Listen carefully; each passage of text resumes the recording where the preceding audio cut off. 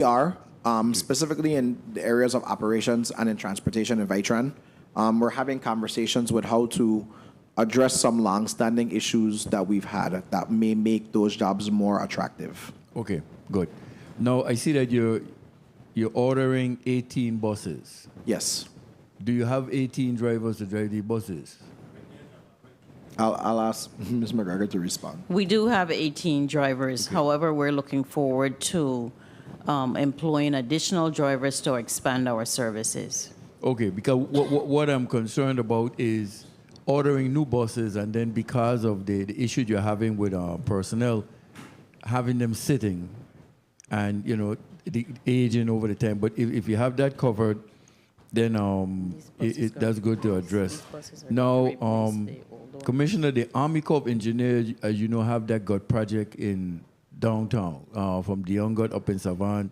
It's the Department of Education. I know when they mentioned about rebuilding Jenny Tuitt School, is there collaboration with you and them in regards to how the GOT is supposed to run around that school? Yes. Okay, Yes. I just want to make sure because they were asking about the small court also. Mm-hmm. Okay, have you taken any measures, any austerity measures since the fiscal year has begun in regards to because of budget constraints? So I think the biggest austerity measure for us, I personally, I don't believe in fraud, waste, or abuse. So I think we continue our program there. We've been looking at vehicle usage, gas consumption, of course, which is a big part of what we do because our heavy equipment on our buses really use a lot of gas and diesel. So we've been trying to find ways there to cut back. I myself, I've been trying to curtail my gas usage. And then I think the biggest thing for us also is trying to manage our projects on a cyclical basis because we know government revenues go up and down. So if we could stagger them like after April, when we know that we have those revenues to keep it going, I think that helps us out. And then the other side I would mention is we've been really trying to be creative with how we use our federal funds, sticking to, of course, the guidelines and what we can use them to. But I've been really challenging my managers to use federal funds the most where applicable and then come back to the local side. Okay, also on St. Thomas, you have a contained facility for your department. What about looking into alternative means of energy?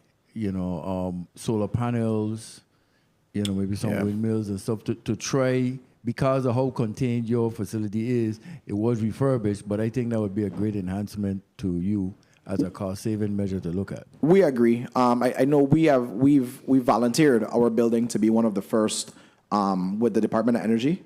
With the Energy Office to qualify for solar grants because we believe that we could be a large producer that could possibly backfeed the grid.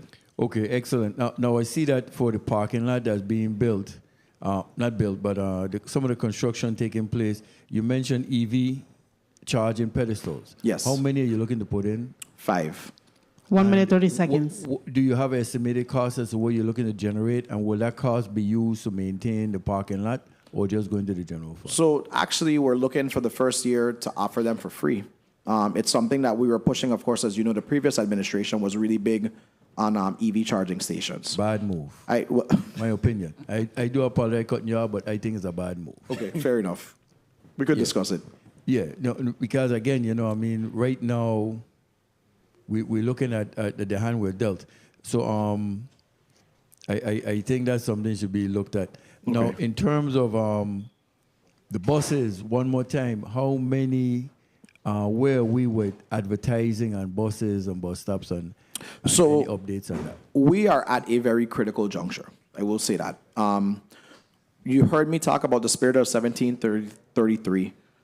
We talk about the new buses. We're at a place where you and I have talked about it before. The current arrangement that we have with this vendor isn't working as well as we thought it would.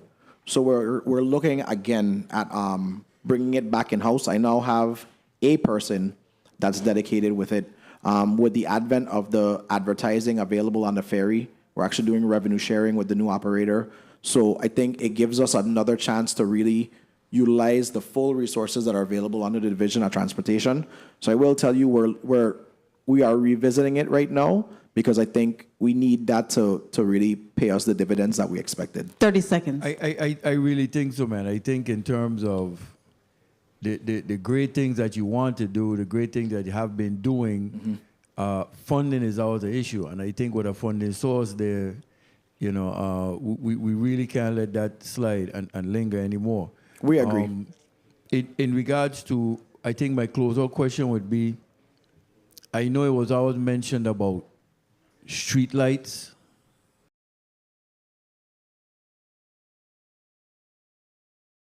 With adjustment of the traffic lights, maybe going from that 60 second to maybe 30 second, because the 5 o'clock traffic would improve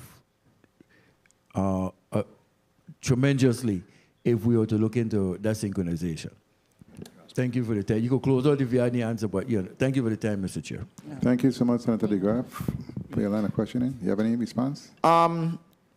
Yeah, just no. Yeah, we noted. Okay, very well. Before I go to Senator Gittins, let me ask you, Commissioner, in your testimony you spoke to challenges with runoff and drainage and the amount of rainfall that has increased.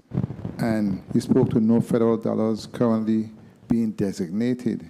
So what's the plan in terms of addressing those challenges when it comes to that topic? So it's on a lot of it is on the local side. We really have to be able to deploy our local resources better. I think one of the previous senators mentioned it. It's a mix between using our in-house resources, getting with contractors, and making sure that we're executing the preventative pavement plan properly. I think none of us would have anticipated the rainfall that we got last year, but we do have to be more vigilant with trying to patch potholes in a shorter span of time, being more consistent, especially on the major thoroughfares with grass. It's a challenge. I would also add on, Sen, I know several senators in this body have mentioned it. We talk about trash and littering, but also people that have these abandoned properties where nobody is cutting the bush or doing any proper maintenance. I mean, there needs to be a proper, so we need to look at that, because in the areas like their neighborhoods like proper, so we need to look at that, because in the areas like their neighborhoods like Clifton Hill, their neighborhoods, especially in St. Croix, where a lot of that overgrown foliage is coming from properties that people own that they just don't do any maintenance on. So I think, again, holistically, we have to look at it all, but we are definitely moving in that direction of trying to be better with the maintenance plan.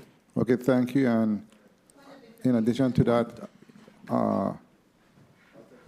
you said you was going to leverage resources with WAPA. What about waste management and other semi-autonomous agency at the same time, so it could assist you with your situation?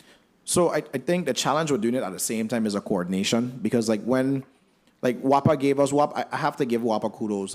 They really gave us a lot of help with their sidearm in St. Croix, and they I think it was 2 separate 3-week spans that we had access to their sidearm and an operator.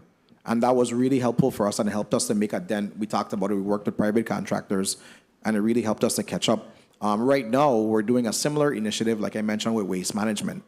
And that has been successful with picking up some of these cleaning some of these areas with illegal dumping. I think, like I said, the issue with doing it simultaneously is just coordinating those resources across the government, but we are looking for opportunities always to collaborate. Okay, very well. I would like to recognize the presence of Senator Fredericks on St. Croix. Thank you, Senator, for coming to the hearing. Senator Joseph, you're recognized for your point of information. Thank you so much, Mr. Chairman. A pleasant good day to everyone. My point of information is to follow up on your question, Mr. Chairman, regarding the brush cutting. Do you have a plan that you can share with this body regarding the places and dates you anticipate to cut the brush? Because I know I've been calling your office several times. This is from last year, to cut some brush that you normally cut in Anna's retreat area, and it still has not been done. So I need, through the chair, for us to receive that schedule. Can you provide that schedule? So in our testimony, we did mention that we are planning to publish one within 30 days. I can, once it is complete, and when we publish it, I can make sure through the chairman to send it to this committee. Okay, so do you have one currently in I do not. place? Not that we are comfortable sharing publicly right now. Thank you so much. Thank you, Senator Joseph, for your point of information. Senator Gittins, you are recognized for your 6 minutes. Thank you, Mr. Chair, and good morning to all. Good morning. Commissioner, your responses make me go over the time, but that's because you're always hitting the nail on the head. I first want to really commend you and your team for the work that you all continue to do. And, you know, while there's a lot more to be done, your type of leadership is truly necessary for continued progress. So I just want to say kudos to you and your team. Thank you. And for always being as responsive as you are. Now, I have several areas that I really want to cover: graveyards, roadside contracts, road paving in residential areas, a hotline, etc. But let's see where we could get. The graveyards, open tombs with standing waters. We got to address this.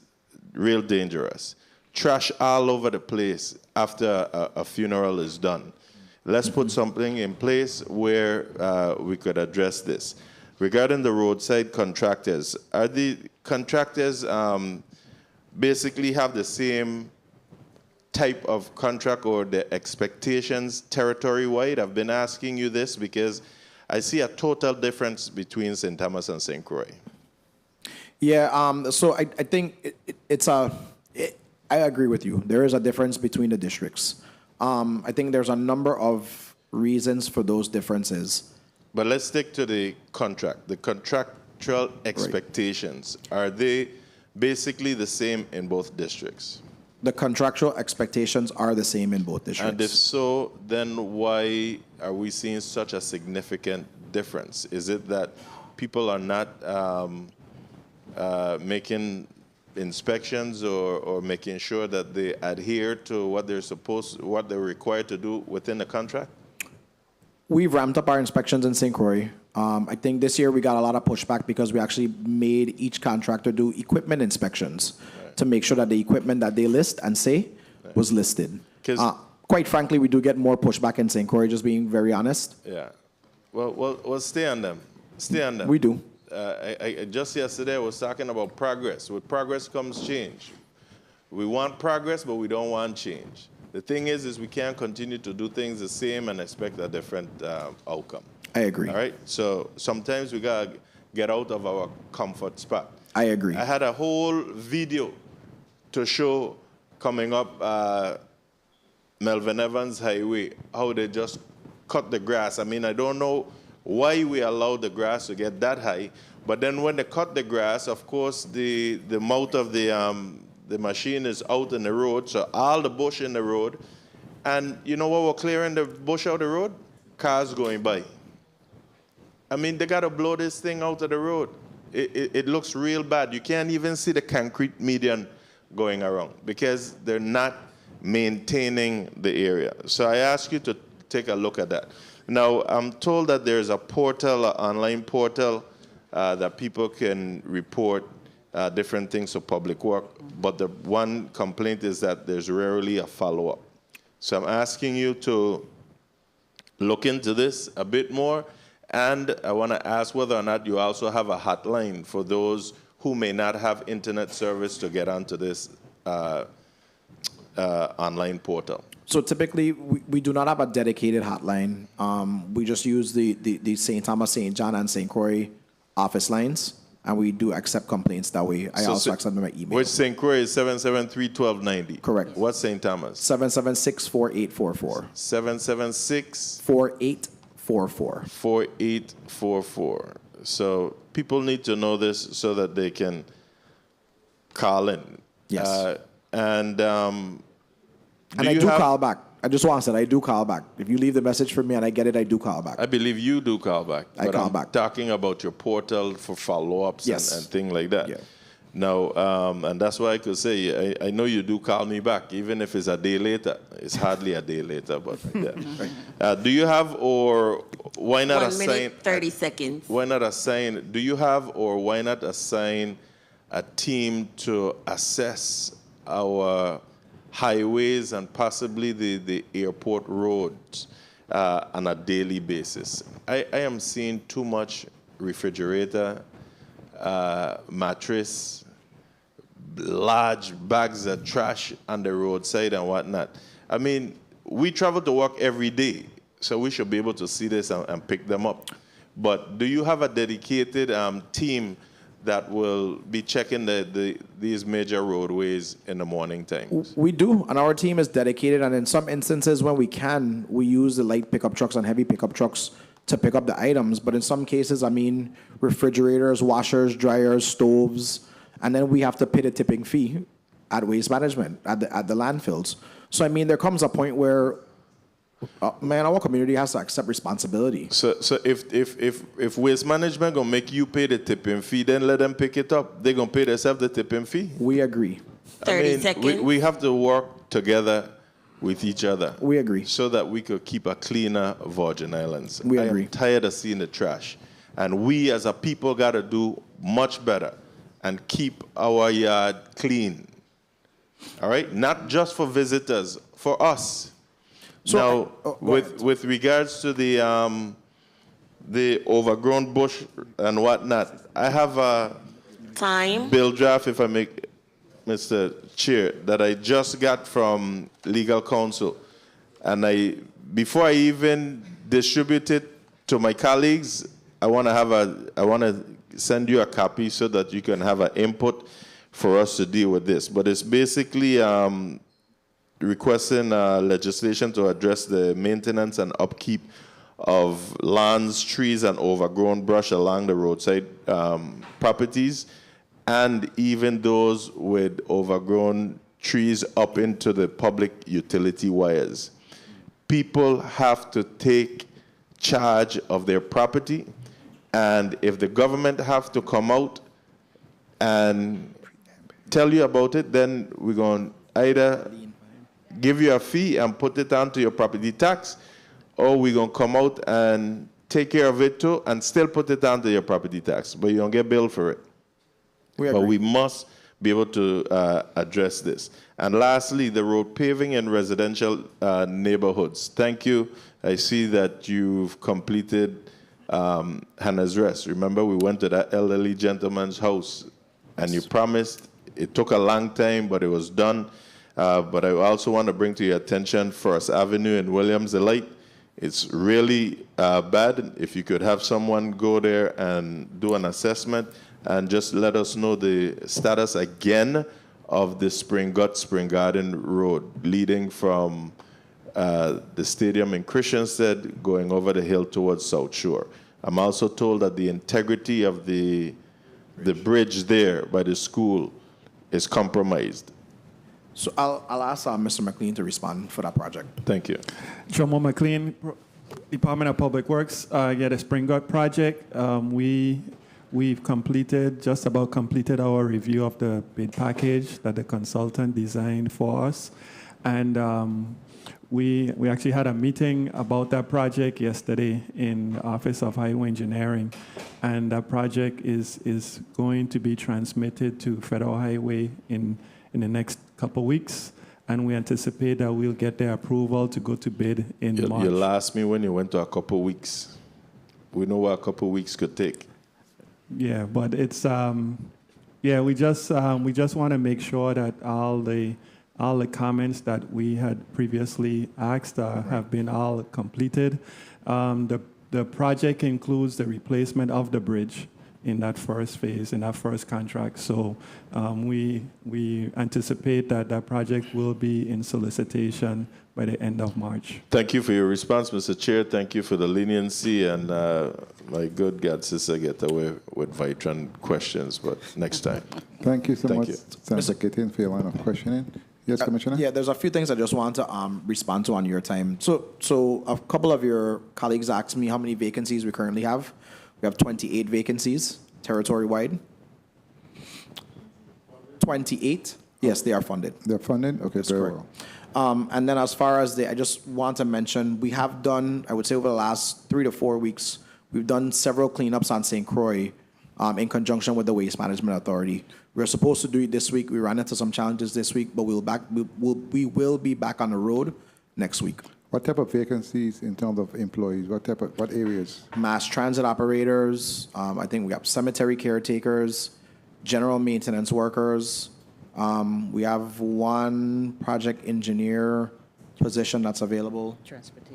Transportation planner. I think we close to that one. We close to bringing on a transportation planner. Okay. And then there's a couple of administrative positions that are being filled. Okay, before I go to Senator Johnson, Frankie Johnson, let me ask you quickly, in respect to a cost, have you ever done a cost analysis in terms of hiring an individual to help maintain the grass versus contractors, and what does that look like? Have that ever been done? We have, and it is more efficient to hire contractors. Okay, very well.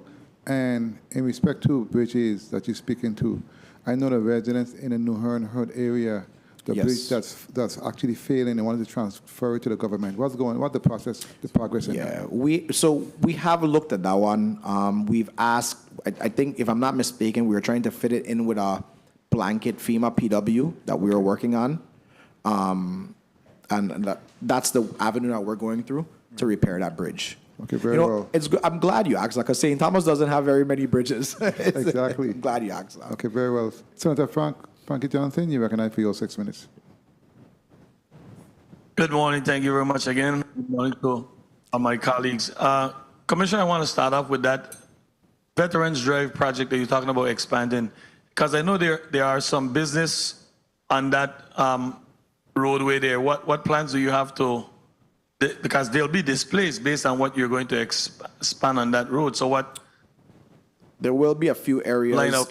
There will be a few areas that will be impacted. I don't think displaced. Some of the restaurants will actually have enhanced frontage.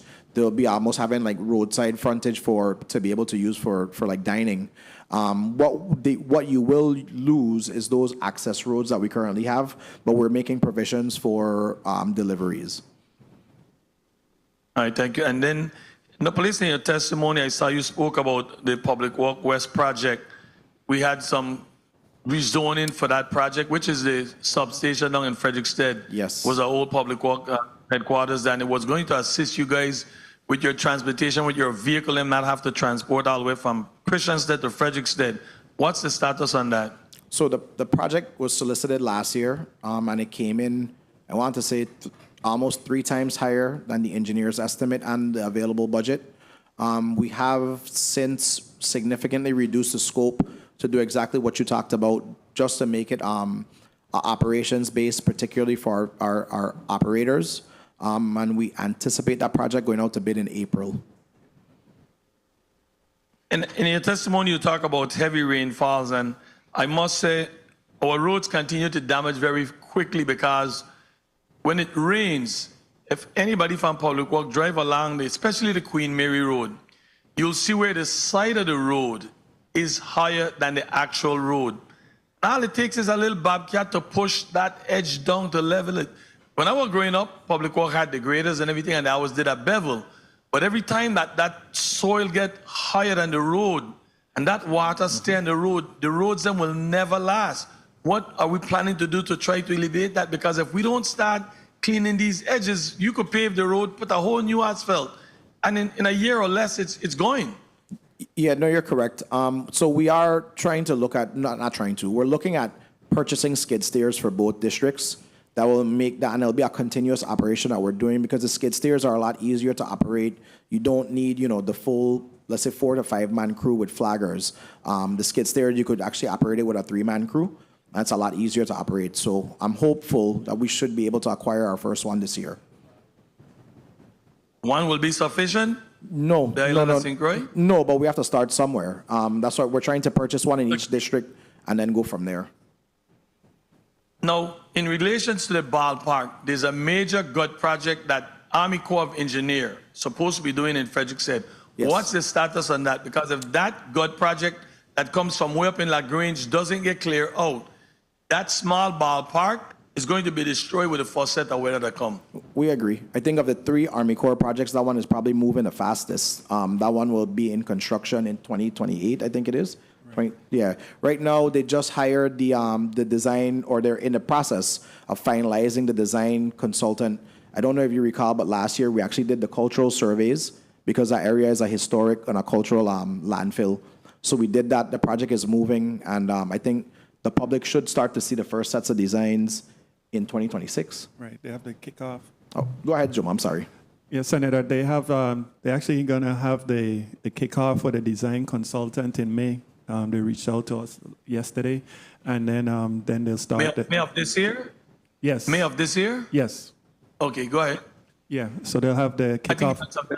They'll have the kickoff for the design consultant in May. They're actually going to be meeting at DPW, and then the design, like the commissioner said, will be ongoing, and they expect to break ground in 2.5 years. Okay. Now, with the Vitan bus, the Vitan bus transportation is our only public transportation, and there's a lot of people heavily rely on it. And one of the biggest complaints I get from people who rely on the Vitan bus is when a holiday comes, Vitan bus is on holiday. And no place across the mainland public transit goes on holiday. What are we trying to do to get enough folks so that at least there's some kind of schedule running where people who rely on the government transit, especially when there's a cruise ship in town, people rely heavily. What are we going to do to help those people, to assist them in putting a schedule in place for when holiday comes? So recall, Senator, 1 minute. Vitan is mostly federally funded. So we are required to observe federal holidays. We do not observe local holidays on the Vitan side. But I think, and even I would say on the ADA side, on the paratransit side, there are instances where we actually do serve the public on some of our larger holidays, because we know that, especially those that have medical appointments, they need that service. So I would only refute it to say that we do try to offer our critical services on holidays, but we do have to abide by federal holidays, especially on the fixed route side. Carol, I'm sorry, Ms. McGregor, you have anything to add? Well, one of the reasons why we do not serve many holidays is we have financial constraints that prohibit us from offering services 365 days a year. Oh, very, very disappointed to hear that, and I understand what you guys are saying. And you know, Fine. Commissioner, I must say that you guys do a lot of heavy lifting, and I appreciate the work that you're doing. I see our bridges, them are finally opening up and helping the traffic to traverse. However, I don't know if the bridge that my colleague just spoke about was a bridge west of Kmart. What's the status on that bridge? Because that bridge, if it's that one he was speaking about, it continued to deteriorate coming out in the road. What's the status on that bridge? Yes, Senator, I can speak to that. Jomo McLean. That bridge is actually been tasked to Virgin Islands Paving. So as a part of the contract that they did with the East Airport Bridge, they have actually applied for permits from DPNR. They're completing their design right now, and later this summer they should begin the reconstruction of that particular location. And it's a reconstruction, a complete reconstruction, not a temporary, right? Complete, new, not temporary. No, and I don't know when the last time any of you guys get to do an inspection of it, but I traverse the road a lot, and it's deteriorating to the point that it's coming out more and more in the lane going from east to west. That side of it, which will be the southern side of that bridge, is really, I don't know what's going on underneath there, but I think that it needs to be looked at very carefully to make sure that no accident don't happen and people be hurt in that process. I don't know if my time was called, Mr. Chair. Yes, it was, Senator. Okay, sorry for just keep running like that, but It's a lot of questions. Hopefully we get a next 2-minute round or something. Thank you very much for your lenience. I really didn't hear the time call. No problem. Thank you very much, Mr. Chair. Thank you, Senator, but I don't think we're going to have a next 2-minute round because we started a whole hour late, but I'll give a quick round with one question. That's what I'm going to allow my colleagues, but Senator Boquet, you recognize for your point of information. Thank you, Mr. Chair. The point of information derives from the previous senator's query specific to Vitan. Commissioner, what is your position on, specifically for that division, what is your position on flex time? Are you familiar with flex time? I am. So I know. So I would say this. I think Ms. McGregor and her team are very creative in how they stagger our shifts to be able to address our needs. I think the problem becomes, and I wouldn't say a problem. It's easy on a Monday through Friday, right? I think it's when we look at expanding, and we were talking about it. Sometimes Ms. McGregor will ask her drivers to stay on the road extra to accommodate late medical runs. So we do, or if somebody is left behind. So we do exercise a great level of flexibility when it comes to, especially on our ADA and paratransit service. It's there, but we don't have, I don't think we have enough buses or drivers or maintenance staff to be able to start pushing it out to like Saturdays and Sundays. That's where we run into the challenges. I know we had staffing.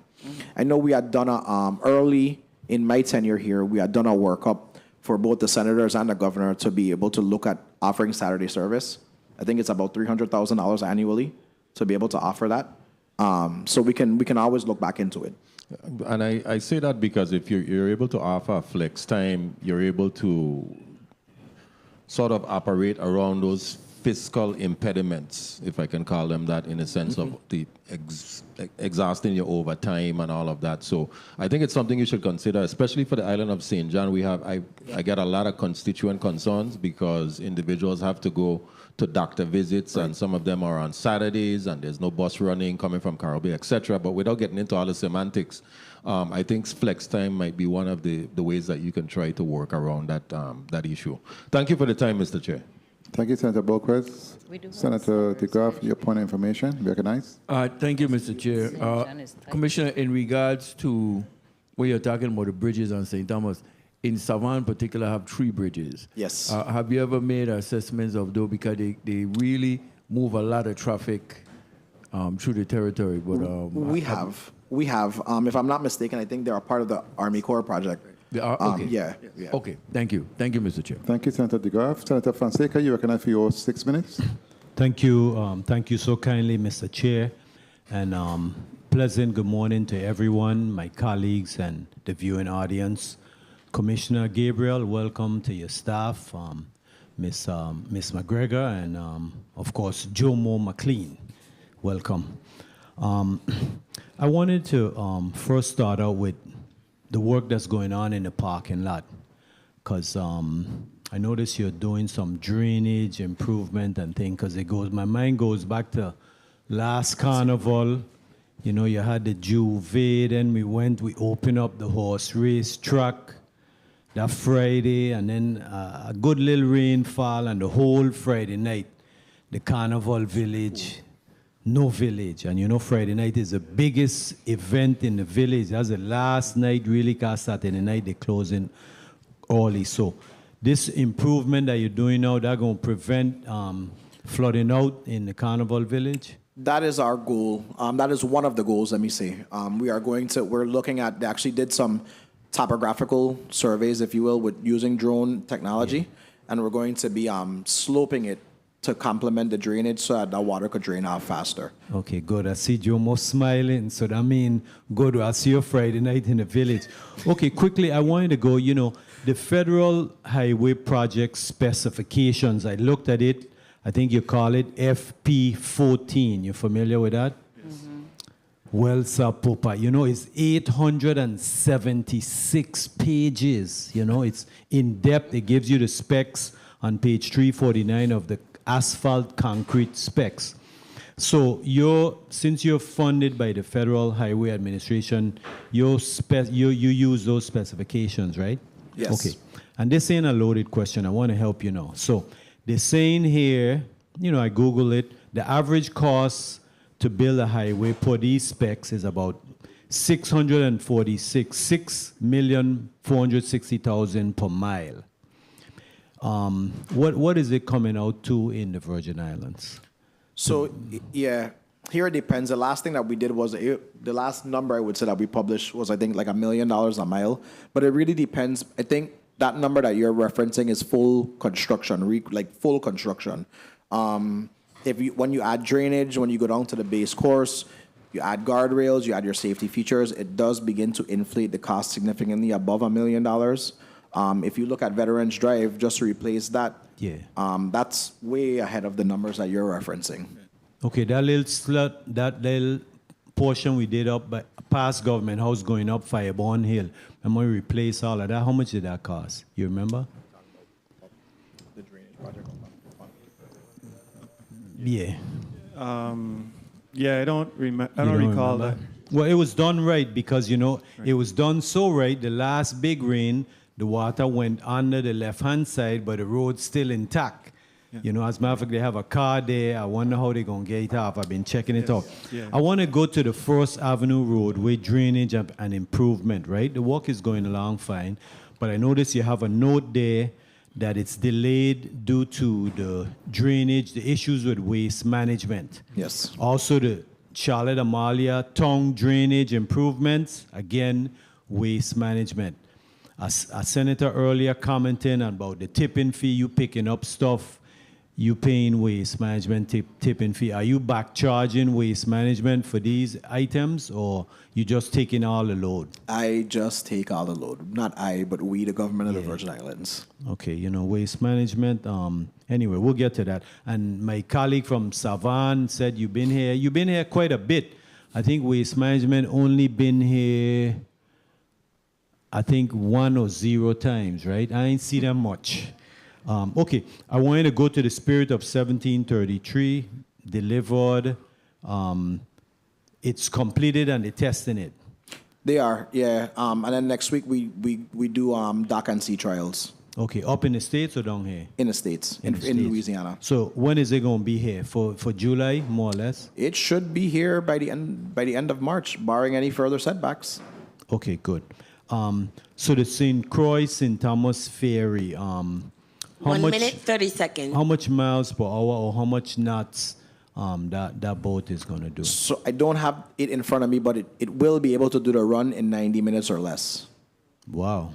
Yeah. That's awesome. Right now it's about 2 hours best, and depending on the waves, is like 2.5 to 2:15. So that's good. Okay, so now I wanted to go back to the highway, right? So if we was to build a road to the full spec, would it cost us $6.46 million or would it cost more? And then the other question for that is that, are there any other ways that you add if it's more? In other words, say it's like your total development cost for the road. How do you subsidize? Where do you get that difference of the money from? The general fund, the roadway? How do you make that up? 30 seconds. Yeah, so we do build to the FP specs for everything, but so I guess the proper way I guess to answer that is that we would you design the project based on the specifications and based on the parameters of like the amount of traffic that you anticipate on that roadway, and then you given your available budget that has been allotted by the federal government, then you might only have enough funds to do maybe a portion. If you wanted to, let's say, design 4 miles of roadway, once you do the proper design, you might be only able to do maybe 3 miles for that particular budget cycle. Time. And that's where you run into like the phase projects that we do, like phase 1, phase 2, phase 3. Okay. Well, I'm a born Savanero, but I grew up in Bavoni, so I gotta keep you on the record because them folks in Bavoni say the commissioner said that road back Canada gonna be built when? Tell me again. Summertime. That's my commitment. Summertime. So you hear that? Summertime. Thank you, Commissioner. Thank you, Mr. Chair. Thank you for the time.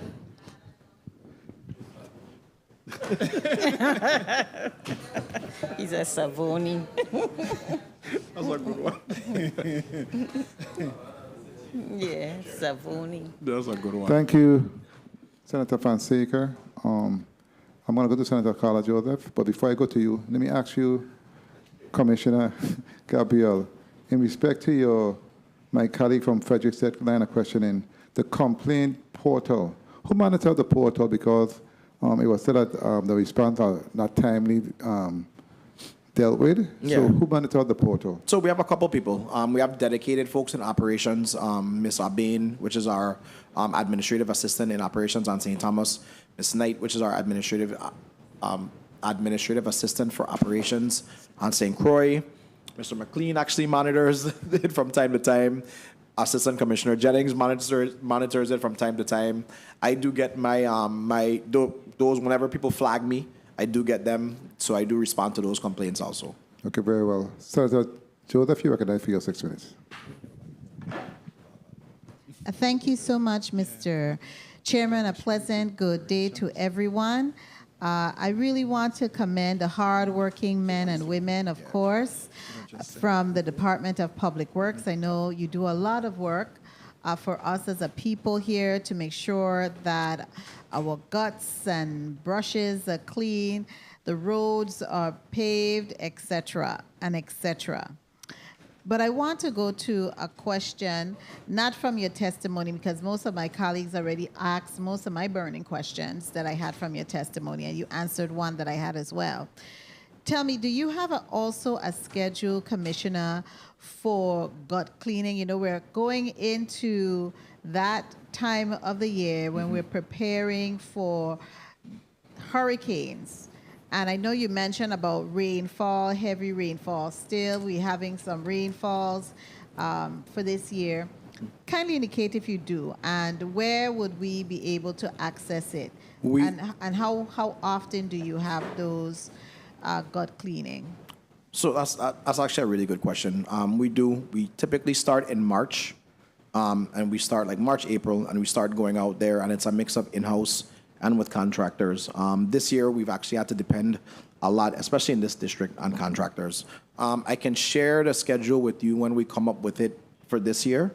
We typically don't publish it, but I don't have a problem sharing it with you. Okay, we'll send it Through through the chair. the chair. Yeah, through the chair. To us, because I know several guts, especially the one in Noragata, between Daylight Bakery and Moravian Church is always a challenge. And Memorial Moravian is my home church. So when I'm going there, or if I'm just going to pick up something, I see it. And also, I have a number of neighbors in that area. They would contact my office and tell us, you know, the gut needs to be cleaned. I don't know if you have a maintenance schedule where you have people periodically looking into that, but it will be something that I think is vital. Now, I want to go to a very critical question. And I remember in the 35th legislature, former Senator Javon James used to talk about it regarding the quality of the asphalt. And I think he had a bill on it as well. And are you still testing the quality of the asphalt? Because you're seeing a lot of the roads that you paved like 2 years ago, they're starting to be compromised and they're starting to have potholes. Shouldn't there be some kind of quality with the product? So there is. We do, especially on our federal projects, testing is required. As a part of the Ethel McIntosh project, we are actually standing up our testing lab in St. Croix. That's one of the first phases so that we could start doing in-house testing. I think that will help us on the local side. I think what we're also seeing is the water causes major problems. And not to continue to blame it on the rain, but we've done a lot of maintenance paving. And so now we need to go back in some areas and actually fully reconstruct the road, like go down to the base and build it back up. Because once you have that base failure, like what you see on Veterans Drive, Yes. you're just going to continue to have the potholes recur no matter what you do. So that's what we're doing. Like the paving that we're doing the resurfacing, that we're doing right now on Veterans Drive is a prime example. We're not going down to the base. You're just seeing us overlay the bad areas to get us to bridge the gap. until we can get to the permanent Veterans Drive So project. this is a temporary little Correct, fix. correct. This is just a temporary, and it's why you don't, it's a, yeah, thank you for You that. want to say interim? Interim fix, Oh, interim fix. Because play on remember, words. we are doing this as, for the Veterans Drive project where the full course will be resurfaced. Okay, and I wanted to really, years ago, and this is before your time, you remember that whole Brookman Road? Yes. Was that a bridge also? That was Brookman Road before concrete? That's not a bridge area, right? No. But you remember, I think there was a little bridge in there. But anyhow, that whole area is really a good road. Okay? Yeah. Whatever was done with that road in particular, We put it in concrete. okay? Whatever, and I don't know if Mr. McLean, you want to have a discussion, whatever was done at Brookman Road, I think we should be able to duplicate it, because I haven't seen you got much potholes, and it has withstand a lot of the rain. I know it's concrete. Yeah. Okay, so is that something we could look at with doing the roads, using that 1 minute. type of method and approach with our roads? Tell me if that is something, and what, if you know, the cost. So once you do a concrete roadway, particularly like Brookman Road, it really costs a lot to make it that resilient. It is significantly more than asphalt. Where it makes sense, we do that. Like for example, the Gallows Bay area in St. Croix, that's where you have a similar application. What we have been doing, Senator, is including low water crossings, which is where you kind of slope the roadway to a draining spot, and then you put that in concrete to allow for the water to run off. Particularly in St. Croix, you see it a lot, but here also we do the low water crossings, which helps us to make the roadways more resilient at a reduced cost. Okay, Mr. Chairman, I don't have any more questions. I think my time is close to the end of call. Thank you so kindly. Time. Thank you so much. Thank you so much, Senator Joseph. In the essence of time, I'm going to have Senator Johnson, if you have one burning question, I'm going to give you that burning question. And then we're going to take a quick run before we begin waste management, because I want to stay on schedule. Senator Johnson, you recognize for your burning question? Thank you very much. And really, it's two. One is very simple. I spoke about the Vitan bus, and they said that they don't run on holidays, right? But isn't there the boats that traverse federally funded too, and don't they run on holidays? So they are purchased with federal funds, but operated privately. That's the difference. Remember that the ferries are operated privately. I want to share some pictures here, a minute with you, Commissioner. And these pictures are the Melvin Evans Highway. I asked media if they could put them up. And why I want to share these pictures, because there's some very big pothole on the Melvin Evans Highway. And people traverse 55 miles minimum on that highway. I'm asking media to assist me. I share the pictures with them. This is very dangerous, driving at 55 miles. That's very dangerous, and that's a small one. And I had to find a way to try to take the picture out because there was no traffic at the time. But throughout Melvin Evans Highway, there are some very, very big holes on that highway. And that's the next section there, and even that is small. But traversing 55 miles on that highway and hitting one of these potholes could cost someone their life. It's very serious. So I hope that your crew could look at it and find a way to try to patch these big holes. There's some very big holes. Very big holes. Please, Commissioner, before anybody get hurt, anybody lose their life, I would really ask for some assistance in certain areas on the Melvin Evans Highway that have some very big pothole. Thank you very much. If you want to speak on it, you could go right ahead. Thank you. Sure. May I on your time, Mr. Chair? So we are preparing to begin paving. I think the segment that you just showed the pictures of is from making your way westward, or in both sides, from the East Airport Road intersection going down to about Home Depot. It is really bad. They are getting ready to pave that area. And then we do have other segments of Melvin Evans that we're going to be doing some maintenance, patching, and paving as well. Thank you so much for your response. Senator Thank you, Senator Johnson. Senator Francis, do you have a burning question before we release Public Work Commissioner?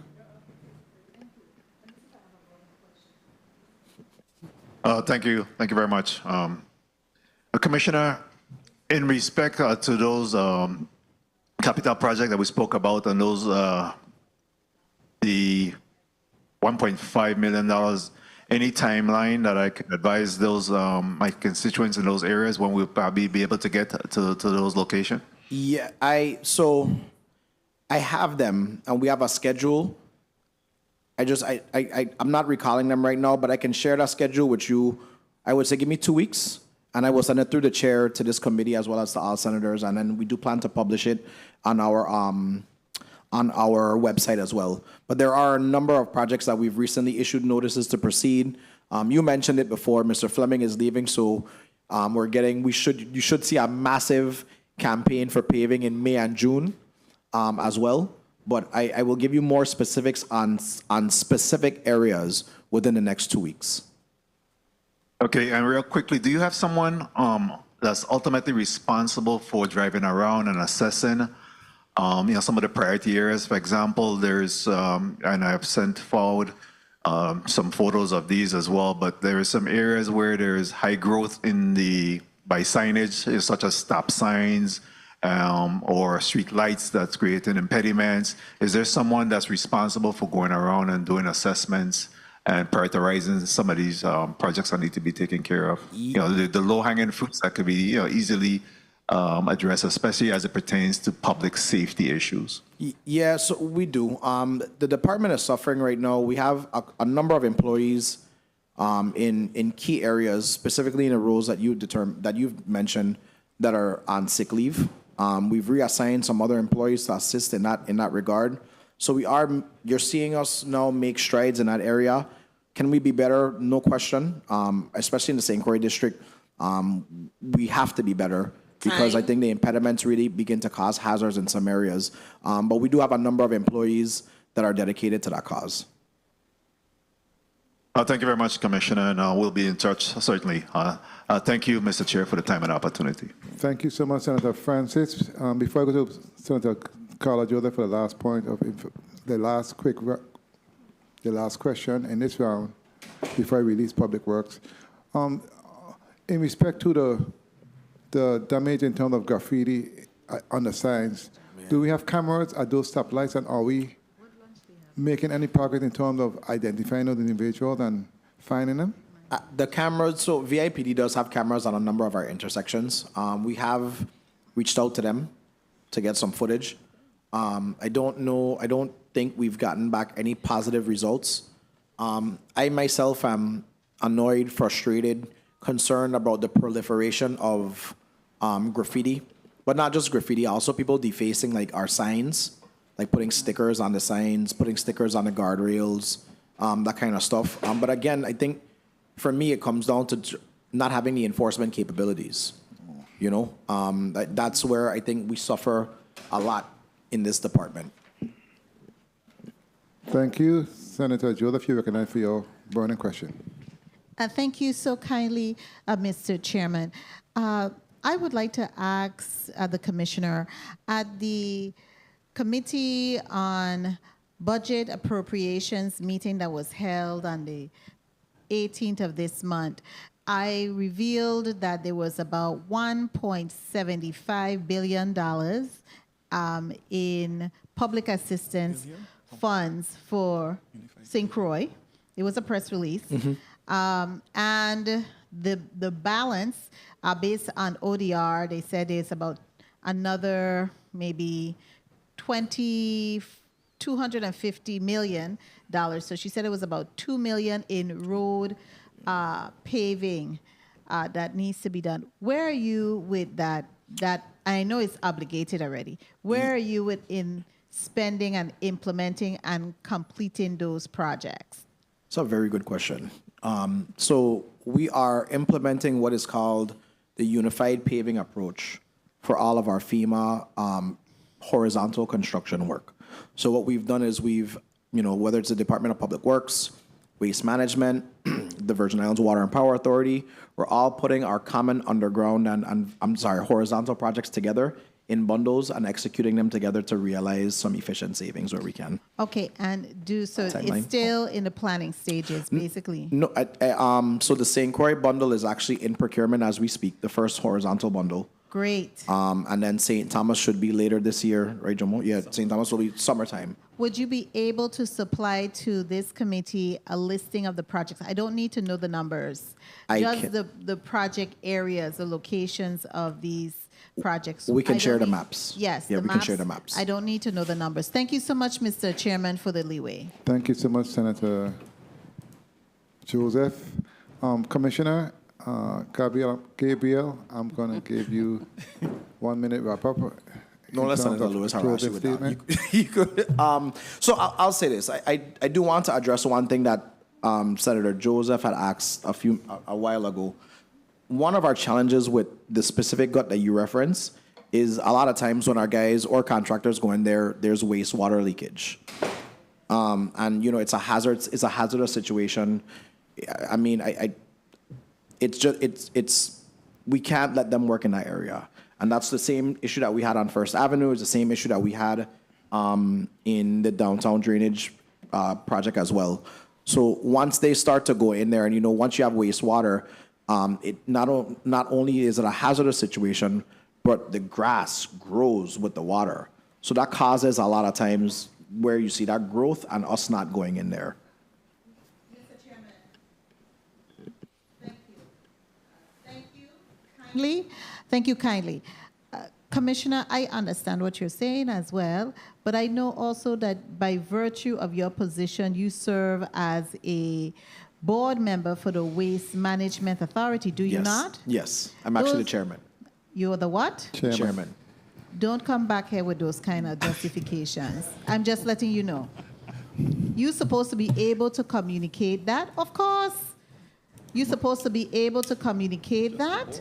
I want you to be encouraged to do it so that you actually, even though you're a short fella, right, you carry a big responsibility. Okay? So don't come back here with those kind of excuses. Just move and get it done, and they're supposed to follow that directive. That's the braiding of the resources. That's why you were strategically placed in that position to be a part of Waste Management Authority. Thank you so much, Mr. Chairman. Thank you, Senator Joseph. Yeah, so Senator Blyden, I want to thank you for this opportunity. I genuinely appreciate every time we have the opportunity to provide a broad update like this, because the department does touch on a lot of different aspects that affect the quality of life for our residents and our visitors alike. I personally want to thank Deputy Commissioner Carol Ovison McGregor and our Highway Program Manager, Mr. Jomo McLean, for accompanying me and for the work that they and their teams do on a daily basis. I do want to thank, of course, the rest of my management team that is back behind the scenes doing the rest of the work that we depend on. And I also want to thank the men and women that serve at the Department of Public Works each and every day. Our job is a very big job, but we embrace the challenge and we look forward to making significant changes for the community that we live in. The last thing I would say is just 2025 is a really ambitious year for the Department of Public Works. As we mentioned today, we have a lot of projects that are coming up, spearheaded by the delivery of our ferry, the Spirit of 1733, which I think it is fitting that it will be here in Virgin Islands History Month.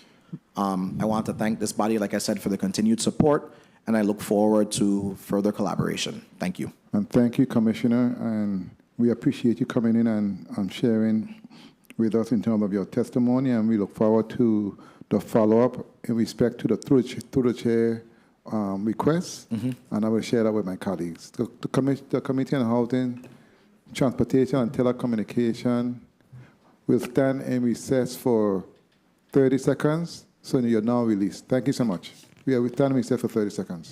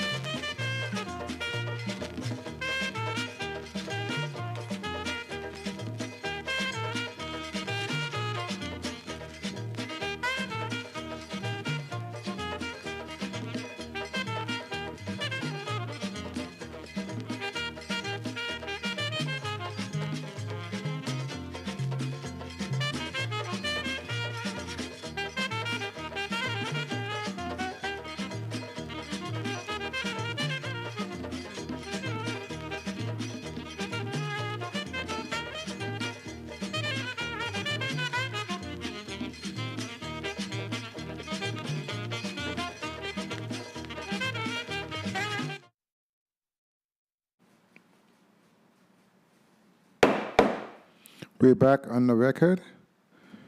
Madam Clerk, can you read Block 2 agenda on the record, please? Don't forget the mic. Yes, Mr. Chair. Block 2. Discussion on the operation of the Virgin Islands Waste Management Authority as it relates to their plans and priorities for the coming year. Update on the status of staffing, payroll challenges, and vendor payments, in addition to the status of tipping fees, wastewater treatment plants, pump station operation and capacity, landfills within the territory, garbage collection, oil collection, and any other challenges the agency is facing, along with their plans to overcome them and better serve our community. Invited testifier, Darryl Griffith, Interim Executive Director, Virgin Islands Waste Management Authority. Thank you, Madam Clerk. Our testifiers are already in a well. Good afternoon, Interim Director Griffith, and your supporting management team there with you. So I will have you put your name on the record along with your colleagues, and then you can start with your testimony. Hi, good day, everyone. Darryl Griffith, Interim Executive Director and CFO. I have, besides me, Erica Calwood, who's our Director of Human Resources. Let them introduce themselves so I can get a mic test at the same time. Please also to the island of St. Croix when you finish in the district. Go ahead. Good afternoon, Erica Calwood, HR Director of Virgin Islands Waste Management Authority. Good afternoon. Good afternoon, Shine Sanderson, Solid Waste Director. Good afternoon. St. Croix? Good afternoon, Napoleon Senior, Enforcement Director. Can you repeat yourself, please? Anderson Polian Senior, Enforcement Director. Good afternoon, Mr. Polian. Good afternoon. Good afternoon, Eloise Brown Moe, Lead Grants Administrator, Wastewater. Good afternoon. Interim Director Griffith, you may proceed with your testimony. Good day, Honorable Senator Marvin Blyden, Chairperson, and other committee members of the 36th Legislature's Committee on Housing, Transportation, and Telecommunications, and members of the viewing and listening audience. I am Darryl Griffith, the Interim Executive Director and the CFO of the Virgin Islands Waste Management Authority. I appear today with the Waste Management team, which you were just previously introduced to provide testimony on the authority's short and long-term goals, staffing updates, payroll challenges, vendor payments, tip-in fees, wastewater treatment plants, pump stations operations and capacity, landfills within the territory, garbage collection, oil collection, and other challenges facing the authority. The Virgin Islands Waste Management Authority currently has a staff of 170 employees. Of those, 104 are unionized. The authority has 2 unions that have been in negotiations for a couple of years, but have finally concluded the negotiations, and the contracts are pending board approval. They're with the board. The authority has similar hiring difficulties as many other government agencies and is constantly recruiting. Waste Management has been searching for engineers to assist with important prudent replacement projects, and recently hired 1 engineer on St. Croix. Additionally, 2 officers graduated from the most recent 2024-2025 Virgin Islands Police Academy. Although recruitment and retention have been difficult, another stumbling block is the lack of space in the St. Thomas, St. John, and St. Croix district. There is a shortage of office space. The St. Croix building has an upstairs that needs approximately $1.5 million to complete the build-out. On St. Thomas, we need an office complex. I'll start with the wastewater division. The Virgin Islands Waste Management Authority is crucial in providing wastewater services, including collection, pumping, treatment, and disposal to approximately 60% of the Virgin Islands residents. More than 4.5 million gallons of wastewater daily rushes through those pipes, heading towards the wastewater treatment plants on St. Croix, St. Thomas, and St. John. The collection system consists of gravity and pressure pipes of various sizes and several pump stations. The wastewater infrastructure in the territory is aged and failing, presenting significant challenges for the authority. The system has become increasingly expensive and difficult to operate and maintain daily. Recent problems have multiplied due to the hurricanes and tropical storms. The problem is caused by the stormwater drainage system being connected to the wastewater system. The system is bombarded with excessive grease, rags, and other small debris on a typical day. For example, sewage pumps are designed to manage some level of trash and rags, anything 3 inches or less, but no pump in the world is designed to handle rock, especially the 7 to 8 inches or more stone received after severe flooding. The authority lost 6 pump stations just after Tropical Storm Ernesto, 3 of which were critical stations. On St. Croix, 2 were lost just hours apart on the same day. Currently, we are still struggling with those stations, cleaning rock and debris from the collection gravity system. In 2024, the authority launched the Wastewater Optimization Program. The program is a practical roadmap for achieving reliability, sustainability, and optimization of the wastewater infrastructure. Fortunately for the territory, when FEMA assessment was conducted of the territory's sewage system after the 2017 hurricanes, it was concluded that repairs could not be done to stabilize the sewage system. FEMA concluded that the entire system had to be prudently replaced. Starting with St. Croix, on October 25th, 2024, FEMA obligated PW 1404 with a net cost of $1,009,946,362.43. FEMA will pay 98% of the cost, which is $989 million, and the territory is responsible for the remaining 2%, which is $20.2 million. The authority has aggressively begun procuring the necessary equipment and services in the 4 months since these funds were obligated.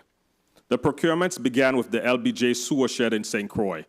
Waste Management contracted with Engineering Design Technologies, EDT, to provide professional architectural and engineering design for the LBJ sewer shed, the pump station responsible for most of the sewer leaks in Christiansted. The sewer shed is being redesigned and it will be moved from its current location. The authority has also purchased a bypass pump, which should arrive in the territory in mid-March to assist with the LBJ system. We are also currently advertising the procurement for the purchase of all the sewage pumps on St. Croix. This is broken down into 13 small pump stations and 3 large ones. I have the names of all the pump stations listed there, the small ones. The large pump stations being advertised in addition to LBJ are Fig Tree Pump Station and Lagoon. These bids are due to the authority by the end of February 2025, this month, basically, and today is the last day of February. The pump arrival time after an order has been placed and payment made will take approximately 6 months because the pumps must be built. When they arrive, the waste management team will install the pumps at the pump stations. The authority also has an RFP out through the Office of Disaster Recovery, ODR, called Bundle 4, in collaboration with WAPA, Public Works, and the Office of Disaster Recovery. This RFP is for the design and build services for the underground pipes that cover north central St. Croix. The Virgin Islands Waste Management Authority, in partnership with the Office of Disaster Recovery, is issuing this request for proposals from submitters capable of entering into an architectural and engineering and construction agreement to provide progressive design-build services for the assessment and architectural and engineering designs and construction of Mumbiju, Barren Spot, Humbug 1 and 2, and Fig Tree. The authority, in partnership with ODR and the successful submitter, shall enter into a mutually binding full-service agreement. The sanitary sewer collection systems included in this RFP encompass the north-central portion of the island to the south-central area of the island. It comprises over 171,000 linear feet of sewer lines ranging from 4 to 24 inches in diameter, approximately 710 manholes, 1,800 service laterals, and 25,000 linear feet of sewer force main. The authority is working on Bundle 6 with ODR to encompass the rest of St. Croix. The authority submitted its portion to ODR at the beginning of February this month. On the boardwalk in St. Croix, Waste Management installed a 10-inch PVC pipe from a manhole located at a restaurant site to a pipe installed under the Christiansted boardwalk. The leaking pipe created a hazard to the environment and public health. The authority installed a plug in the inlet to prevent sewage wastewater from flowing into the sea. The authority is currently working to devise a permanent solution to this problem. Next, we will discuss St. Thomas. On January 17th, 2025, just a little bit of a month ago, FEMA obligated PW 100216 with a net cost of $2,188,655,954.66. FEMA will pay 98% of this cost, which is $2.1 billion, and the territory is responsible for the remaining 2%, which is $43.7 million. The authority has started creating the scope of work for the RFP to purchase the pumps for the St. Thomas pump stations and the scope for the repair and rebuild of the pump stations, just like we did for St. Croix. Below is a list of the St. Thomas pump station senators. Concerning the current emergency with the Can Crying pump station, the authority purchased 3 new pumps and fittings, and delivery occurred this Wednesday, just 2 days ago. The authority is also working with ODR on Bundle 5 for St. Thomas to advertise the RFP for the underground work. We'll have this done by the end of April. St. John has also been approved for FEMA wastewater funds. FEMA obligated PW 100219 on January 17, 2025, for a net cost of $83,589,179, with a federal share of 98%, which is $81.9 million that FEMA will pay, and the territory is responsible for the remaining 2%, which is $1.6 million. The pump stations, pumps, wastewater treatment plants, and underground piping will also be worked on in St. John. Below are the list of the pump stations. In the years to come, the territory's sewer infrastructure should finally see the promise of real change. Still, we should be aware that this type of infrastructure change is complex, and involved because of the enormous amount of planning, engineering, construction, and the immense number of moving parts. It takes time to build better, and as we can see, the system is not working. The question is, how will we maintain the newly built system? The answer is we need 100% allocation of the sewer funds to the Waste Management Authority.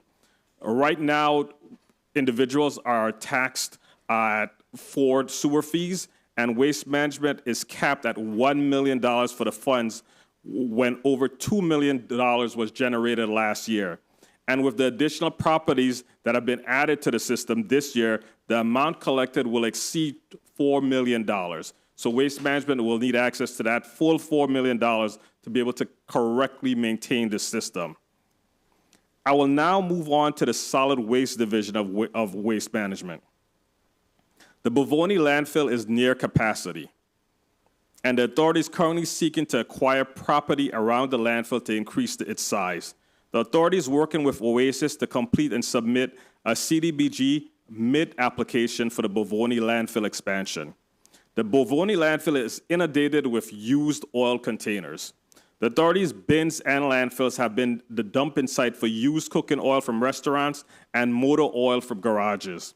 The waste management team collects illegally dumped used cooking oil and motor oil from around the bin sites at least 4 times a week. In St. Thomas, we see most illegally dumped cooking oil and motor oil at Rappoon Hill, Kankrang site, and Solberg. However, all the sites have illegally dumped oil.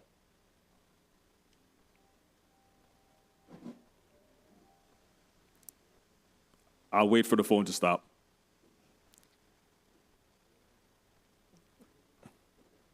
Okay. As such, go ahead, Senator. As such, the landfill is inundated with used and cooking oil and motor oil. Almost 90% of the oil at Bovoni is disposed of unlawfully.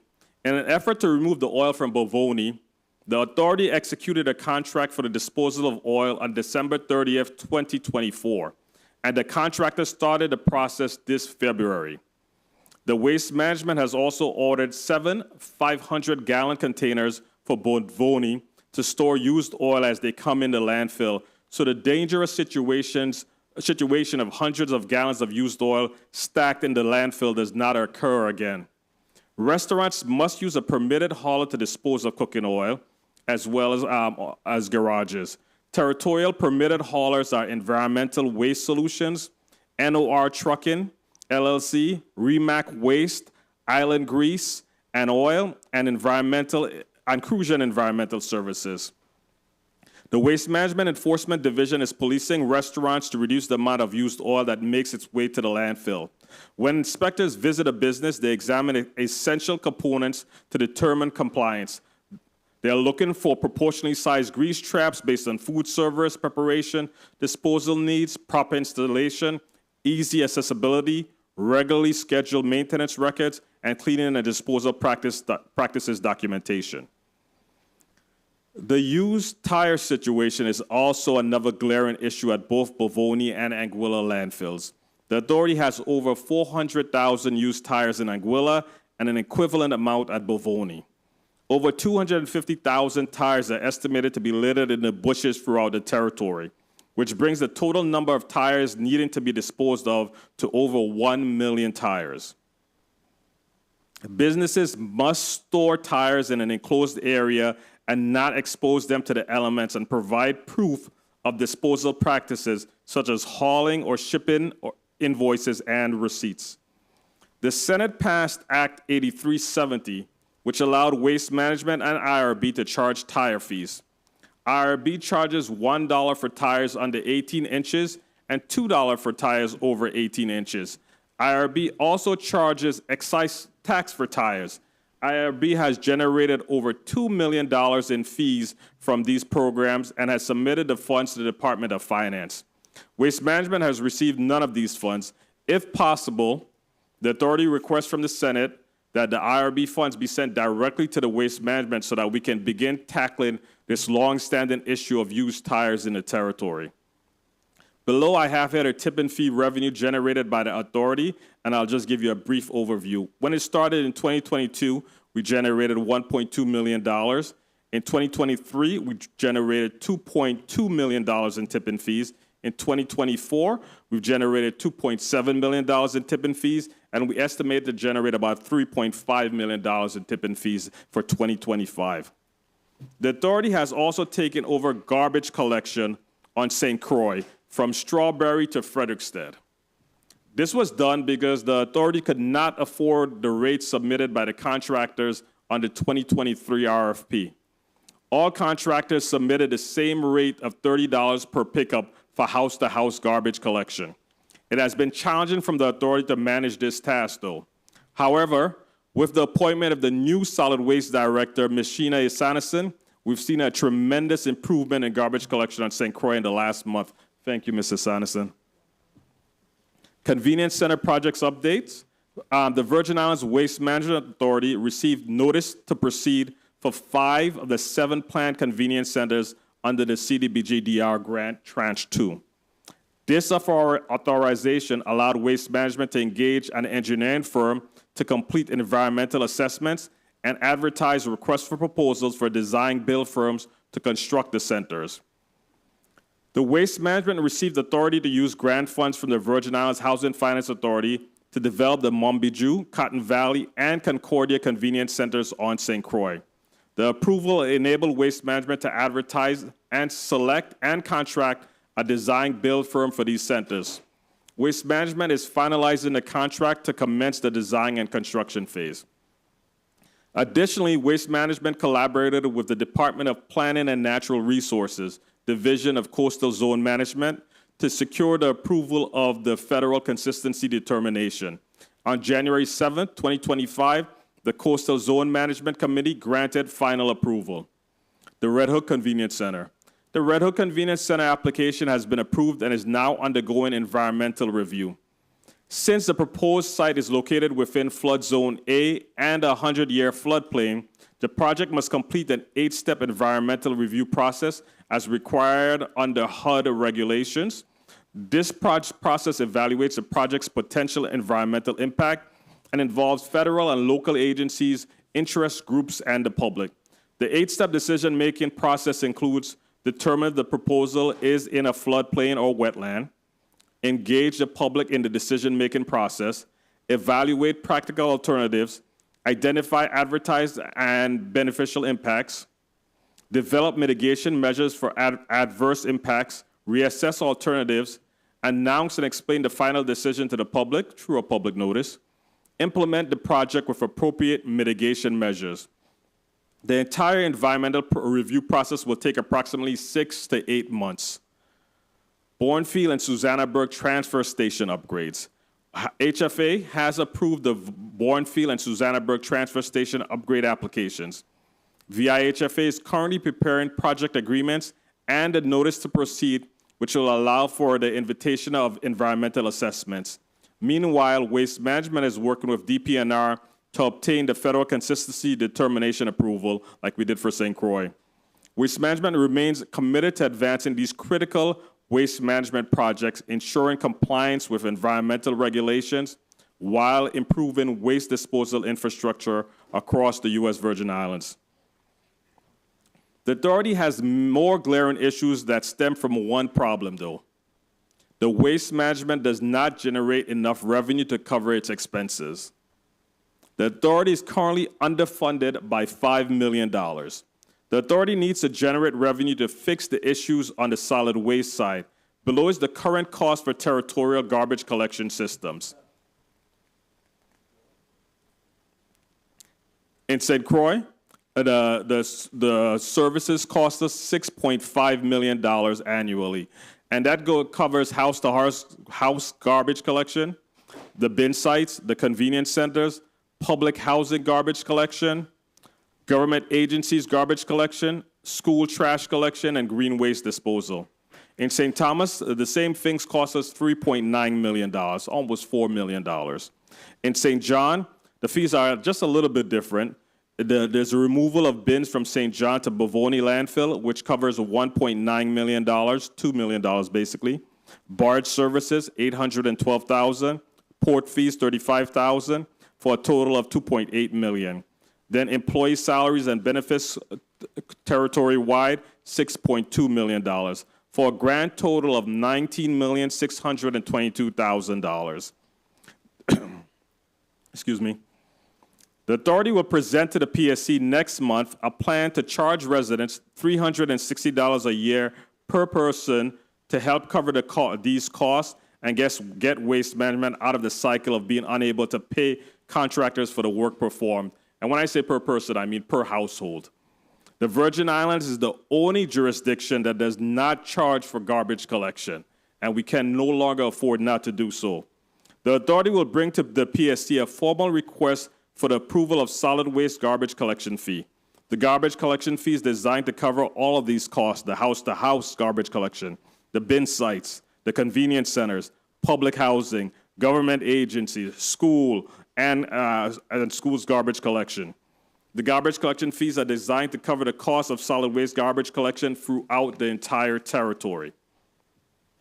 The goal of the authority is to oversee solid waste and wastewater operations in a more proactive, maintenance-based manner. However, we must develop the appropriate funding available to support this vision. We are taking the necessary steps toward the goal of self-sufficiency. The authority is striving ahead to meet its goal and mission to protect the public health and to preserve the environment of the U.S. Virgin Islands. This concludes my testimony. The team and I remain available to address any questions. Thank you, sir. Thank you so much, Acting Director Griffith, for your testimony. Before I go to the first senator, which is Senator Bolquist, for his line of questioning, let me note that in respect to what you stated with the $360 a year for garbage collection. And let me ask you though, I know you intend to do that and go through the PSC with a plan to start charging individuals, but I agree with you that the VA is the only jurisdiction that doesn't charge for garbage collection, which is, in my opinion, a problem. And that's why we have the issue we have. But let's take it a step further, though, because even though it's well and good when it comes to that, considering the fact there is no garbage collection based on the chart I see here in the St. Thomas St. John district compared to St. Croix, some $3+ million to $160,000. And the St. Thomas St. John district is $160,000. So I would hope that authority does not intend to start charging for services that it does not provide. That's the first thing we need to do. Provide service in order to charge individuals on a regular basis. So if we begin to start charging a fee for garbage collection, how long would it take before we begin to see a compacted problem in terms of garbage collection in all neighborhoods in the St. Thomas St. John district? I can picture and see exactly what's going to happen. So when you move and present your plan to the PSC, make sure you have something in place to augment in terms of assuring that you provide something for our residents, because if you do not provide something for the residents and you want to charge, I see a conflict there. And I see more issues compounding on what we are seeing right now. Speak a little bit about that. What's your thought? My thoughts are twofold.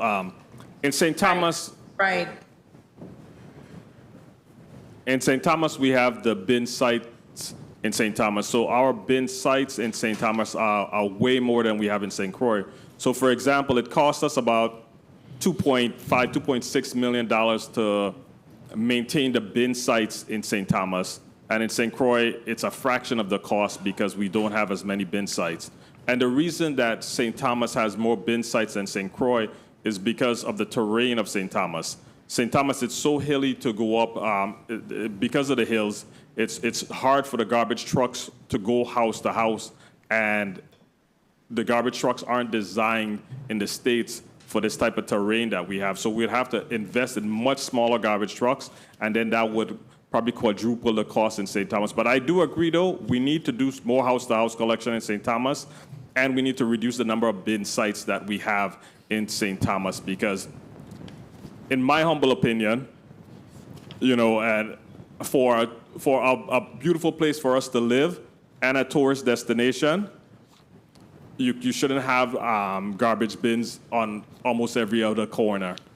Agree. And in addition to what you're stating, that's why then you spoke to the price tag when it comes to house and in the district and smaller trucks, right? But at the same time now, we have the garbage bins all over the place, but many individuals in this district do not drive, especially in neighborhoods that's on the outskirts. That's why you're finding a lot of areas with debris, garbage, because they just throw it. So it's something we really need to look into and see how we can solve that situation, because it's a problem. I agree. Any way you look at it. We'll revise and bring it back to you, but that just means it's more expensive. So I don't want to charge people more fees, but we'll have to figure out a way to address that problem that you're saying, because previous senator brought to my attention one time, he says, what about seniors and those that can't get to the bin sites? So we have to think of all of those things, but we just have to start, though. We can't try to come up with the perfect solution before we start. Of course. And your pump stations. I need to mention one thing. I see you, Senator Johnson. Give me a minute, please. I see you. Thank you. The pump stations, Frenchtown. I go to the ballpark all the time, and for months, we have, as you know, you guys come and deal with it. We have been having an issue with sewage running right there where the kids are playing, etc. Speak to that. What's being done in that respect? Well, in that respect, the pumps just arrived on Wednesday. Good news. So 2 days ago, the pumps arrived. So we're actively working on that solution right now to install the new pumps and also to fix the bypass pumps so we can help stop that issue. The fear I have, my engineers tell me it's not a legitimate fear, but when we replace all of these pumps, I do believe we'll start even seeing some other leaks because the pipes aren't going to be accustomed to the new pressure. But we're going to be replacing the pipes too as well. And the engineers have assured me that they can lower down the pressure so that the old pipes can withstand until we get it replaced. But I'm a CFO. I'm in disbelief right now, but I hope they're right. Me too, because it's an issue. Because without a doubt, of course and that's why I said we need to make sure we take care of both ends, because we all want to have a clean island. We want to be safe in terms of our environment, and we want to be healthy. But at the same time, until we deal with the problem, we're going to continue to see these issues arise, and there got to be a sacrifice. Yeah, and this is not an overnight fix. The money just got obligated, a month ago for St. Thomas and St. John. And this is going to be a fix that's going to take years to happen. The first part, the replacing the pumps, is the easiest part, which will happen within a year time frame. But replacing the pipes underground, that's going to take years. The $1 billion for the St. Croix district and $2 billion for St. Thomas St. John district. Yes, sir. Do we have the matching funds to assure that we procure those funds? Well, the Office of Disaster Recovery gave a great win when the only match required is 2%. So we're going to be using the CDBG-DR funds for the match. And anything that we don't have for a match, we're coming to you begging. So, but we should be covered with CDBG-DR funds. Okay, thank you so much, Senator Johnson. You're recognized for your point of information, and then we're going to go to Senator Lewis for a point of information. Senator Johnson? Thank you very much. It's a very interesting conversation here today, and I think there needs to be some revisement, but what I want to make sure that is understood, even when you drop your garbage to the bin, waste management have to pay for it. And the cost that they have here today at $360 might sound high because we're just starting, but $360 a year actually reflect $1 a day. Mm-hmm. That's what it reflects, $1 a day. And I must say to the director, I appreciate that you're willing to come forward with this, but there must be a different charge for those who have door-to-door collection versus those who carry the garbage to the convenience center. But my biggest question, because I remember having these discussions before, is how do you intend to collect this money? Because I remember in these conversations, the only way you're going to definitely get every single home is through billing through property tax. Because to go to WAPA or to go to a banking institution or anybody, if somebody decides they ain't paying, how do you shut them off? And then those people who might decide not to pay, there might be someone that carrying it to the convenience store. So there's a lot of work to be done, and I just appreciate that we're having a starting discussion, but it comes to a point that we're gonna have to pay for our garbage to be picked up. But what I also want to say about this is people just nasty playing out. People could put a fridge in their truck to go to the bin site or to go to the dump site and dump it in a bush. This is we just have to call a spade a spade. We have people that don't care, have no, just outright filthy at the end of the day. That's why I call it. And they could come, I ready. It is what it is. So I want to ask the director, what avenue does he plan to use to try to collect these funds once we come to a reasonable discussion, reasonable fees? What avenue do you plan to use to try to collect these funds? Senator, you outlined the exact thought process we went through, and we ended up at property taxes because we said every agency that you said to help us collect, and then we were like, the only one we can end up using is property taxes. Because in the States, they use property taxes and they also use the utility companies. But I don't want to put that burden on the Water and Power Authority right now. So I think property taxes is the only avenue of doing it. And if you don't mind, Senator, we also just cleaned up Elena Christian in St. Croix. And it took us 11 20 to 30-yard bins to clean up just one abandoned school, Elena Christian. There was so much garbage there, so much illegal fridges and stoves that we had to clean up. And every week, we're partnering with Public Works to pick a different site to clean up. Because we have the argument whose responsibility it is. So my solution was like, let's just do it together. Because we both don't have enough staff and have enough equipment, but together, we can help solve the problem. Thank you.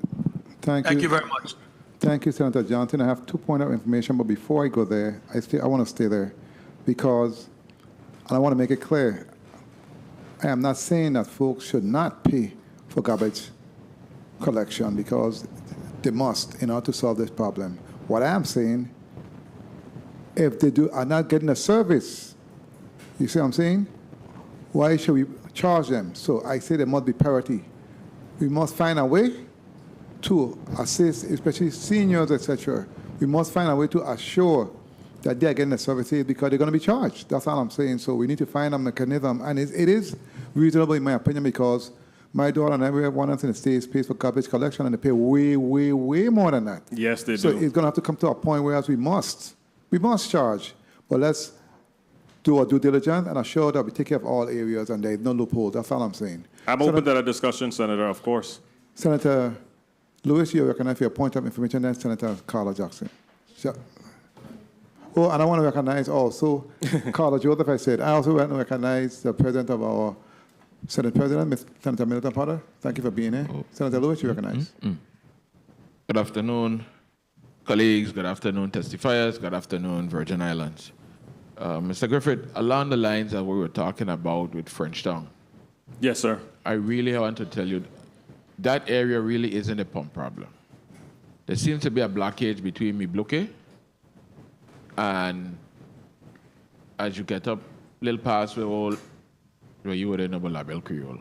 Say that again? I didn't hear. Going towards the ballpark, there's a blockage in between there. Uh-huh. And, speaking with you, I would encourage you to talk with the guys in the field, and they'll educate you a little more about between there's some type of blockage, something with the piping need to change.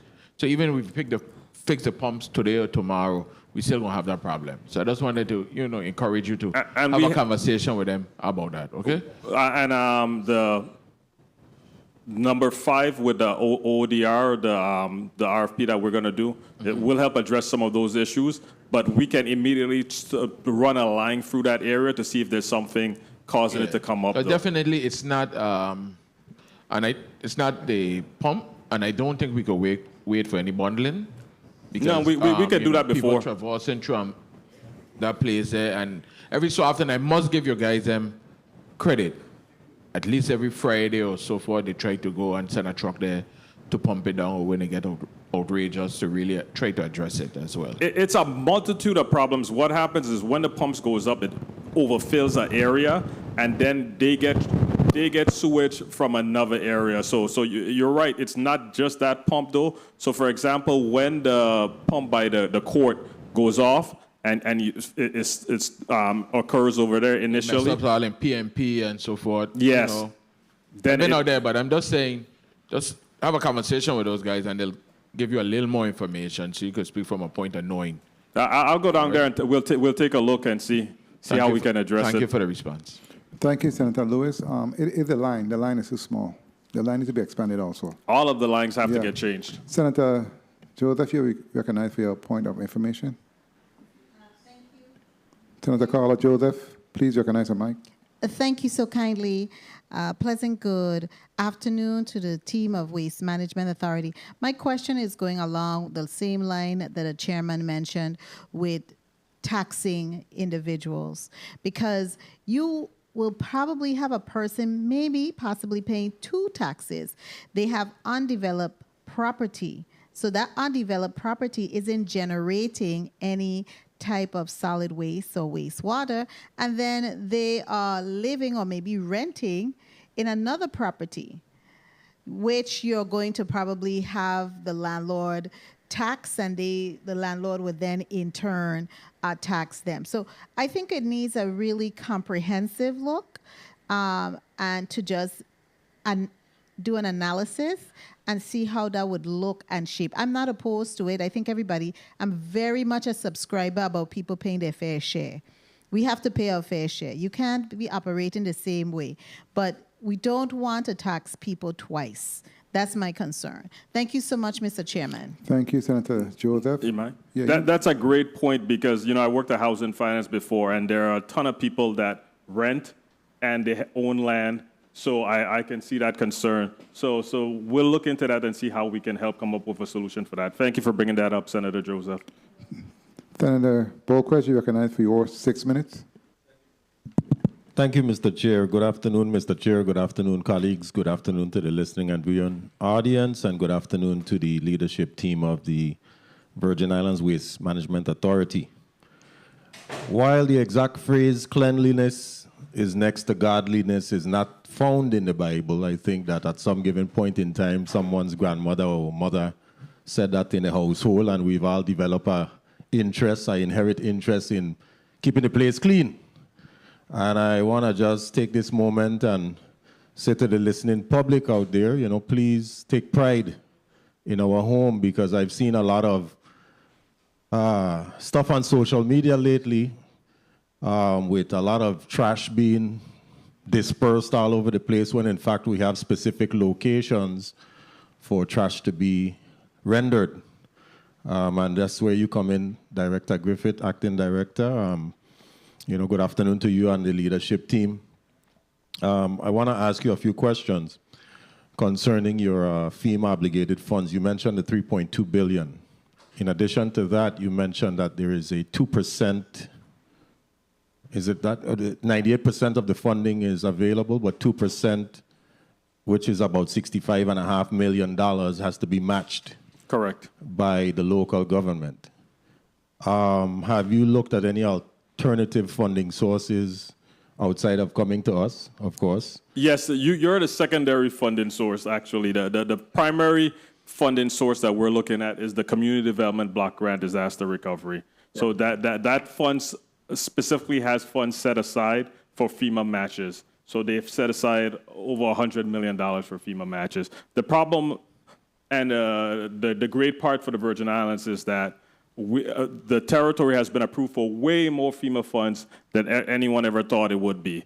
So that has increased the amount of match that the territory has to give, but it's created a whole new problem that we're going to have to come up with it. Our job at Waste Management Authority is to be the first to the line and get these projects done as soon as possible so that we can be the ones to get the funds. Let me ask you, let's shift over to the illegal dumping of cooking oil at the bin sites. Yes. You mentioned that in your testimony. Let me ask, how many citations or enforcement actions have been issued against restaurants or businesses of disposing the used oil? I know it's kind of hard because by the time you get to the bin site, you're just seeing all this oil all over the place, but it's more than likely coming from the restaurant sector. It's coming from restaurants. I thought that too until I sat down with the guy at the landfill, and he told me a lot of it too as well is motor oil that's coming in too as well. So it's not just cooking oil. My initial knee-jerk reaction was this has to be restaurants giving all of this stuff, but it's also motor oil. I'm gonna ask Director Poliando in St. Croix to give me the number of the citations issued, because I will be making a guess from what he told me a long time ago. So Director Polian, if you have access to the mic there in St. Croix, I see you. Can you go ahead and provide that information? Yes, good afternoon. Last year we issued 350 citations, which will be businesses and individuals. This year, we are a little over 30-some citations, and we are ready in February. Okay, very well. And if you have a specific breakdown by district, I would like to know what that is, and you can answer afterwards. In the meantime, let's go to, you stated a million, you have about 1 million used tires presently in the USVI. That's yes, a lot. sir. Including 400,000 in the Anguilla and Bovoni landfills. Yes, sir. What is the Waste Management Authority's plan and the timeline for trying to remove or dispose or repurpose, for that fact, these tires? We need money. That's why I keep harping on Act 8370 every time I come in front of you guys. IRB has been very generous in terms of providing us with the information whenever they send funds to the Department of Finance, and we've begged the Department of Finance for it, but they also have other pressing responsibilities. So sometimes funds go to WAPA or to the hospital, but we receive zero of those funds right now. 1 minute, 30 seconds. So 8370 helps you basically charge for a disposal fee. Yes, sir. And you've generated about $2 million off of that, but yet you've not seen any of the funds. Is that correct? Yeah, it's generated for IRB. Yes, we have seen zero of those funds. So what's going on? Why can't we have the funds allocated to you need the money? That's what I'm asking you guys to help me with. I don't know if it's possible to have the IRB funds come directly to Waste Management instead of making a stop at the Department of Finance. Wouldn't that, if I may, Director, Yes, wouldn't sir. that be a conversation or a request directly to IRB to appropriate the funds to Waste Management Authority? I didn't know if I had that authority. So if I do, I'll go ahead. I would say to go ahead and request it, and I would encourage you to have some discussions because you need that money as soon as possible. You are proposing a $360 annual garbage collection fee per resident. Per household. Per household. I want to know how this figure was determined, and before you say that, my sister lives in Florida, in the Orlando area, and she pays almost $7,000 a year for garbage removal from her residence. And 360 is less than $1 a year. But I'm curious to still know, which is good, but I'm still curious to know how that figure was determined. Honestly, to determine that figure, all I did was I knew that cost was $19.7 million for our solid waste expenses. I figured out how many households that we had in the territory from the Lieutenant Governor's office and how many empty lots we have. And I simply divided that by that number. And I said, this will help me get there. You're right, it's a lot more expensive in the States. But I know the financial situation of the territory. I just want to bring this in to help us cover some of this cost so we can do a better job at keeping the island clean and also reduce the burden that you guys have to give us too as well in terms of funds you give us each year so you can spread that out to other agencies that need it too as well because it's needed from time. It's needed by WAPA, it's needed by the hospital. So anything we can generate, we can but I'll ask for 2 years so that I can pay everyone else that I owe, though. So there's some debt that I still owe that I want to get rid of. And let me wrap up, and then just on the chair's time, of that 360, what would that specifically entail? Once you're an individual who has paid, assuming that this goes forward. Yes, sir. When you pay that $360, what sort of amenities or services are you going to receive for that $360? And thank you for the time, Mr. Chair.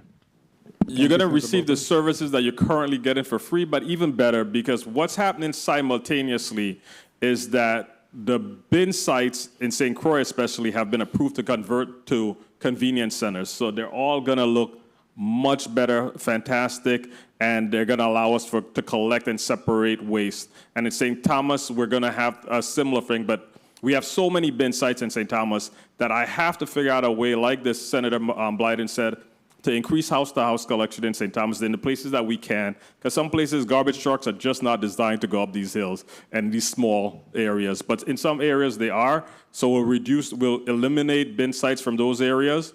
And I want to find areas where they're not in that main street. I know it's in the main street for convenience of residents, but for how we live too as well, I don't want us driving all day and we're seeing so many bin sites. I want them in a gated location. You come in, you throw your trash, and you come out, so you don't have to see it on your day-to-day ride as you drive through this beautiful island. Our residents deserve better.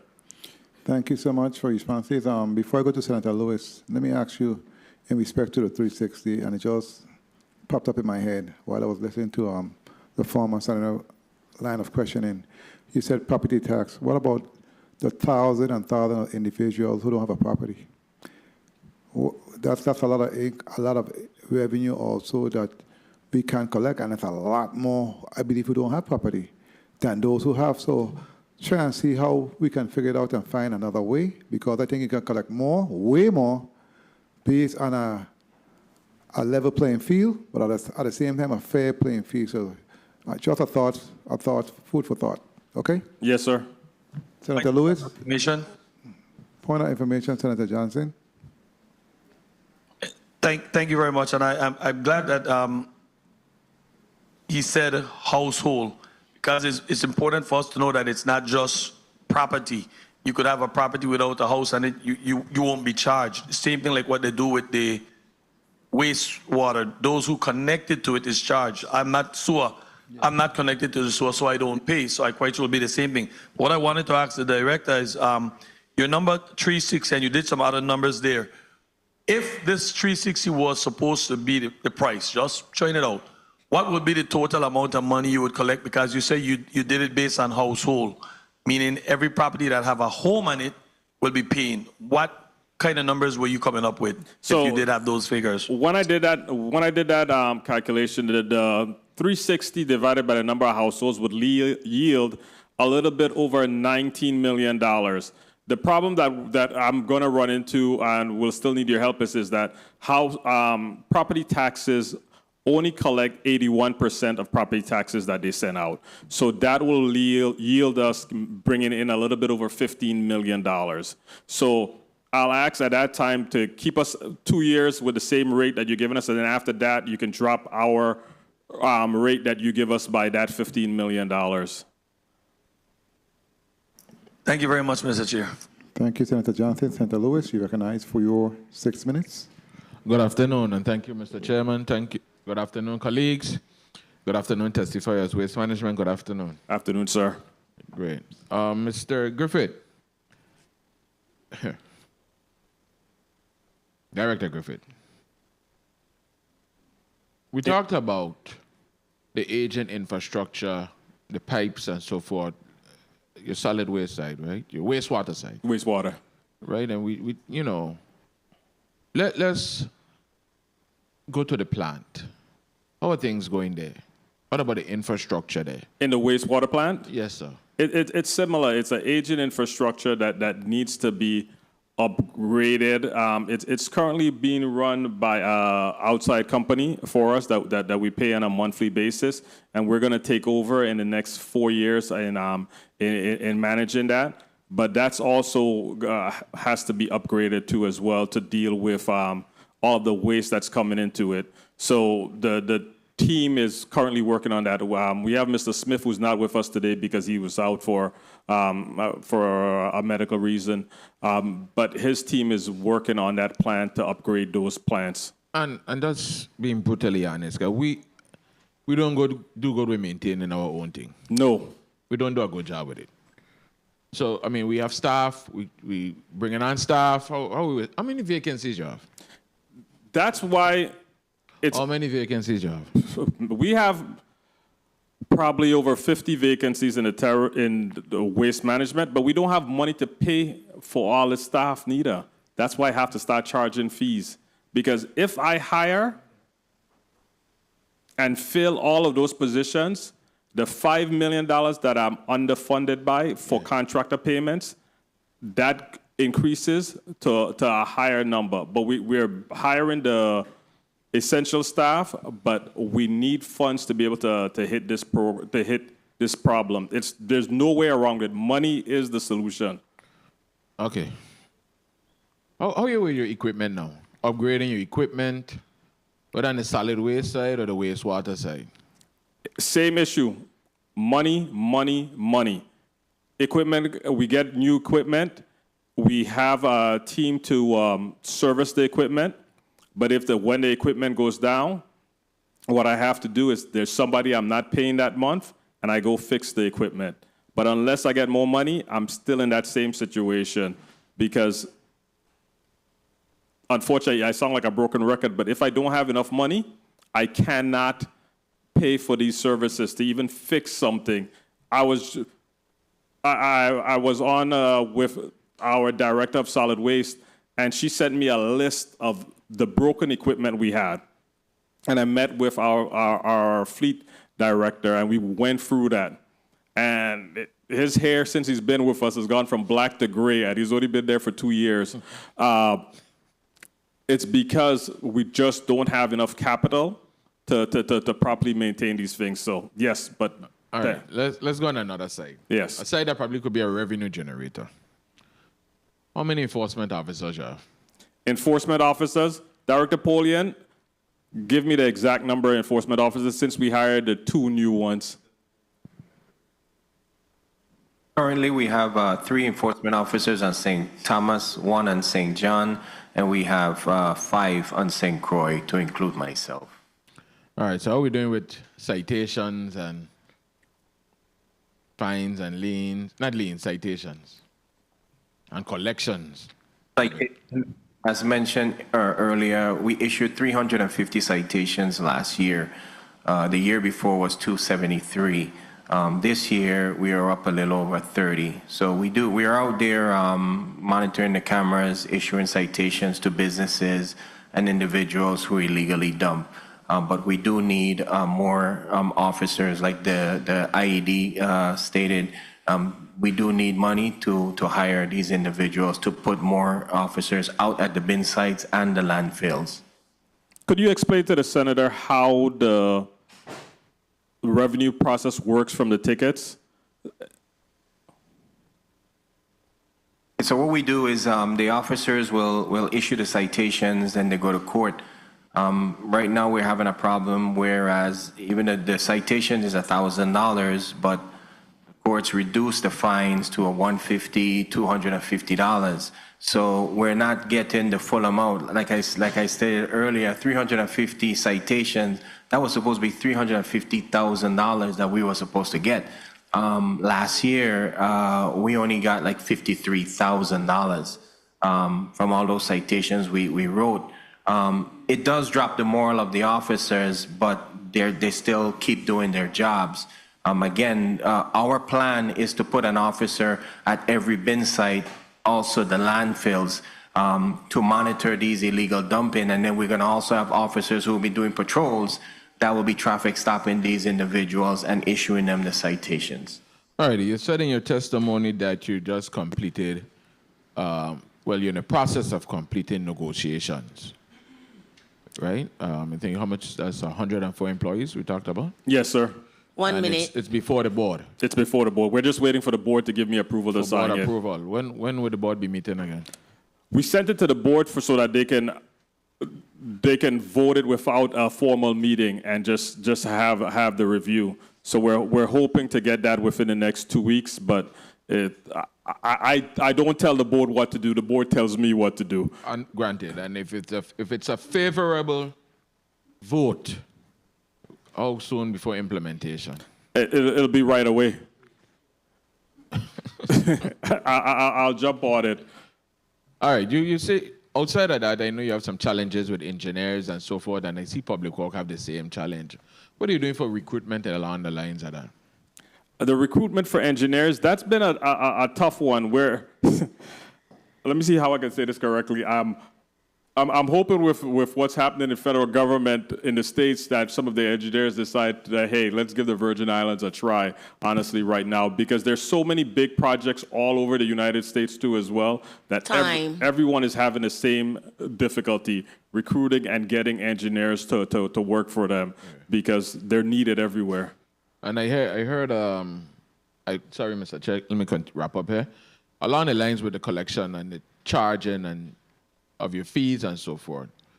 And I heard some of my colleagues said previously, talked about parity. Let's not forget those guest house and Airbnbs and hotels and everybody. Let's cross the board. Yes, I'll look into.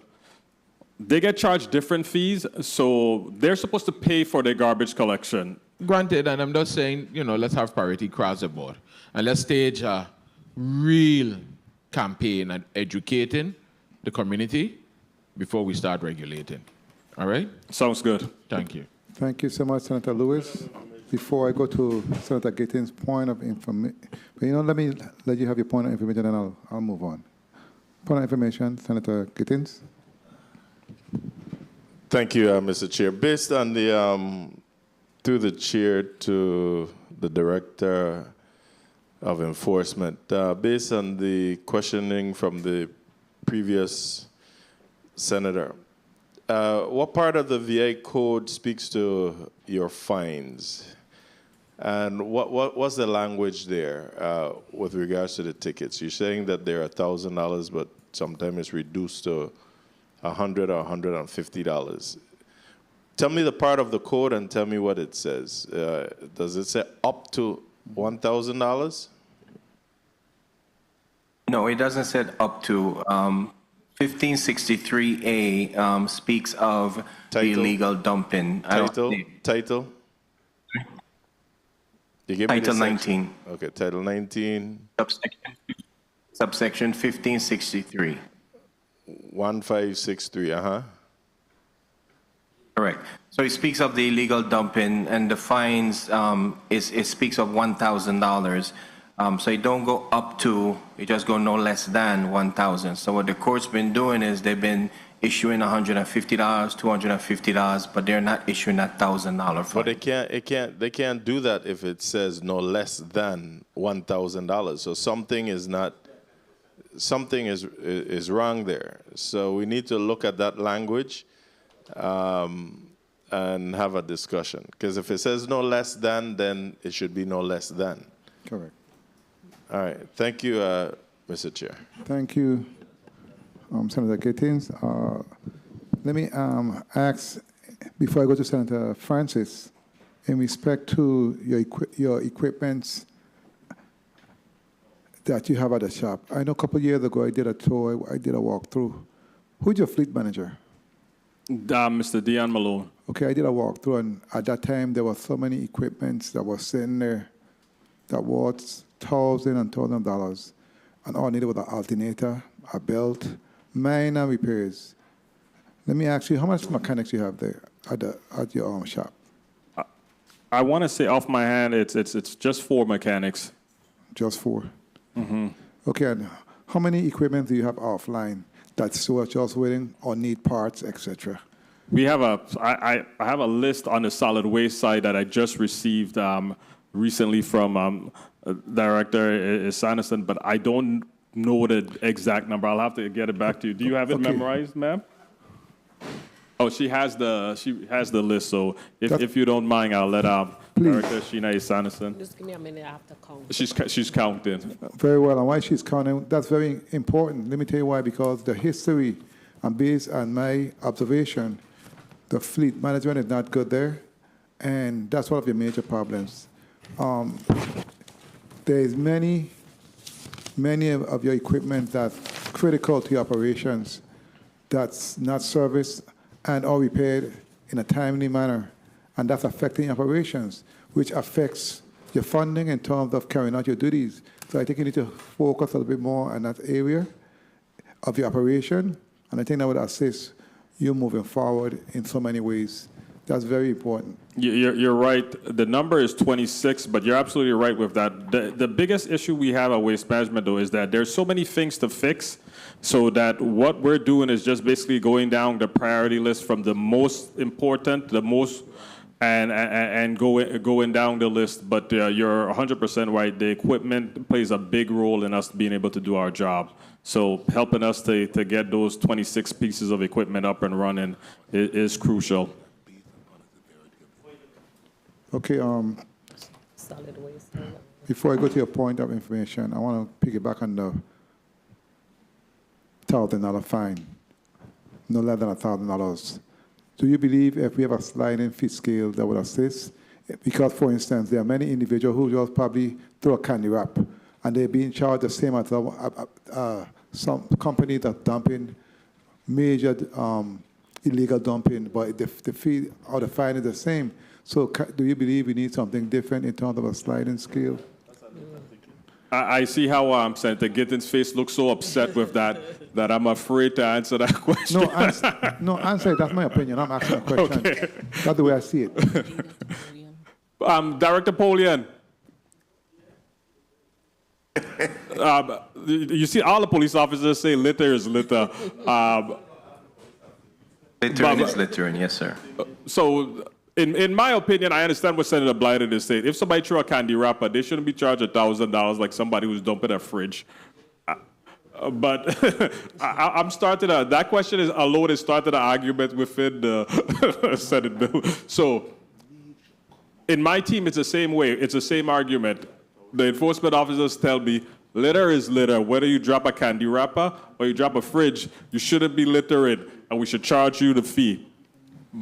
My first job was with anti-litter and beautification in 1993. Well, not my first job, but my first job out when I graduated high school, anti-litter and beautification. I worked there for 2 years when I was in college. Every summer I'd come down and work there, and we would pick up garbage every which way. And my team hated me because I would go everywhere and really pick up garbage because I hated litter. And those little things add up. Like when I was driving up the road today, I see all of the soda cans and everything else on the side of the road. But I still can't bring it in my heart to say somebody who drops a piece of paper on the ground should get charged $1,000. They should get charged like $100, $200. Someone who drops a fridge should, in my opinion, should be charged $1,000. When I get back to the office, my enforcement officers are going to jump on me and yell at me and say, no, that's not the case. Everybody should be charged the same. But in my humble opinion, I think it should be a scale. Okay, very well. It's a deliberative party, and that's the way it is, but I appreciate your response. Senator Francis, you recognize for your 6 minutes. Thank you very much, Mr. Chair, and good afternoon to everyone. Thank you, Executive Director, Interim Executive Director Griffith, for your testimony. And the violation is what's being cited, not the size of the violation, but in fact that there is a violation. You start dropping candy paper today, and tomorrow it's going to be TV, and then it goes to, and that's what you call about escalation and continuation of bad behavior. As a criminologist, you want to sweat the small things, and hopefully the bigger things will fall in place. In regards to your comments about the tire tax and BIR, because I've been an advocate for you as well in terms of trying to get that money sent directly to you. Of course, they continue to say, well, waste management, VI waste management is funded from the general fund, at the tune of, via Act 8899 of $35 million. How do you reconcile that discussion that in fact, in addition to not just the tire tax, but other fees and fines and taxes, money, comes from the general fund and goes to the Virgin Islands Waste Management? How do you reconcile that discussion? That's how I reconcile it is that just the cost for just our regular services, the regular house to house, the bin sites, and the wastewater stuff that we do is in excess of what we receive from the government by $5 million. And that does not cover the tires. So if we are ever going to handle that tire situation, we're going to need those additional funds to be able to deal with that situation, unfortunately. And we're going to have to get creative with it. I mean, in Jamaica, they're using the tires for roads, like they're doing in California, using the tires for roads, but that increases the cost of the roads by 30%, and it makes the roads last a lot longer. But I'm not going to get into that because I got shut down with that idea immediately by increasing road costs. But it's the same issue. We need additional funding to be able to take care of that problem. And I want to bring to the public's attention too as well, while I have this, if I don't want to take up your time on it, but now I'll stop. So don't take up your time. Yeah, I won't take up your time. I'll take up Senator Blyden's time. So let's talk a little bit about your appropriation. I just mentioned by Act 8899 that there's $35 million that's earmarked for Virgin Islands Waste Management. Have you been receiving your appropriations thus far? It was dropped to $32 million instead of $35 million.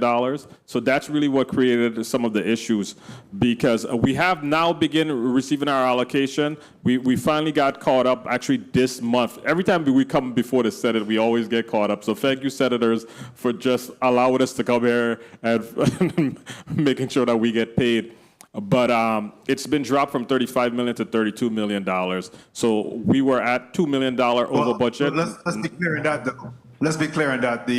It's dropped to $32 million because we're actually redirecting to the single payers account $2.9 million for utility expenses. So is this $35 million? However, there is a direct earmark to the single payers account to account for your utilities. No, the utilities still come out from that $32 million. And it goes to WAPA directly, but it still is subtracted from the $32 million. That's not per the bill, that's not per law, based on Act 8899. But go ahead, proceed on your explanation. But that's exactly what happened, so I can send it to you and show you how it's allocated out. All right, what about vendors payment? How much do you owe in vendors payment? We owe over $20 million in vendor payments. $20 million. How much is that? $20 million. And $20 million is inclusive of just FY 25 or no, prior to that? This is still a bunch of payments from the 2017, 2018, 2019, 2020 stuff that we're cleaning up. And I arrived at Waste Management in 2022. 1 minute, 30 seconds. And we were over budget then by $15 million. And now, for this year, 2025, when we started, we were over budget by $2 million. We did a dramatic budget reduction and got it to over $2 million. But then when we got that $3 million reduction again, that's increased it to $5 million. So we were almost at break even within the 3 years that I've been here.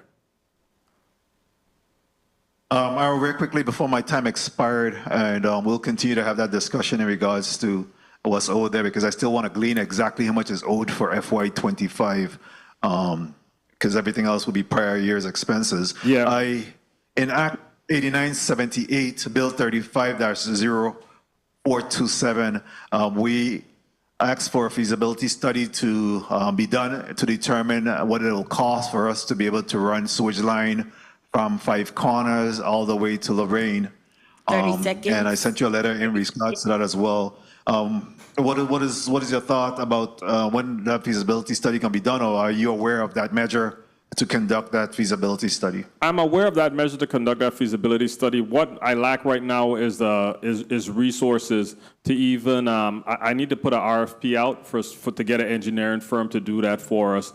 What we're doing in the month of March is putting an RFP out for engineering consultants for both on the solid waste side and also on the wastewater side. So as soon as I finish that RFP and we get some firms, then we'll be able to assign it to one of the firms that we select and have them do that. But I can't do it with the current staff that I have in-house. I'm asking too much out of these 5 engineers that I have. The funding that you currently have, did my time call, Mr. Chair? You have time. You can wrap up. You have time left, seconds left, but continue. Thank you. The funding that you have available for undergrounding and sewage replacement, is that just for existing? That's your funds. Is it just for existing or new projects as well, or at least to secure the entire sewage replacement? Just existing lines. That's why it's called prudent replacement. Okay. And you said that there is a bundle that have been created for that and that there is an RFP out already on that? Yes, sir. For St. Croix, bundle 4. And what is the status on that RFP? When is it due? When did it go out? That RFP is actually out right now. So you can actually go to the Office of Disaster Recovery website and you'll see that RFP out right now. Okay. All right, now on it. So in wrapping up, my final question, Executive Director, what do you consider your major obstacle challenges as in terms of waste management? What do you see as your current challenge? The 2 biggest challenges we have are what you were just talking about, the wastewater system. We can't have sewage running in the streets. That just is something that we have to stop. So that's number 1. The second is the garbage collection, the amount of littering that occurs on St. Croix. Senator Gittins calls me angry at the phone. Is like, go pick up this trash in Airport Road. Go pick up this trash over Frederickstead. They just had a cruise ship come in. I have to be able to accommodate the amount of trash that's being generated and littered throughout the territory. And get the amount of employees that we need to collect it. Those are if I could do nothing else but those 2 things, I would be a happy man. Let somebody else solve all the other problems, but let me stop the sewage running in the streets and stop all of this garbage on the side of the roads and being littered, and every street you turn, you're seeing refrigerators. And this cannot be just individuals. This has to be businesses. What individual dumps 5, 6, 10 refrigerators? It has to be our business communities doing this, man. Or if it's not, then I'll be in shock. I apologize for getting long-winded. Very well. Thank you. Thank you for your comment there. And thank you for also cleaning up the Elena Christian Junior High School and for the individuals that have been cited subsequent when they attempted to make a mess there again. But I must say that I very much support and advocate for the convenience centers, even though you think it should be reduced. I think that decentralizing the dump sites is critical. That minimizes individuals then littering our streets when they can't get to those facilities. So thank you. Thank you, Mr. Chair, for the time and leniency. Thank you, Senator Francis, for your line of questioning. Before I go to Senator Gittins, I want to recognize Senator Fonseca for a point of information. Yes, thank you, Mr. Chair. Real quickly, Director Griffith. So the Waste Management Authority is organized as a semi-autonomous government agency, and you have a board, right? Yes, sir. Okay. Do you have the capacity to issue bonds? Yes, yes, we do. Do you have any bond debt? No. Okay, thank you, Mr. Chair, for the time. Thank you, Senator Fonseca. Senator DeGraff, my apologies. Senator DeGraff, you're recognized for your 6 minutes. Thank you, Mr. Chair. Good afternoon, colleagues. Good afternoon, testifiers, all viewing, listening, and present. I totally disagree with $360 increase. And I'm going to tell you why. I ain't going to just throw issues out. Because I like to tell people, Dwayne Maurice DeGraff was saying this. Yeah, I ain't speaking for no other senator, I'm speaking for me. Property owners, who you going to tax? How much non-property owners would generate what kind of money? You did your breakdown to say property tax owners would generate you $19 million. What would you generate from all others that don't own property? From the others that don't own property, I expect the property tax owners to pass that bill along. So, for example, if your monthly property tax is going to increase by $30 a month, $1 a day, so you can pass that $1 a day on to the renters, or you can take it yourself. But that's why property tax is such a useful vehicle, because the property owners, if you rent your apartment, you right, can... no, I got that. Yeah, okay. But I'm saying the non-population, the population that renting, that don't own properties. So in other words, is based on what was said by my colleague before, we're going after the property tax owners. The property tax owners, I fought them in the 32nd legislature where they want to increase the property tax, same 360. Big fight. They took it at 180. I took my name off the bill. Big fight. So I ain't gonna give in, because I'm saying the assessments of waste management, sewage all over the place, water running. I mean, the reality of driving around these islands is this. We seen sewage all over the place. We seen garbage all over the place. Not just now. I live here all my life. This is the most garbage I ever see. That's why we have to charge, because if you're not charging... No, but you know, I think, Director, I think the issue is the way we assess things. In other words, we charge to fix a hole. It's just as my colleague before said, we are given $35 million. We pay everything just about for waste management. We don't generate waste management. Is a semi-autonomous or autonomous entity? I think it's autonomous, not even semi-autonomous. It's supposed to be autonomous. Right. An autonomous entity means you should generate your own fund. That's why you have to charge fees to generate it. And in generating your fund, your fees, I think what is being done is when you come before the Senate, you want the Senate, we give you this bail of money here, then you want to generate your own. And you think, make it consistent.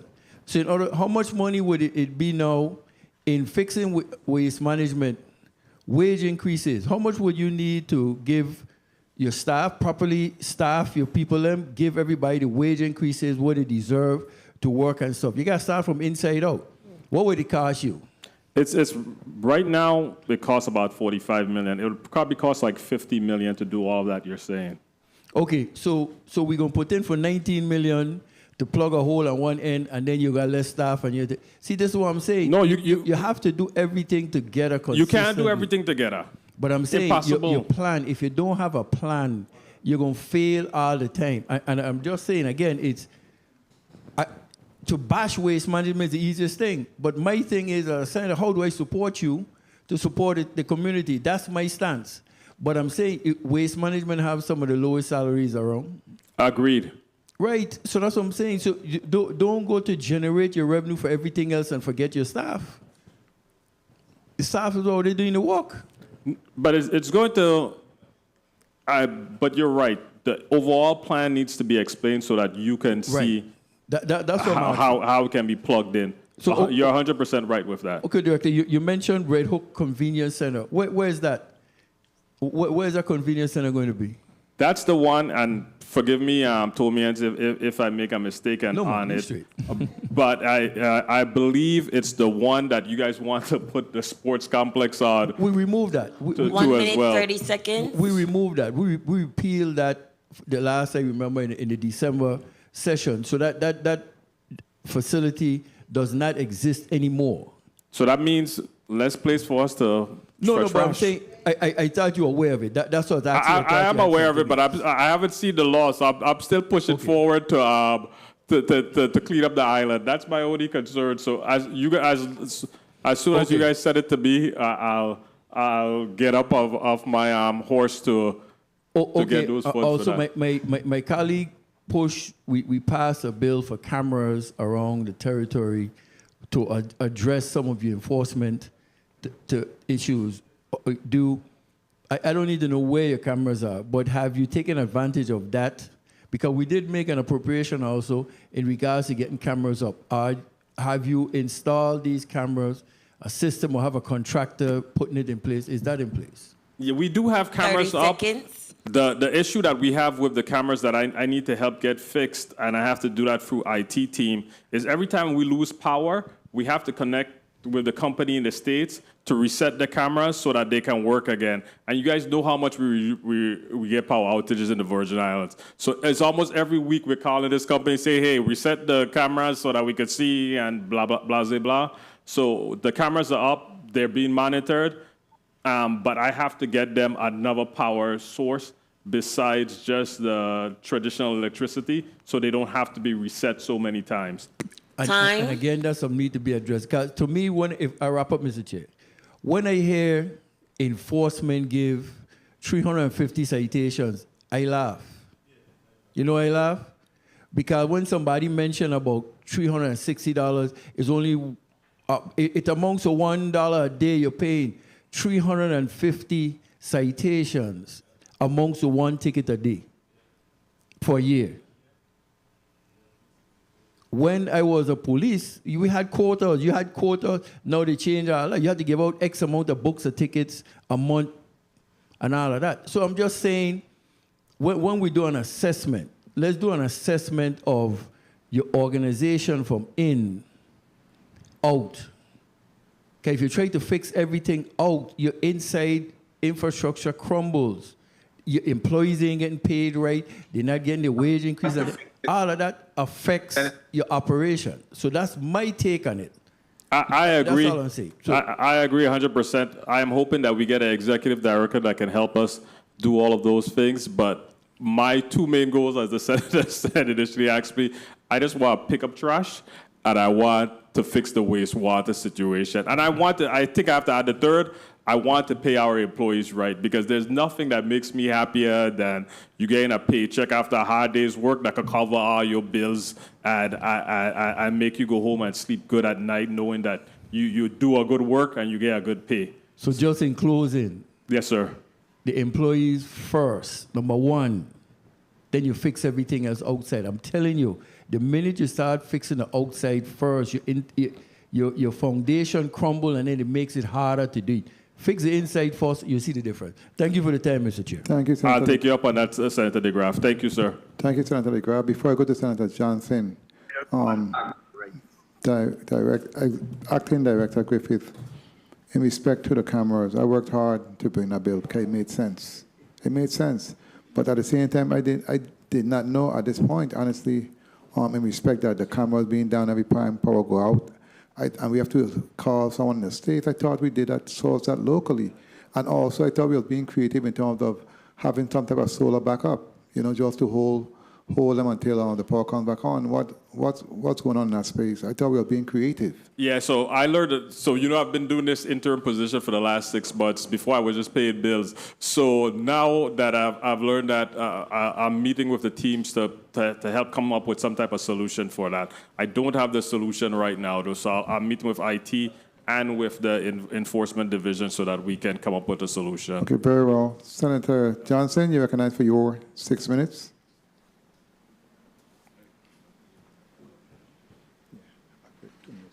Thank you very much. I was seeing that Gittins go first, but I'm good at this. Direct, I feel your cry because we want the work to be done, ain't gonna be for free. We want the garbage to be picked up, and it cannot continue being for free. I'm gonna call a spade, and who want to trust stone, who want to come. I don't operate with fear. I speak it the way I see it and the way I know it has to be. Throughout the United States, we're the only U.S. territory that people are continuously getting garbage picked up for free.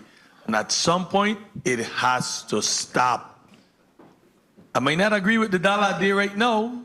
I might agree with 50 cents a day to start, but we have to start someplace.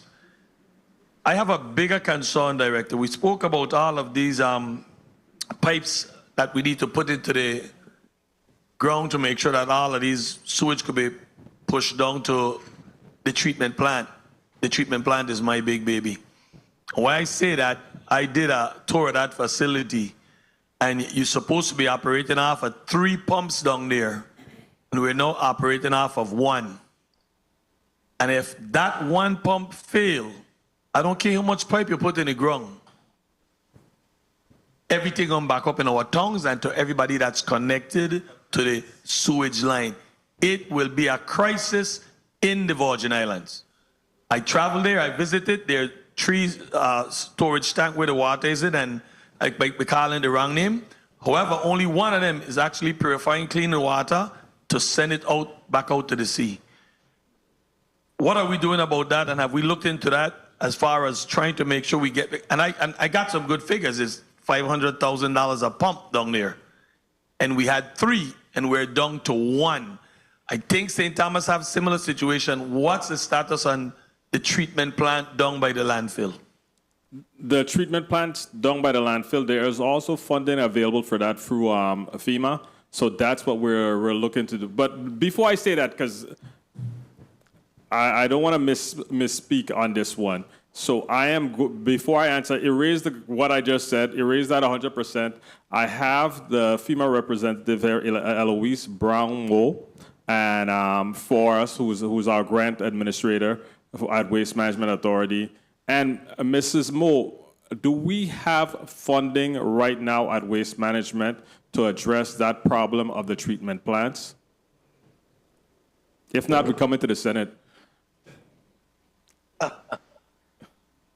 Good afternoon again, Eloise Brown-Moe. We do have funding from FEMA for the Aguila wastewater treatment plant. We have approximately $2.8 million. However, we've been working with Wade O'Brien so that FEMA can increase the cost. I believe we did submit an appeal for the funding so that it can be increased to a larger amount. So that is pending currently. All right.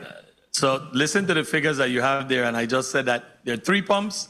Each of them is $500,000 a pump. We're operating off of 1 alone. So besides those 3, there's a lot of other pumps down there that's not working. I toured that facility about maybe 3 weeks ago. It's not a month. And when I saw what's going on with the operation there, it's a lot. It's just as serious as those pipes that we're going to put up, all of those pumps that we're going to fix.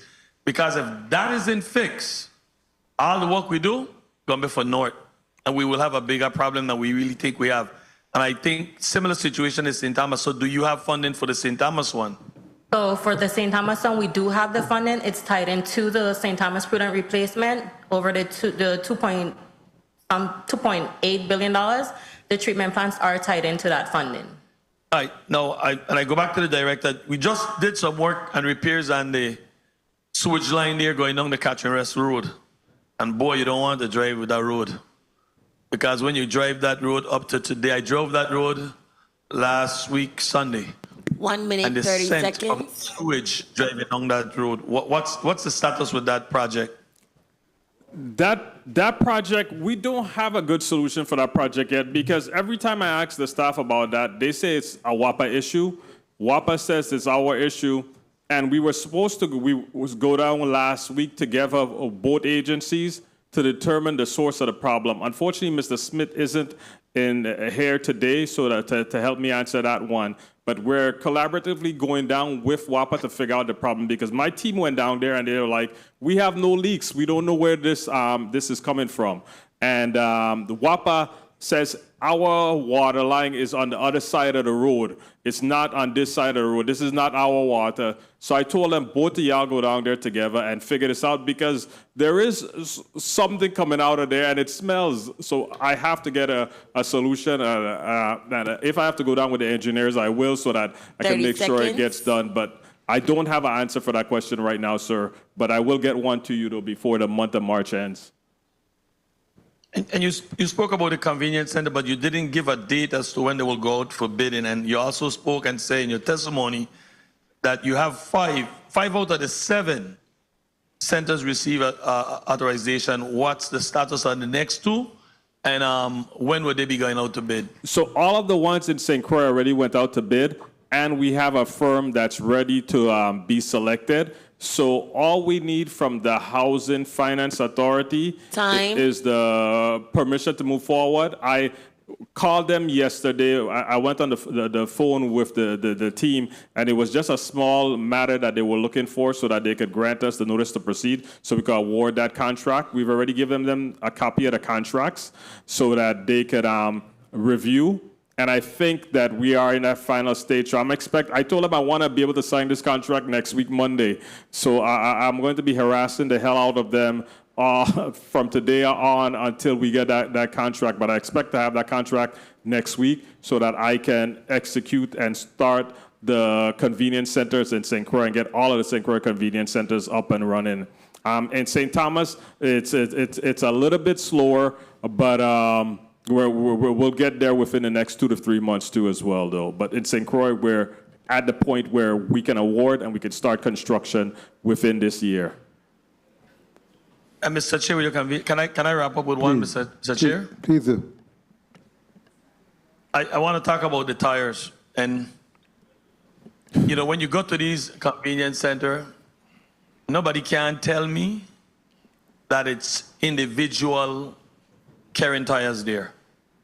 Because I could go to Concordia today when they clean up, pick up all the tires.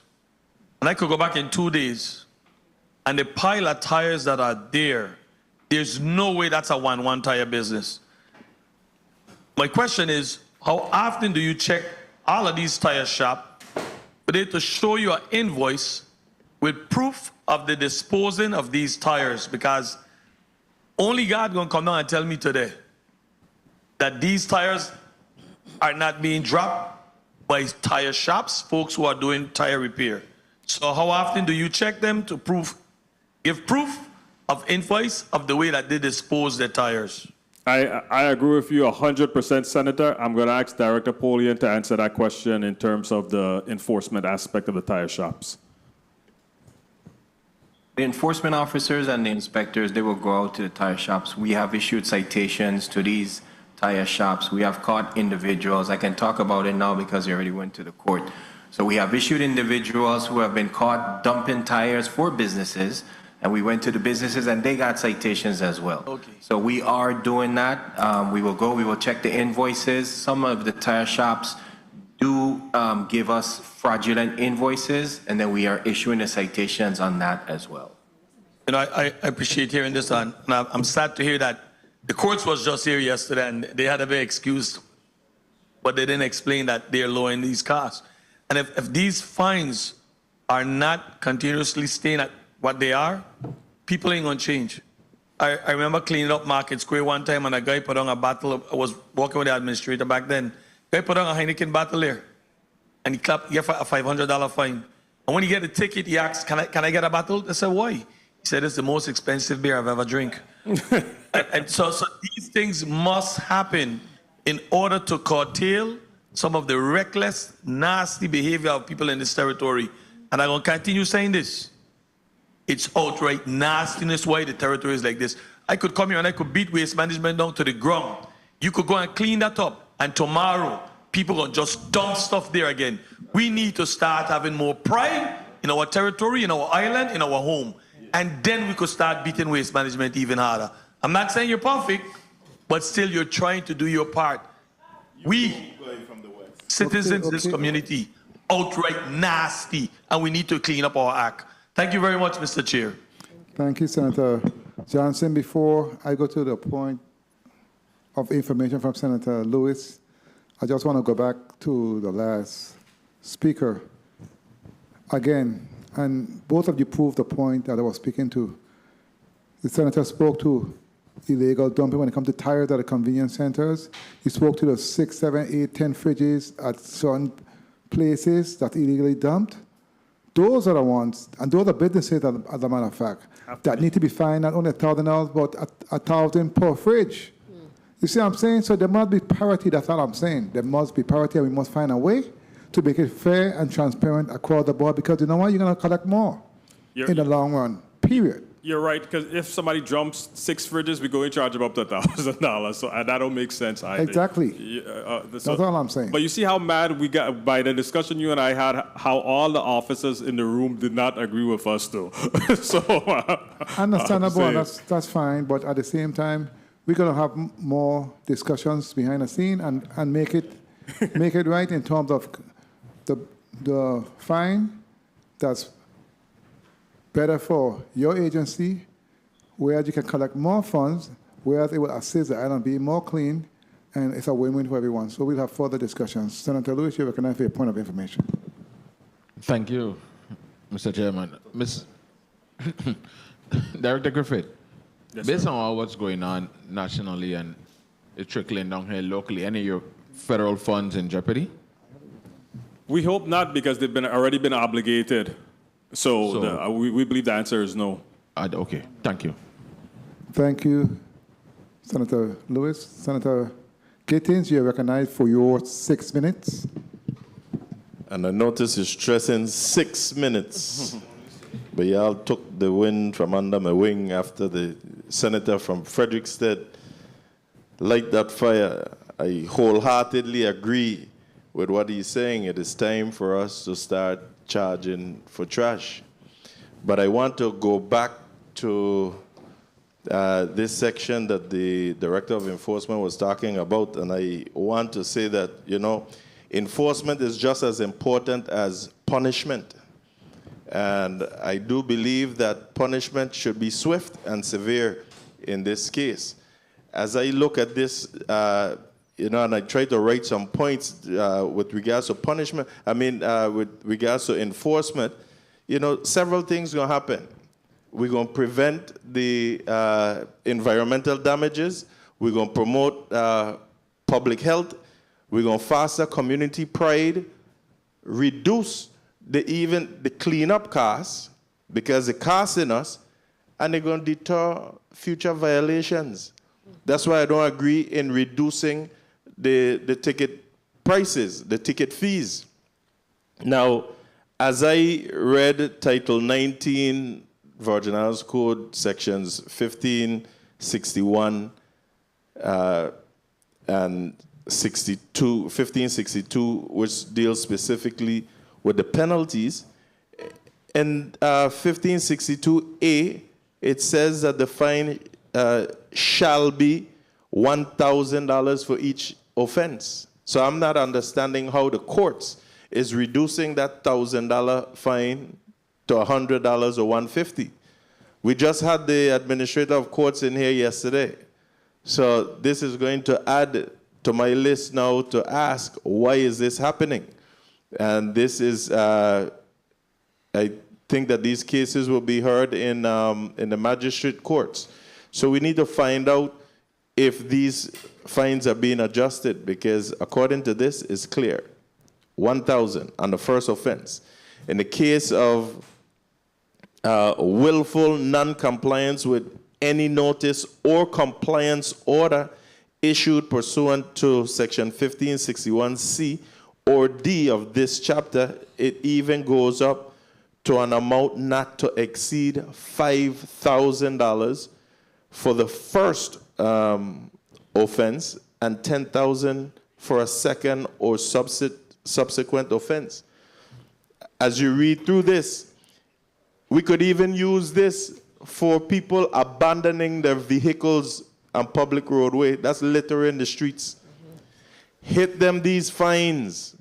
That's what my enforcement officers are saying, and that's what Director Poyen was saying, that it's frustrating for the officers because they're reading the law. So let me stop you there. The only thing that I didn't agree with, and in this case, I could have the differentiation between you as a director and him, I'm going to call him chief, as the chief enforcement officer. The only disagreement I have with the chief is, or disappointment is 300 and something tickets, like the minority leader said, that's a ticket a day. And he knows that we have, or used to give tickets in triple and quadruple of that. So that's not a number to brag about. We see the violations. I mean, they're out there. We got to get people held accountable. And enforcement officers, we expect for them to do what they're supposed to do, and we expect that the courts will support them in what they're doing. Because I understand, too, going out there and fighting the fight, and then you're going in court for this to happen. I have gone to court. His enforcement officers saw me sitting in magistrate court the other day. I went there physically myself. And the foolishness that I have seen, and I wrote to the Attorney General too, because I call a spade a spade. I don't think that the government attorney stood firm on a number of cases that I saw. And I called it out. And we cannot continue to think that our officers are going to go out there and beat the pavement and then still go into court and get beat down. You hired them for a reason. They're enforcement officers, and we're trying to get them to do what they're supposed to do. Let's support them. That's the least we could do. We will have a cleaner territory if we were to clean up behind ourselves. But of course, there's some that you have to walk behind them with a big stick. And in this case, I'm saying when the big stick swing, don't feel sorry for them. The law calls for $1,000 fine. And Mr. Chair and colleagues, we ain't talking about a $1,000 fine to somebody who just threw a candy wrapper or ice cream wrap on the side of the road. We're talking major things. So let's not mix apples and oranges. But again, to even read this, as I'm looking at it, and I need to have a conversation with even the administrators because of the abandoned vehicles, the number of abandoned vehicles that we're seeing. We could hit them with this as well. It's time for us to clean up this place, but we have to enforce.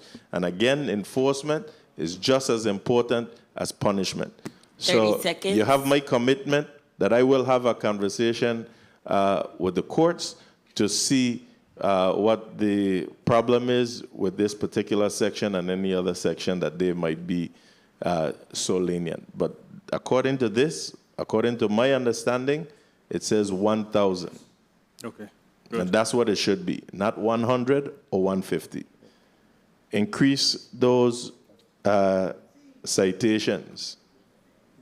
Increase those citations. Telling me, oh, we have 30-something and we're in February already. That's one ticket a month. We're in the second month. We could do better. All right? Yes, sir. Thank you. Thank you, Mr. Chair. Thank you so much, Senator Gittins. I believe we all on the same page. We all agree that we need to charge individuals to make this place a more cleaner, safer environment. But we just got violators, I should say, but we just got to decide how we get there to the same destination. But let me ask before I go to Senator Fonseca, in respect to, I know you spoke to the convenience center in St. Croix. I think that was awarded back in October of last year for St. Croix. Okay. Also, let me ask you though, are there any federal funds in jeopardy for the Waste Management Authority? No, the solid waste and the wastewater grant administrator have been doing an excellent job in keeping us out of trouble with funds being in jeopardy. And also the EPA has helped us out a lot. So anytime there's a red flag of funds coming in jeopardy, they've really worked with us to make sure that we do the corrective actions to move it. When I first came to the authority, we were in jeopardy of about 10 million being lost, so now we're no longer in those type of situations. And also I have to commend from DPNR, Harold Mark. He does a fantastic job working with our team to make sure that we move the funds as we're supposed to.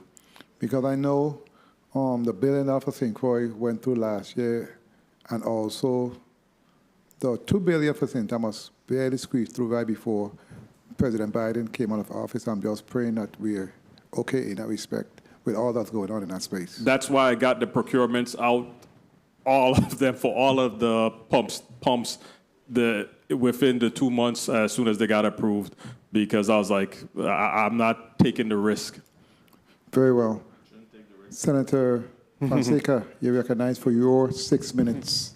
Yes, thank you, Mr. Chair. Real quickly, because I have a whole bunch of questions. So I went on your website, and it says here you're an autonomous agency and that your budget is financed by the VI government, but this funding will continue on a descending scale to sustain the authority until revenues from fees are reached. You asking us for more and more money every year. you're supposed to be generating those fees. I want to go quickly here to the 2.1 billion that you have for the St. Thomas and the 1.9 billion for St. Croix. I just want to understand.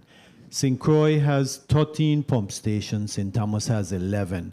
Why is St. Thomas funding so much more than St. Croix? Two factors that makes it like that. The first is the terrain of St. Thomas, because St. Thomas is so much rockier and so much hillier than St. Croix that it needs more power for us to move it. And it's more expensive to go through the rock of St. Thomas than it is to go through the dirt of St. Croix. So that's a big factor. The second factor that affected us in the first approval that we got is that when the initial estimate for St. Croix was put together, it was much higher. Then it went through the Army Corps of Engineers, and the Army Corps of Engineers reduced it. And they said, cited a number of factors.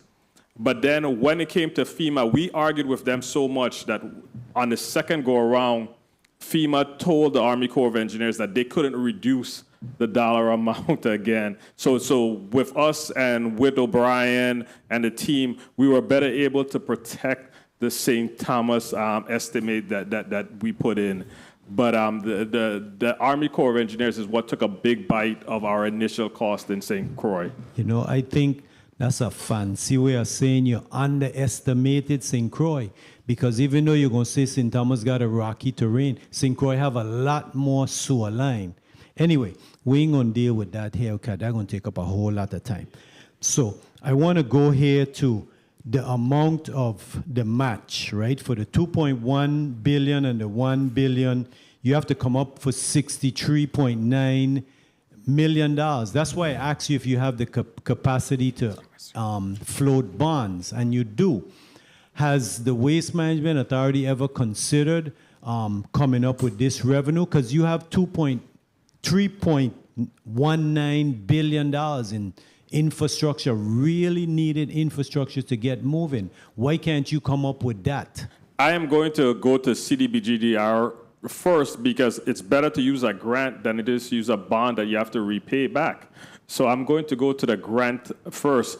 And if for some reason I cannot get the grant, that'll be a secondary stuff that I'll look into. But a bond is like a mortgage that you have to pay back. So I want the free money first. That's my main priority, is getting that money from CDBGDR and getting those fees to them so that they can pay for that first. Because this is a first come, first served basis. And I'm going to be the first one in line. You know, I disagree.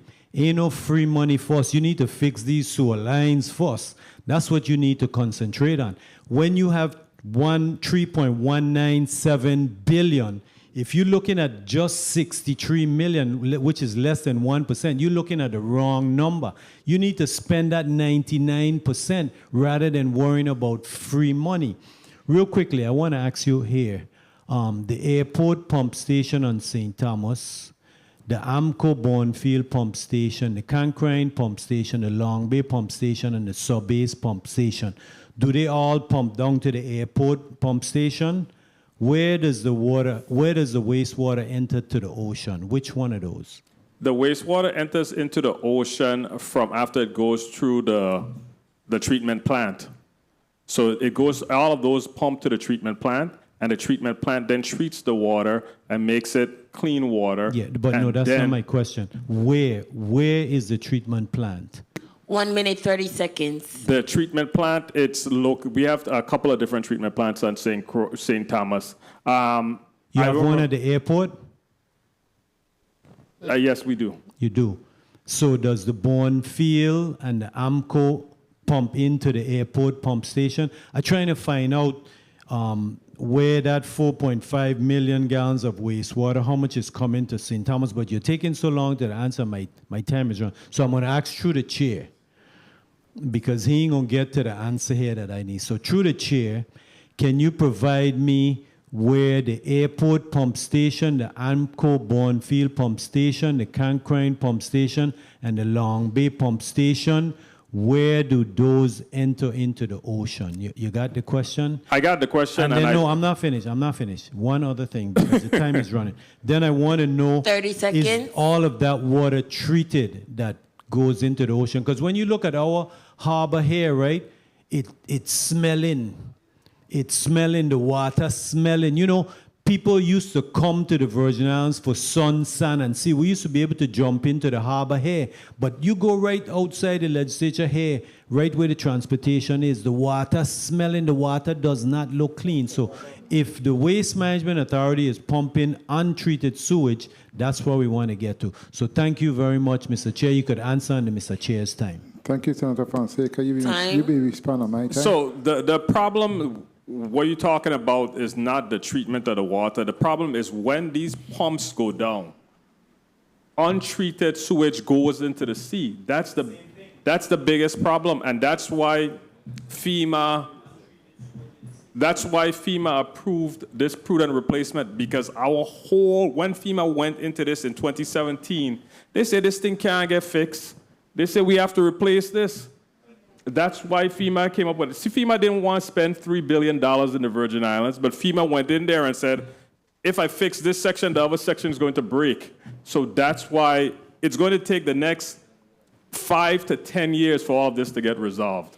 Very well. But it will initially get resolved with the new pumps coming in, but to replace all of the pipes is not going to happen right away because we can't dig up the entire Virgin Islands simultaneously. You have to do it in sections. Thank you, Director Griffith, Interim Director Griffith, but I want to add also for the record, in respect to the $2.1 billion for the St. Thomas St. John District, I mean, you said you're going after the grant because it's free money, but it's not free money because we have to come up with $67 million match. No, that's why I was telling him, that's why I want to go to CDBGDR first. Correct. Instead of trying to get a bond first, I want to use the grant first. Correct. I just want to make that clear. Senator Joseph you're recognized for your 6 minutes. Thank you so kindly, Mr. Chairman. A pleasant good afternoon once again to the people at Waste Management Authority. My colleagues have asked some of the questions that I wanted to ask. When you're down in this line of chain, you know, some of your questions were already asked. So I want to go back and look at us being proactive, especially when it comes to the solid waste portion. I know when your predecessor was in place, and I want to, before I say that, I want to commend you, Mr. Griffin, because you haven't abandoned ship, okay? You haven't left the Virgin Islands. You're here, you're local, you're homegrown, but we're gonna need you to, and I know this is not your realm. Not at all. Expertise. I know this is not your realm. You're a numbers guy. Okay, you're a numbers guy. You don't do the operation. You just pay the bills and look at the accounts. So I am very clear that some of these technical questions you cannot answer because you just got dumped into the fire. Okay, so I appreciate that, and that's why I want to commend you from not shying away, by trying to answer the questions to the very best of your ability. Now, you're in these board meetings, and I remember you were there with the predecessor, Mr. Merritt, and he was discussing having the convenience centers so that they could transition into, and the community, the Virgin Islands community can transition into having recyclables, so we could reduce the amount of solid waste. Is that still on the plate, that plan?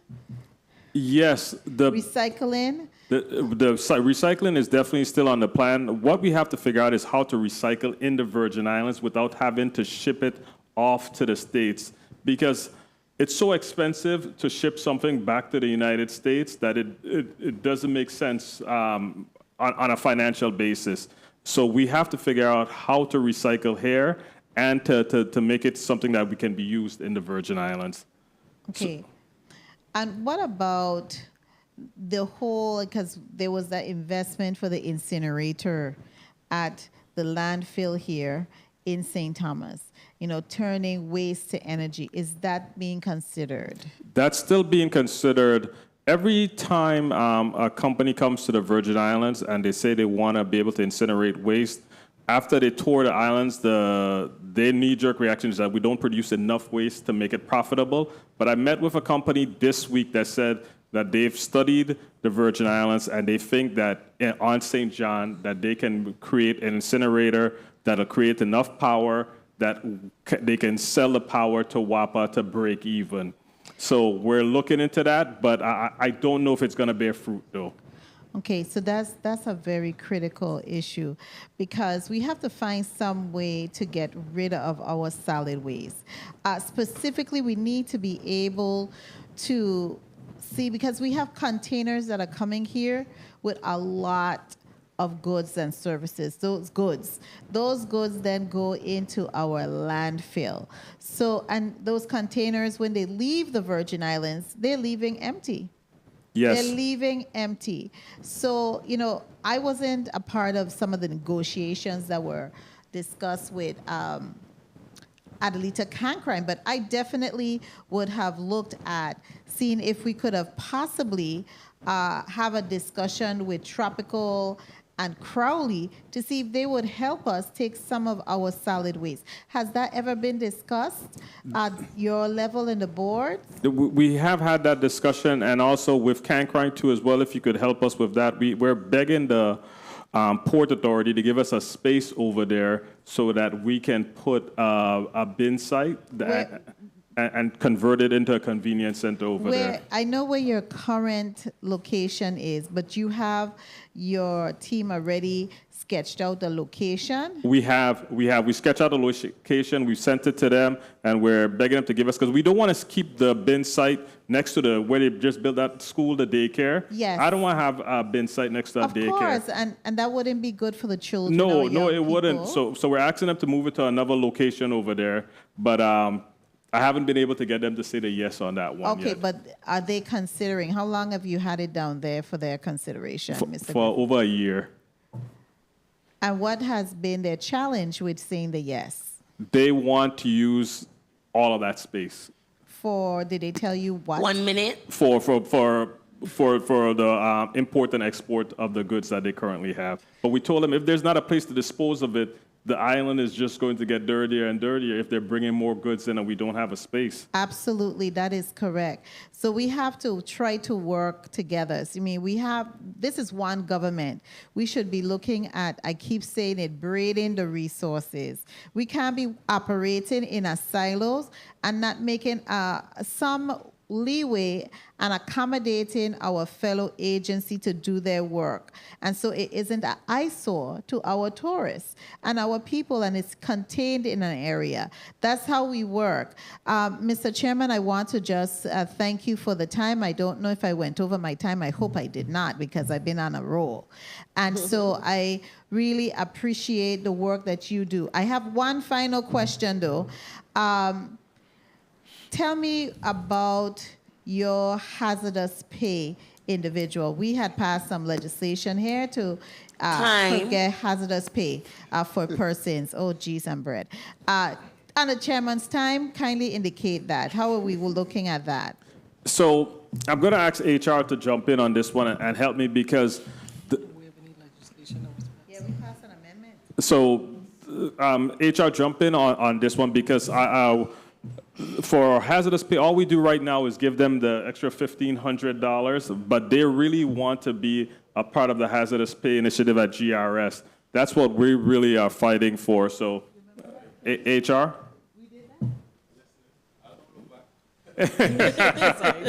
I'm not aware of any legislation that was passed. If you would share it, please. We can make that available to you. We passed that legislation as an amendment in the 35th legislature, and we could share that with you as well. That's not a worries. Thank you. Thank you, Senator Joseph. Before I go to Senator Lewis for his point of information, let me ask you, the Interim Director Griffith, in respect to the oil at the landfill.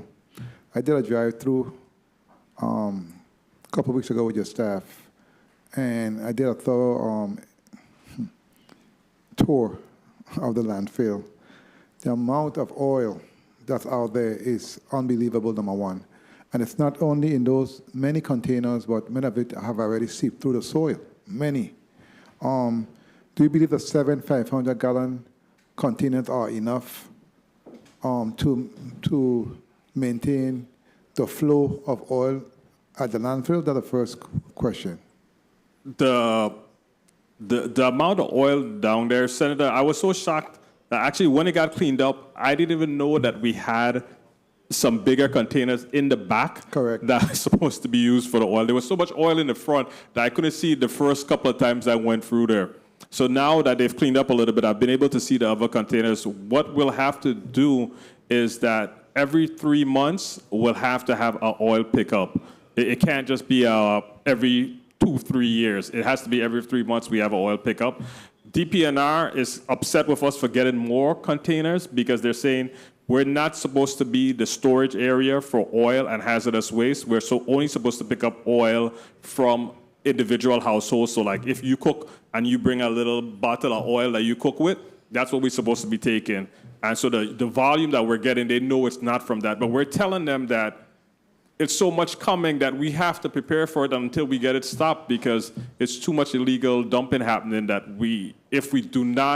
if you don't allow us to get these containers, it's just going to keep seeping into the ground. So we have to do a remediation for the ground. As soon as it's picked up, we do a remediation. We clean the soil, we replace it, and all of that has to be procured and done out. So that has to be done to fix the situation. I look forward to that happening. In addition to my walkthrough, the amount of tires, as you stated, there's about 1 million tires on a landfill in the St. Thomas district I'm talking about alone.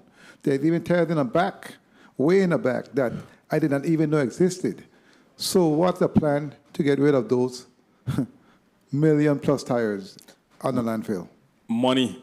Without the money, I can't do anything. But I have to clean the tires. We found a place in Puerto Rico that says they'll take it. We have to clean them, cut them in half, and then ship and bundle them and ship it to them. They said they'll take the tires. So and Puerto Rico is a lot less expensive than us getting it to Florida. So that can work out for us. But I need some funding to just start that process. So question then, please come up with a plan in terms of what it's going to cost to clean the tires so we can get them to Puerto Rico. Is there any charge in that respect, or they just want the tires? No, there's a slight charge. Do we collect? What's that? Do we collect on them taking the tires? No. We have to pay them to take the tires, unfortunately. It's like 10 cents a tire or something like that. Okay, very well. Please come up with that cost estimate because it's critical that we do get rid of those tires. Yeah. And lastly, I also saw a lot of debris from the hurricane time that's still at the landfill. And the amount of cars. Can you speak to that, please? What does that process look like in getting rid of all of that junk? All of that junk. Let me start with the cars because the cars are annoying to me. Like we have so many, especially in St. Thomas, there's so many cars over here. So the VI Recycling is the company that's in charge of that through us, and we're behind in paying them. So when you talk to them, they'll tell you that we owe them money. But they are putting together a plan to ship the cars off the island. They usually wait on a certain price for the metals before they ship it off island, and I think the price has now become a price that's lucrative. So they're in the process of doing that now to get some of these cars off island. And you asked me another question, but I forgot. The debris. I have to go and look and see the type of debris that we have so that we can see some of it is just going to stay at the landfill and we're going to have to bury it. You need to hit the ground. You need to get on the ground and see what's really going on in the shop. Man, I know you're busy. Every time I go on the ground, I learn something new. Yeah, I know you're busy, but you need to really take some time on and take a walk through and really understand the complexity of what you're dealing with. And it will give you some insight of exactly what really needs to be done. So I look forward to doing that with you in the near future. Senator Lewis, your point of information, you're recommending for your point of information, then you, Senator Joseph, and then we're going to go to Senator Frederick and St. Croix. Yes. Thank you, Mr. Chair. Before I get to my point of information, Mr. Griffith, I'll say to you real quick, I think you should really have a good conversation with some of our local contractors that you have on your your vending list. Oh, we talk on a weekly basis. Yeah, get some ideas from them instead of going away to get these ideas. There's a lot of times they meet all of us here and give us some great ideas. Not all ideas we could put together, but we could take a piece here and piece there and make things work. And I think it'll work out for the best interest of all of us. The authority, them, even the residents. But my question to you is, I think earlier I heard you talk about, at times, you get these calls, and I've been one of those individuals, call you about different areas that need cleanup. Recently on social media, I just want you to take note of this real quick. In the Tutu Valley by Building 13, there's a lot of what we call white goods, the refrigerators and so forth. And then on social media, several folk reached out to me on St. Croix, the Great Pond area, and the Halfpenny Beach. Not certain where those locations are, but on St. Croix, the Great Pond and the Halfpenny Beach, and then in St. Thomas, the Tutu Valley by Building 13. And lastly, if you could just ask enforcement just to pay a little attention to in Contant here in St. Thomas by the Calvary Baptist School, right in front of that. They're using there for dumping ground. There is a sign there, English, Spanish, and Creole, but people still violate. I'm asking, please, have the team clean it up and let's do a little enforcement in that area. For the Halfpenny Great Pond, we've scheduled with Public Works to go out there this Wednesday coming. So we could be out there. Tutu Valley, I go have the team look at that one. And then Contant Valley, I think I called one of our people on that. Actually, today, I got a call on that today. So we're going out by today. The Calvary Baptist School right here. Yeah, I think that's the one. It was from a resident from St. Thomas who live over there. And they called us up on that. So, and they were complaining that there's so much more white goods being dumped there than before. And they're saying that the more we clean up, clean up and pick it up, the more that these people are seen as it's now an area that they could dump these goods, even though we put up all the signs, like you said. Yeah. So we have to get enforcement involved. But I need... And a lot of times, when I was an administrator, I called VAPD, and they assisted me. What happens is that a lot of people come down the hill, whether walking or driving. And they saw a custom because there was a bin site there one time, and they remove it.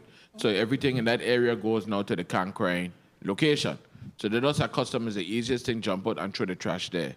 So VIPD have assisted me. I brought it to the authority already, but please, let's just look at that area particularly. And the building Tutu Valley, building 13, since those buildings are abandoned, they're loading up the area with a lot of white goods and things. And I concur with my colleagues. This isn't coming from no residential place when we see some of these things. We have to figure out how to either fence or demolish these places. Like the same Elena, we cleaned we have to figure out how to catch them and hit them in the pocket. Yeah, we have to do it all. Yeah. All right. Thank you very much. Thank you, sir. Thank you, Senator Lewis, for your point of information. Senator Joseph, you have a point of information. You recognize. Well, thank you. It's a good thing I have a big head so I could remember. I think that was a long point of information. I wanted to ask a question regarding how much cash on hand that you have, Mr. Director, Executive Director Griffith. You should be able to know this. You are a numbers man. I have zero cash at hand, but honestly, I keep cash at hand just so that we could cover expenses. But I have more expenses than I have money coming in. So I put in my operating account stuff to be able to cover, to make sure that our solid waste and our wastewater doesn't stop. So all those people, I make sure I pay on a regular basis. And then we put money in payroll account because my employees have to get paid. I make sure payroll is first. I make sure that happens. And then we have, I'm sorry.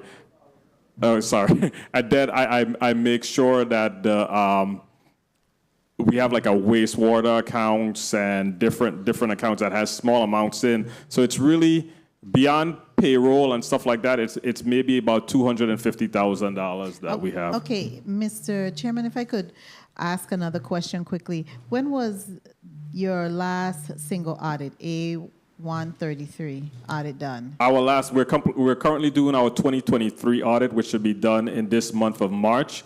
Then I'm going to give the financial team 2 months off, and we'll complete the 24 audit by October to be caught up. Okay. Thank you so much. I appreciate it. Thank you for your point of information, Senator Joseph. Senator Hugh, Senator Fredericks, you're recognized for your 6 minutes. Thank you, Mr. Chair. Good afternoon, Virgin Islands. Good afternoon, my colleagues, central staff, testifiers, listening and viewing audience. Thank you so much for painstakingly spending time watching this. It takes a while, but this is a process of oversight. Mr. Griffith, thank you for the job you're doing. I know it's not an easy job. I know it's interim, but hopefully you take the job. I have no, I'll say it on the record, I have no desire to take this job. I want to come back to be just the CFO of the Virgin Islands Waste Management Authority. Yeah, we'll see what happens. Just to let you know, a point of clarification with what you said, it is a semi-autonomous agency. So yes, sir. You guys have the capacity to, as someone mentioned before, that you could raise your own revenues. Yes, debt, sir. So you could pay off some of the existing bills that you have. It amazes me that you have zero bond issuance. That tells me you have capacity, right? So you're not as bad off as you think as an agency. The issue with bond issuance is that you have to have a way to repay it.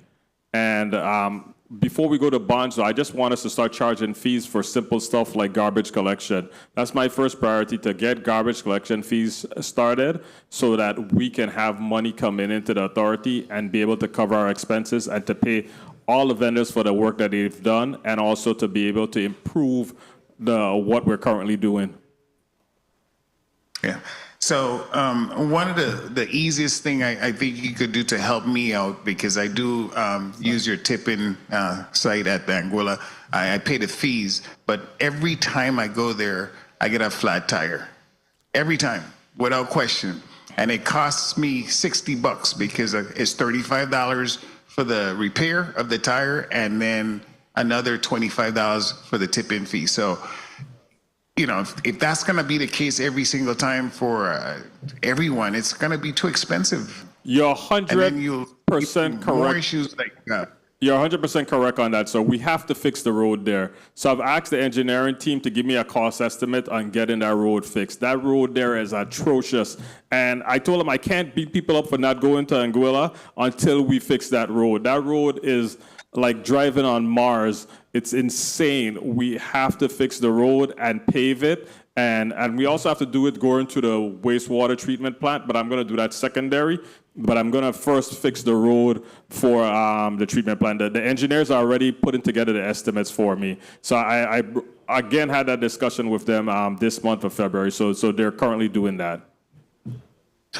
This week I was utilizing the airport, and I noticed you had a fire at the landfill. How are we looking with these fires? The landfills, unfortunately, catch on fire. I was interviewing a guy for a position, and he was like, hey, he was in North Carolina, and he was telling me, hey, I have 7 fires at the landfill right now, so forgive me if I have to run. So unfortunately, that's a danger of the landfills. But the beautiful thing that this solid waste team has done at the landfill is they've started to utilize the foam, and the foam has allowed them to reduce the amount of fires that occur. So they're putting both foam and dirt on the garbage to help reduce the fire. So the team is working proactively in doing that. So I have to commend them. But the fires still unfortunately occur from time to time. And I have to thank the fire station, because I was out there at 1 o'clock in the morning with the fire station putting out a fire at the landfill just 2 weeks ago. So they really step up in a big way to assist us with these fires so that they don't spread. And this was in Anguilla. So when everyone else is sleeping, the fire station is up assisting the Waste Management Authority. And I told my team that we have to invite them to every single party that we have. We have to invite the fire station and the team at DPNR and the police, because all of them play a critical role in helping us do what we do. 1 minute, 30 seconds. Just remember, you said you have no money, no parties. I gotta do a barbecue or something. You I gotta figure it out. I'm 100% supportive of your employees. In fact, they need a pay raise. That's my position. I agree. Anyway, I want to talk about notification because I know it's pretty annoying getting calls from senators and everyone else complaining, saying they see trash here, there, and everywhere. But isn't it some type of system in place that you have, especially with your enforcement officers, to notify where they see trash on the side of the road? Because they see it, we see it, the workers see it. We shouldn't have to call all the time when we see something.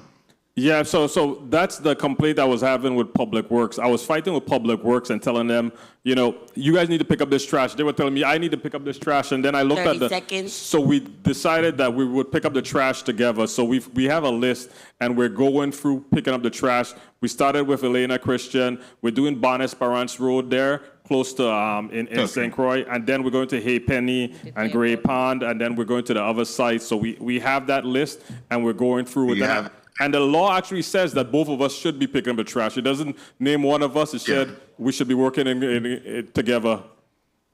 Real quick, when it comes to the pickup of deceased animals, what sizes do you pick up? Time. We don't pick up. We pick up everything. My enforcement, right next to me, Messina Isada said we're not supposed to be picking it up. The law says that it's supposed to be done by health, but it doesn't make any sense. Health cannot pick it up, so we pick it up, and Public Works picks it up. We just do it together. So we'll have senators. You guys will have to look at that law and see what changes need to be made. But the law actually states it's supposed to be done by health, but they don't have the equipment to do that. So us and Public Works assist. Thank you. Mr. Chair, one other quick question, if you would. Please indulgence. Please conclude. Thank you. Mr. Griffith, one last one. The wastewater disposal, that's always been an issue where we talked about gray water being used for agricultural purposes. Where have we gotten so far with trying to find a way so that agriculture could utilize some of this gray water for, the purposes of usually it's for agricultural purposes. So we've had that conversation with agriculture. We've asked them if they would have a use for that, and they've said yes.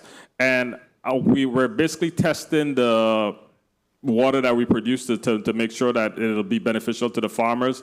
And then secondly, we've also asked them if they could take the mulch that's created from the green waste and what they have asked us to do is they said that some of the previous mulch had different items in it. So we're trying to isolate that mulch to make sure it's just wood in there so that they can take it and share it with the farmers. Because when we have all that mulch after we grind up the green waste, it's we don't want to put it into the landfill. We want to go ahead and give it to the farmers. So agriculture and I are in discussions right now for that. Thank you, Mr. Chair. Appreciate the opportunity. Thank you, Senator Fredericks. Before I go to Senator Potter, in respect to your employees and dealing with that waste, isn't the Department of Health supposed to do that? Yes, they are. Because your employees are not trained for that, are they? Yeah, correct. So what's the situation? They don't have the equipment, so it's us and Public Works that just picks it up. You're not supposed to, though, because you're putting them in harm's way. That's Messina Sanderson is next to me saying yes. Listen to me carefully. I understand what you're saying, but that's a liability. Do not do that. They're not trained. They're not trained for that. They're not supposed to be doing that. Moving forward, find another way. Make sure hold someone else accountable. Make sure they do their part, but you cannot be doing that.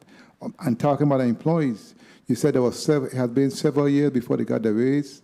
The negotiation is finally finished, and it's with the board. When did the negotiation complete? And when will the board meet to assure that these employees get the much needed raise? So that was just, the one for the large part of the employees was just done this month in February, and we passed it on to the board. So we sent it to the board for a poll vote, we call it. So we are not even trying to wait for a board meeting. We just want them to be able to vote on it electronically, and then we'll finalize it in the next board meeting, which we'll have in the beginning of March. But we're asking them to vote now so that we can I can go ahead and sign off on that for the employees. I'll be at that board meeting. Also, when we speak to citation, I'm going back to revenues for the department. For those citation that was given and those that were not paid, what's the process in terms of collection? How does that work in your department? I will have to ask Director Polian to answer that question. Please. In reference to the citations that's not being paid, the judge will issue a bench warrant for the individual. Most likely the marshals will go out, pick them up, and then bring them before the courts. So that's what's been happening for those who have not been paid. Of the amount that you gave citation, how many have not been paid? What percentage? What number? I don't have that in front of me, sir. Okay, please submit that to the chair in terms of the amount of citation and how much have not been paid, and what does that number represent in dollars and cents. Senator Potter, you recognize for your 6 minutes. 6 minutes. Thank you very much, Mr. Chair. Good afternoon, colleagues. A special good afternoon to Director Griffith and your senior team. I think I'm going to be the last one in the lineup, so that's some good news for you. In your testimony, Director, you mentioned that the authority is underfunded by $5 million. You proposed the $360 annual fee per residential household. Did you share with us what that is anticipated to generate? Yes, sir. So that'll generate a little bit over $19 million. And property taxes collects 81% of property taxes as of last year. So that'll end up generating like $15 million for us. Okay, so that'll be brand new revenues that you've never had before. Yes, sir. Okay, that's good. Are there any other ideas that you guys are working on in terms of ways to bridge this gap? We do have other ideas. One of the things that we wanted to do was the cruise ships and the tourists that come in, because sometimes they dock and sewer waste is sometimes brought into the Virgin Islands, and we have to treat that. So we were saying to charge for that too as well through the Port Authority. We wanted to put a small fee on the hotels, whether it's $1 or something, so that we can charge for the tourists that come in. Because, for example, in St. Thomas is 50,000 people, right? Mm-hmm. And they get over 1 million tourists that come every year. So a lot of the garbage that's produced too as well, it's by tourists. Of course. So we need to put that charge on them to cover the cost for what they generate, because they come here because it's a beautiful place, and we have to cover the trash that they also produce. So is that something that the board is seriously considering, that what sort of timeline? It seems like a viable...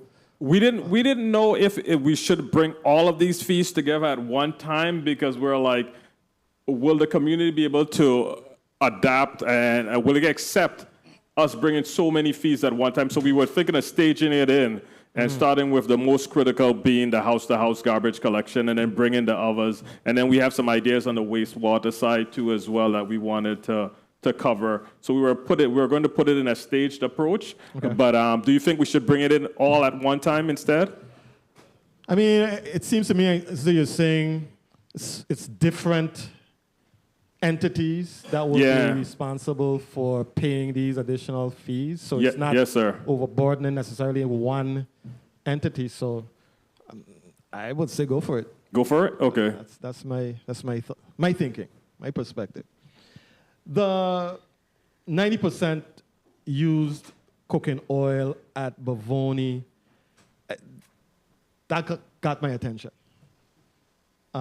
It's alarming to me, right? And beyond, how do you determine that 90% of the used cooking oil at Bavoni is disposed of unlawfully.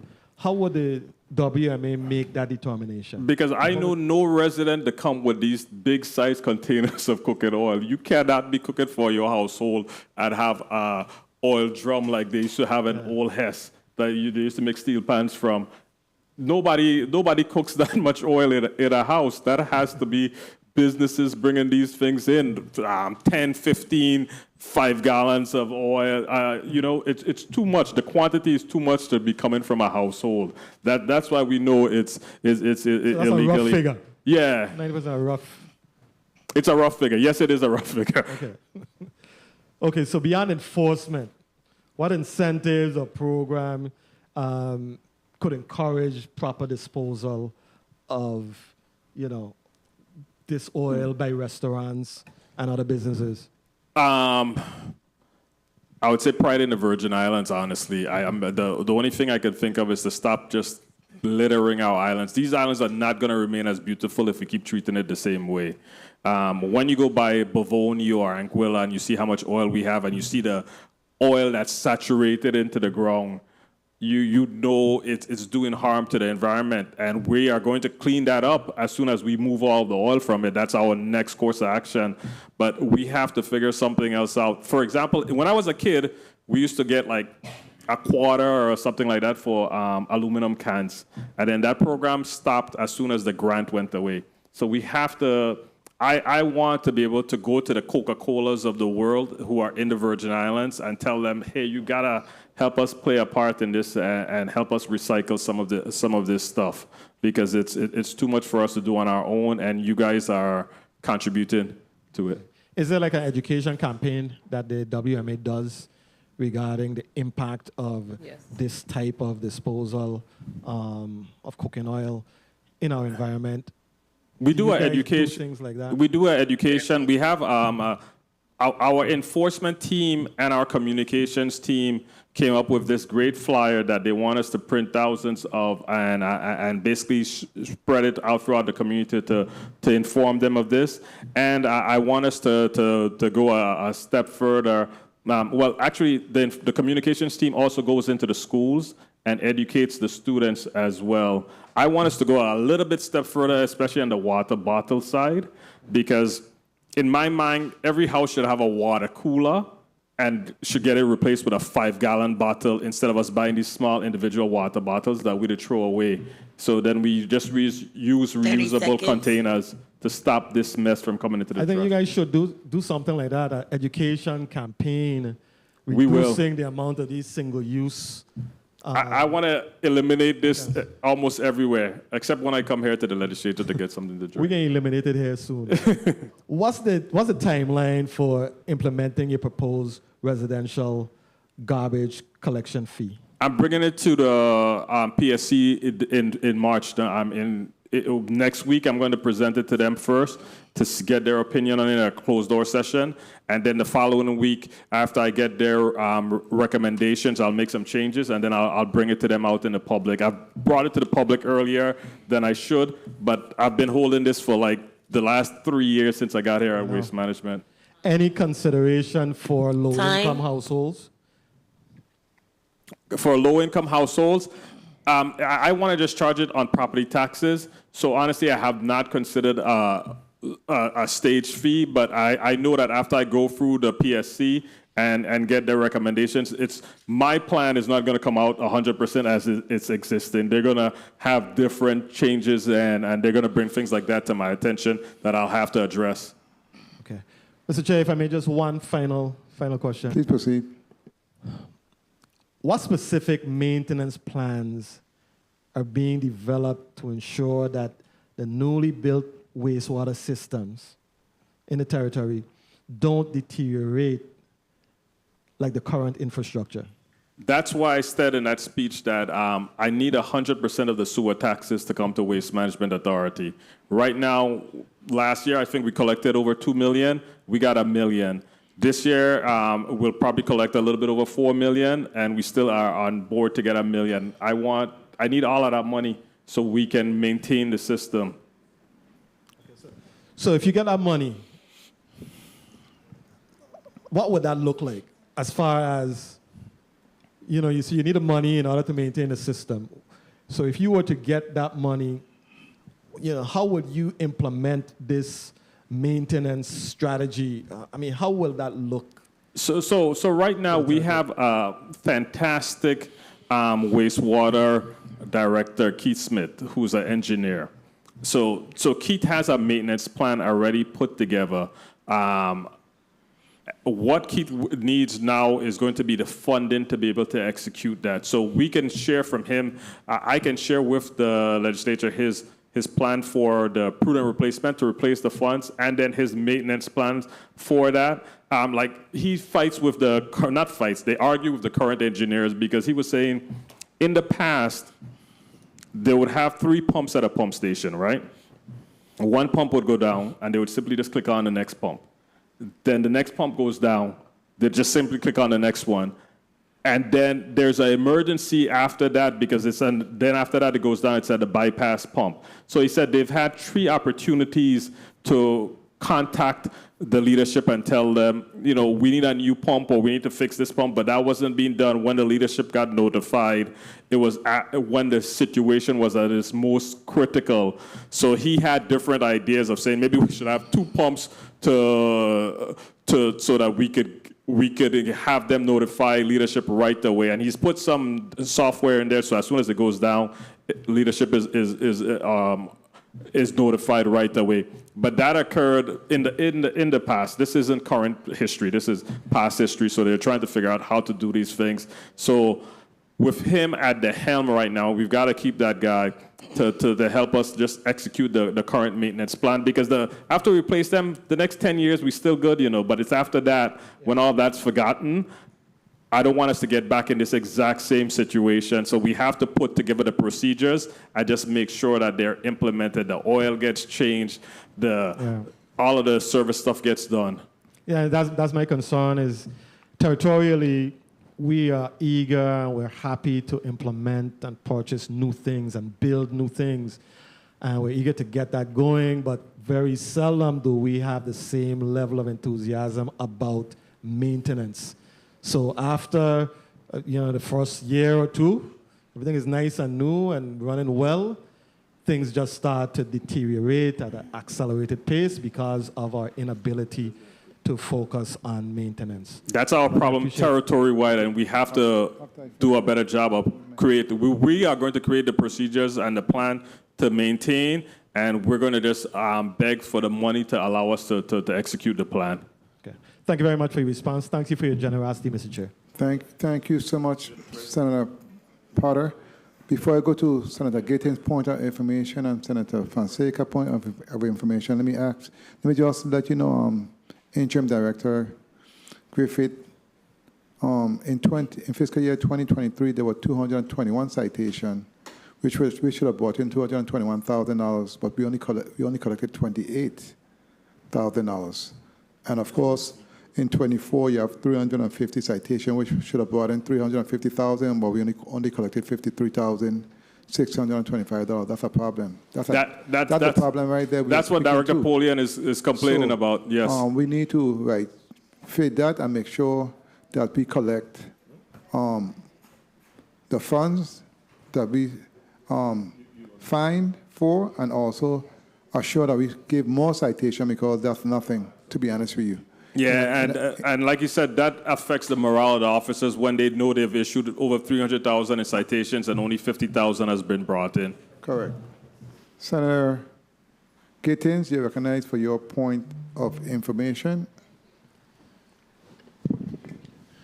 Thank you, Mr. Chair. I wanted to ask the director, there's a recycling center in St. Croix.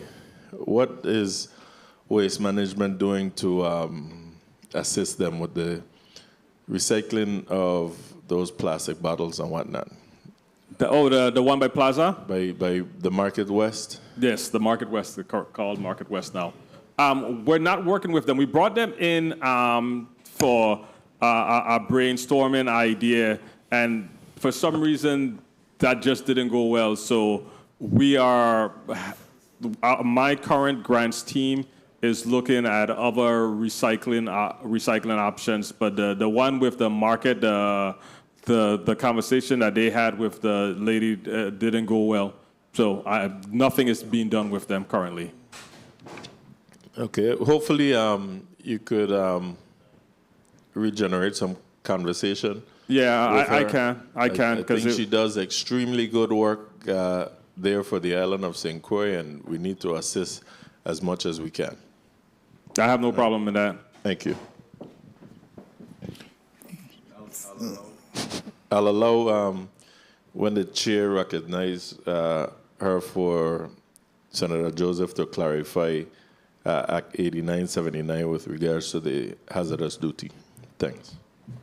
So, okay, let me go to Senator Joseph first, and then I'll come to you, Senator Fonseca. Senator Joseph, you recognize for your point of information. Point of information. Thank you so much, Mr. Chairman, and thank you, Mr. Vice President. Okay, I did mention about the hazardous duty being also for wastewater treatment plant operators and technicians. We did pass in the 35th legislature on bill number 35, that's 0428, now Act 8979. That portion, along with other entities and other positions, were going to be peace officers. They were going to be designated as hazardous duty. That was vetoed. So I'm sure we're going to be bringing it back in the 36 because it's necessary, and I'm going to tell you why. In short, I had a conversation. In fact, the young man came down to my office. Mr. Chairman, if you would allow me, because this is very critical. He's a wastewater technician, and he had gotten a whole part of his face was affected, and it was really decomposing because of the work he does with all of those carcinogens down there. Chemicals. So it is vital that we take care of these persons. They are exposed to a lot of carcinogens, and it's a very hazardous duty position. I know you pay them as some hazardous pay, yes, but they have to be labeled clearly in the code as a hazardous duty employee to receive the benefit of retirement. So, of early retirement. So that's what I wanted to make sure we clarify, and I know we're going to be bringing it in short order as well. Thank you so much, Mr. Chairman, and thank you, Mr. Vice President. Thank you so much, Senator Joseph, for your point of information and clarification. Senator Ray Fonseca, you recognize for your point of information. Yeah, thank you, Mr. Chair. Mr. Griffith, one quick question. Okay, on page 12, you said you plan to charge residents a $30 a month for a total of $360 a year. But when the previous testifier asked you about the low income, you said property owners. Yeah, so I corrected that. That was an error in the testimony. It's for households, so for houses to charge them the $360. So property owners, because what I want to do is put it on a property tax as a bill, so it's not going to be per individual, it's per property in the territory. So if they got one person got a lot and they live in there, them and their wife, you're going to charge them. But how about the condominiums that might got 2-3 persons in a unit and they got 40 units? How are you going to charge them? They're supposed to pay for disposing of the trash and bring it to the landfill, and then we charge them tipping fees.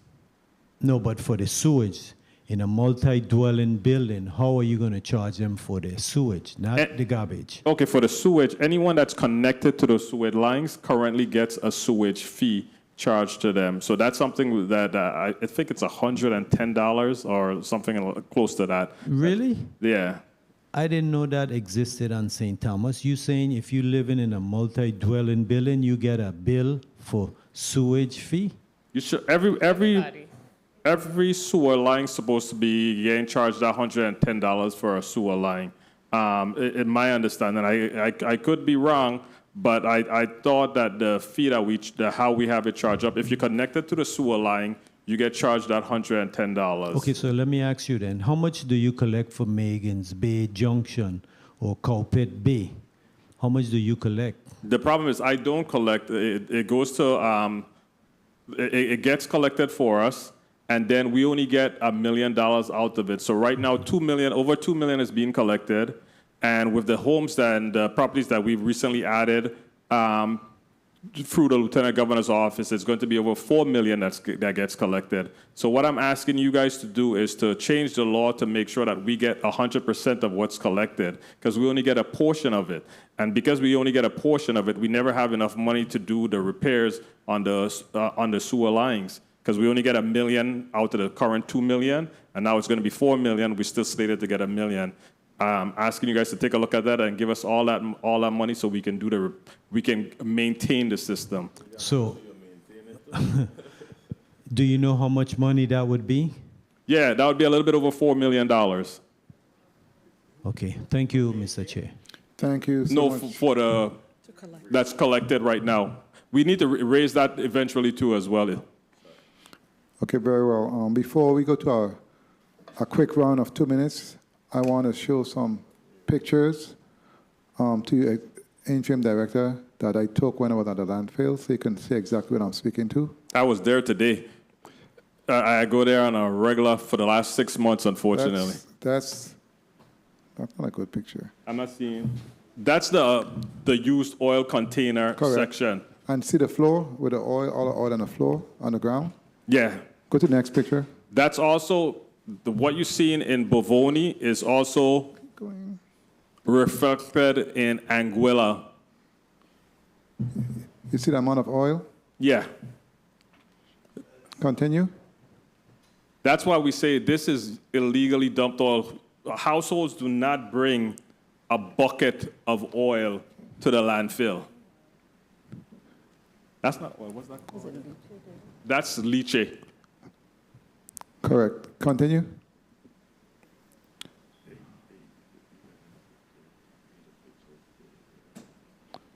The tires. That's the tire problem. Help us get that money.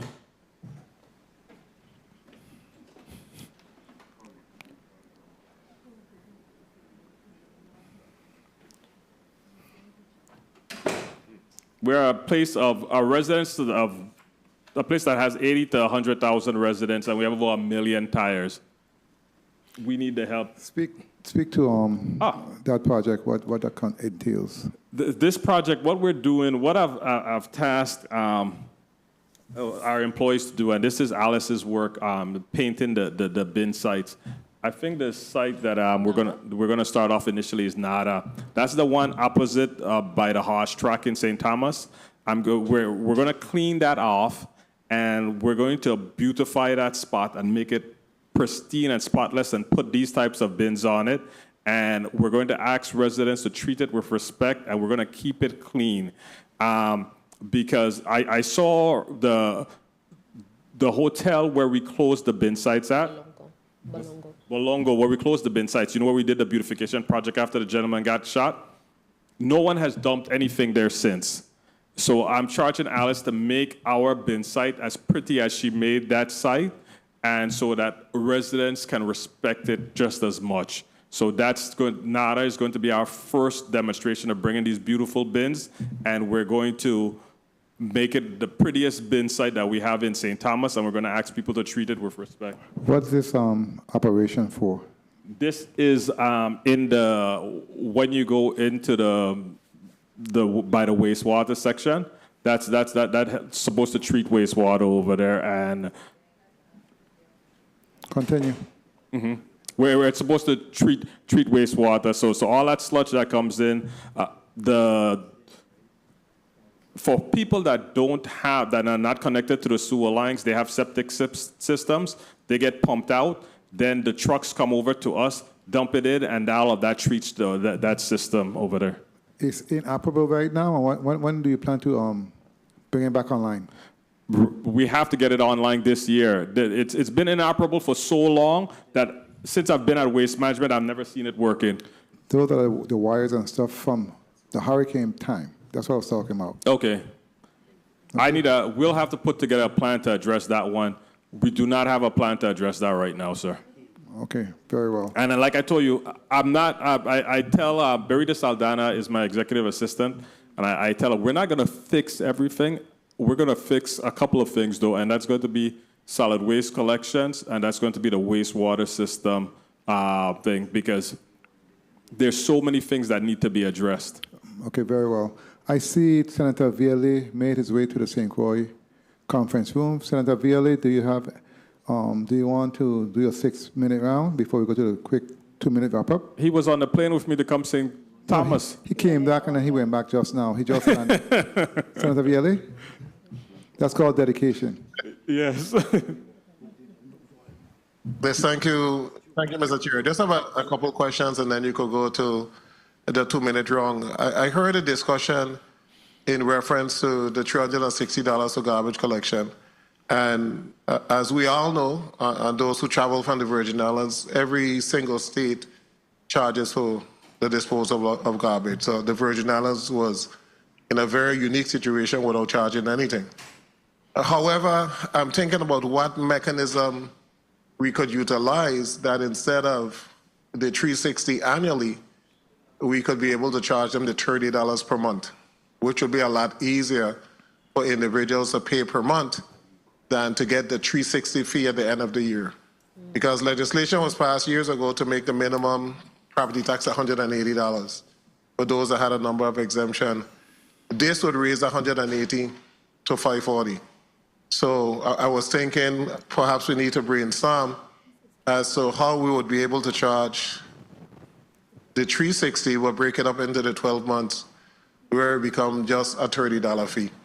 And I know at one point the discussion was on the WAPA bill, or WAPA is already so high that people bark at that. But we need to brainstorm. I know it needs to go before the Public Service Commission.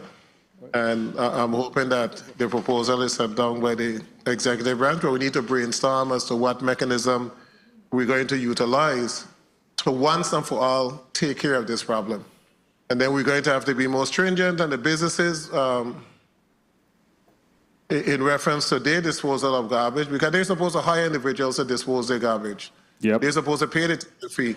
But a lot of those businesses are going to the convenience center and they're emptying the garbage there and they're not paying anyone. So once we begin to charge individuals, we're going to have to make sure that businesses are complying.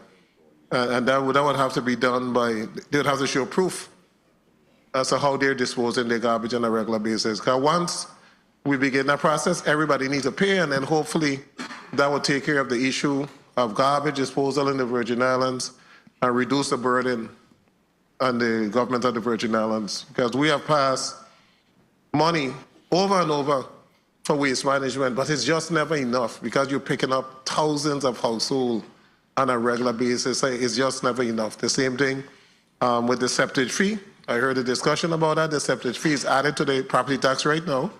Yep. Waste management don't even get the money because finance haven't been turning over the money to waste management. So you're charging the septic fee. Some are passing through the cracks, but then waste management isn't really receiving the money on a regular basis. Have you started to receive the septic fee from Department of Finance? We received it. Yeah, we did receive it last year. So from last year, we did get it. So how much did you receive? I think it was $1 million. That's why I'm asking for the rest of it. And the Senate has to. I'm asking the Senate to not allocate it to anyone else but us. I think the way the law was written, it's supposed to go to waste management, but I got to read that again. The convenience center, did you say a start date for the convenience centers in St. Croix? The convenience centers, we did the RFP and we got them approved. So all we're waiting for is the notice to proceed from the Virgin Islands Housing Finance Authority. We met, I called them up yesterday and I told them I want this by next week. They were asking for cost summary or something like that. So I made a team put it together and get it to them. So hopefully by next week we'll be able to engage the firm and sign the contract. So I'll be harassing the Housing Finance Authority all of next week to get this done because we have to get this thing up and running. So you have already selected a contractor? Yes, sir. We did the bidding process and everything. Is it public knowledge or can it be public knowledge or not?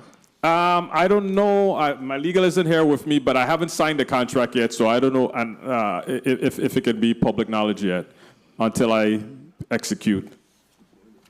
But I'll let you know as soon as we execute. I'll let you know, though. And you said that the pumps, you received the pumps for the lift stations? For just the ones for Cancrying. In St. Thomas for Cancrying, I received 3 pumps on Wednesday. For St. Croix, we have the RFPs out for all of the pumps on St. Croix right now. And 1 minute, 30 seconds. they'll be done in the procurement process is ending, I think today. Okay, so St. Croix, right there where the bypass, only 1 pump? Say that again, sir. Only 1 pump is working by the bypass in Christensen? For the one for Christensen is done by LBJ, so there's only 1 pump working for that right now, and we ordered a new one for that, but we have the procurement for the other one for all of them though. Okay, my fear is, what happens if the 1 pump goes bad? What's the backup? We have a backup? Oh my God, that scenario has happened every other month, and we fix the pump, we buy, so that's why we bought the new pump. So that new pump should be coming in the next couple of weeks. But that situation occurs on a regular basis, so that's why we had to buy the additional bypass, because every time it goes down, you see the sewage start coming up in the Christiansted area, and that's no way for us to have our residents live in that you driving through sewage. Okay, last question, because I'm running out of time. Have they selected a new CEO yet? So you could go back to your CFO? No, I saw the board chair today and I asked him, how did the negotiations go? And he said, we have to talk. So as soon as he said that caused me concern, but they have not selected one as of yet, sir, that I know of. Okay, it just totally baffles me that you dismiss someone without having a plan as to how you're going to replace the person as quick as possible. And it's now been months that you've been in the acting 6 months. Position. 6 months. The board has a responsibility to put a plan together to get somebody on board. That's a board responsibility. You know, the board was quick to dismiss. And when you're quick to dismiss, you got to have a plan as to how you're going to have a replacement. Somebody, we have, you have done a commendable job, but we have an accountant running waste management. An accountant, you need somebody with an engineering background, a wastewater background. I mean, you have done what was necessary to keep it running and keep it going.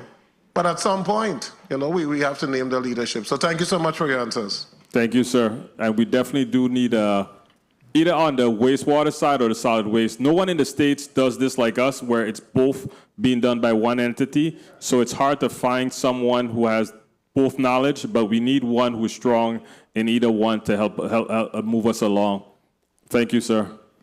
Thank you. Does it need to be separated? Last question, Mr. Chair. Does it need to be separated? What's your thoughts? No, I think they just need to get, if the CEO is strong in solid waste, then have the COO know wastewater, and just complement the team that way. And the engineers can know either or. Okay, thank you so much. Okay, we're going to do a quick round, 2 minutes. I'm going to start with Senator Vieta. You were first, so I'll give you a minute, and I'll start with Senator Francis. Senator Francis, you recognize for your 2 minutes. Thank you very much, Mr. Chair. Interim Executive Director, what is your 3 items of priority to be undertaken over the next 180 days for waste management?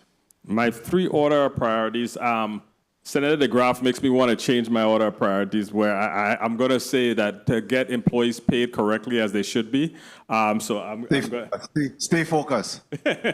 Sorry, Senator DeGraff told me that. But my 2 biggest other priorities are, one, on the solid waste collection side. I just want to make sure that the house-to-house garbage collection, especially on the island of St. Croix, is done correctly and done on a regular daily basis. And with Sheena Sanderson, we've seen a dramatic improvement in that. But I want to make sure that steps up even more. Second thing, I want to make sure, staying on with just the solid waste collection too as well, 1 minute. is the illegal dumping that we have in the territory, to work with Public Works to minimize that, so that we don't have garbage on every single corner of the streets in the Virgin Islands. And the third is to kick off prudent replacement correctly. We've done a great job with the one in St. Croix to get all of these procurements out almost immediately, and I want to continue that with St. Thomas and to get the procurements out so that we can replace every single pump, fix every single pump station, and replace all of the underground piping and fix the treatment plants. Okay, and in terms of the expenditures of your federal funding and getting those projects up and running, how does that rank in terms of your priorities? All of those projects tie into that federal funding. So that's why I'm saying for us, all of these RFPs that we've put out are directly related to prudent replacement federal funding. So those will immediately tap into that federal funding. So like within a year, you'll see those funds already being expended, because I'm not gonna, for while I'm in the seat, there's no way that in the next 6 months we're not gonna have tapped into those federal funds and start spending that money. Thank you for your response again. Good luck to you. I want to continue to be a partner in some of those legislative initiatives in addressing some of those concerns. Take a look at the Act 8899 in respect to your the budget, so that we could fix and course correct that situation, because in fact there is a $35 million earmark for waste management, and the single payers utility should not be deducted from the 32 but from the 35. Let's have a discussion and verification regarding that. Yes, sir. Thank you. Thank you, Mr. Chair. Thank you, Senator Francis. Senator Viola, you ready again? Yes. Okay, please proceed with your 2 minutes. Thank you. Thank you, Mr. Chair. Mr. Griffin, we know that these projects, because of the successful negotiation and the part of ODR and when the delegate, et cetera, that they moved the match to 2%. However, that 2% is tied to completion within 10 years. Yes, sir. Year 1 is up September 30th. Do we have a timetable that these projects will be completed within that 10-year period? Yes, sir, because the project is broken down into 3 stages: pumps, pump stations, and underground work. We've already put out for St. Croix all of the pumps for RFPs. We're going to put out all of the pump stations in the next 2 to 3 months. And St. Croix Bundle 4 is out for RFP for that stage already. And Bundle 6 for St. Croix has been completed by the waste management team and has been submitted to ODR. One minute. So we're moving aggressively to make sure that we get those RFPs out and get the contractors on the ground to do the actual work. Okay, the reason why I asked this question right now, the match is $20.2 million. If we don't meet that 10-year mark, it's going to grow to $100.1 million. Yeah, so we have to, we don't have a choice. It's not for you. I mean, some of this is going to be coming, but this is for all entities that are receiving federal funds. We don't have a choice in terms of meeting that 10-year mark. We must meet it, or this government will not be able to pay the match. It will literally halt all of the projects. So it's very important that all entities, and this is a unique opportunity for the Virgin Islands to have our complete sewage system redone. This is, I mean, it's just going to be one of the greatest things, because we won't have all of the issues we're having now, and you have the option for building more capacity and being able to expand the system and generating more monies for the authority. So as much as you can, make sure that it goes out. Are any of these under a super PMO, or are you doing your own procurement? The underground stuff is under the super PMO. The pumps and the pump stations are done by waste management. Okay, thank you so much.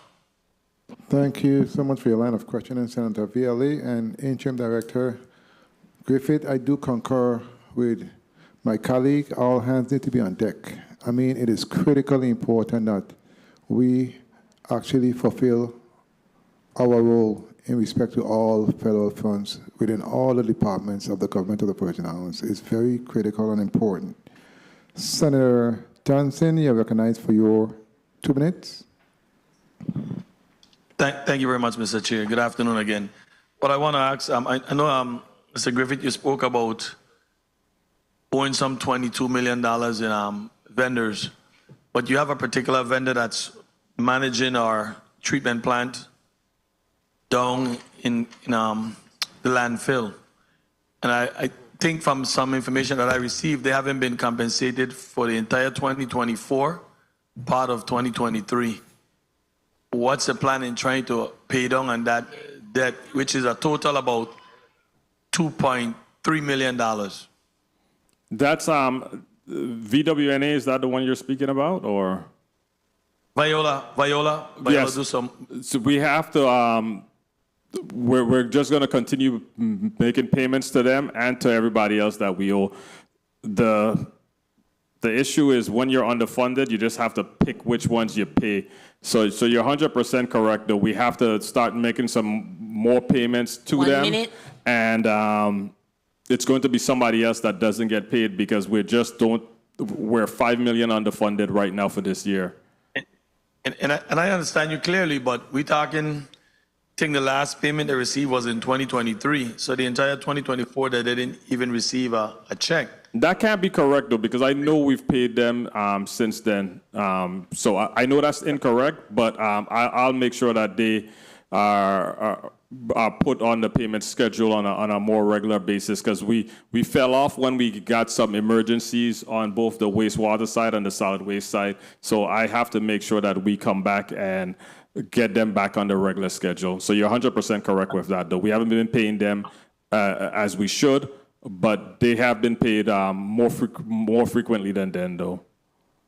All right, I'll share some information with you that I received so that maybe the information that I received might be incorrect, but the information I received does show that in 2023 was the last time they received a payment.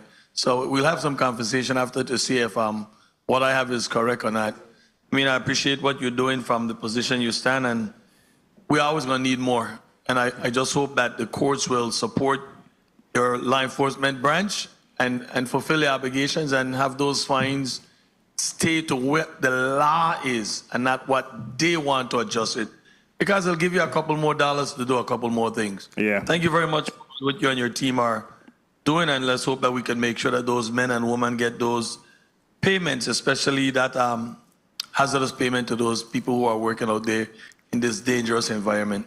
Thank you very much for what you guys are doing. Thank you, Senator. Thank you very much. I'll look into that Veolia stuff and I'll contact you. Thank you, Senator Johnson. Interim Director, since we're speaking about vendor payments, United Resources Ltd., the 35th legislature appropriated $3,150,000 to pay that particular vendor. Do you know the status of those payments or what's going on with that I think we particular received vendor? We received like $1 million of that $3.5 million. So we didn't receive the full $3.5 million for that. How much did you receive? I think we received like $1 million, and then we set up, if I'd have to ask my team, but I think we went into a monthly payment schedule with them so that we could pay them on a regular basis. But we never got that funds, though. You guys, are you sure that? I'm positive. I am positive. We navigate? We're going to follow up with that. Yeah, we didn't get it, though. We are going to follow up with that. Definitely we are. Senator Gittins, you're recognized for your 2 minutes. Thank you, Mr. Chair. I just got a little distracted. I just read a heading there.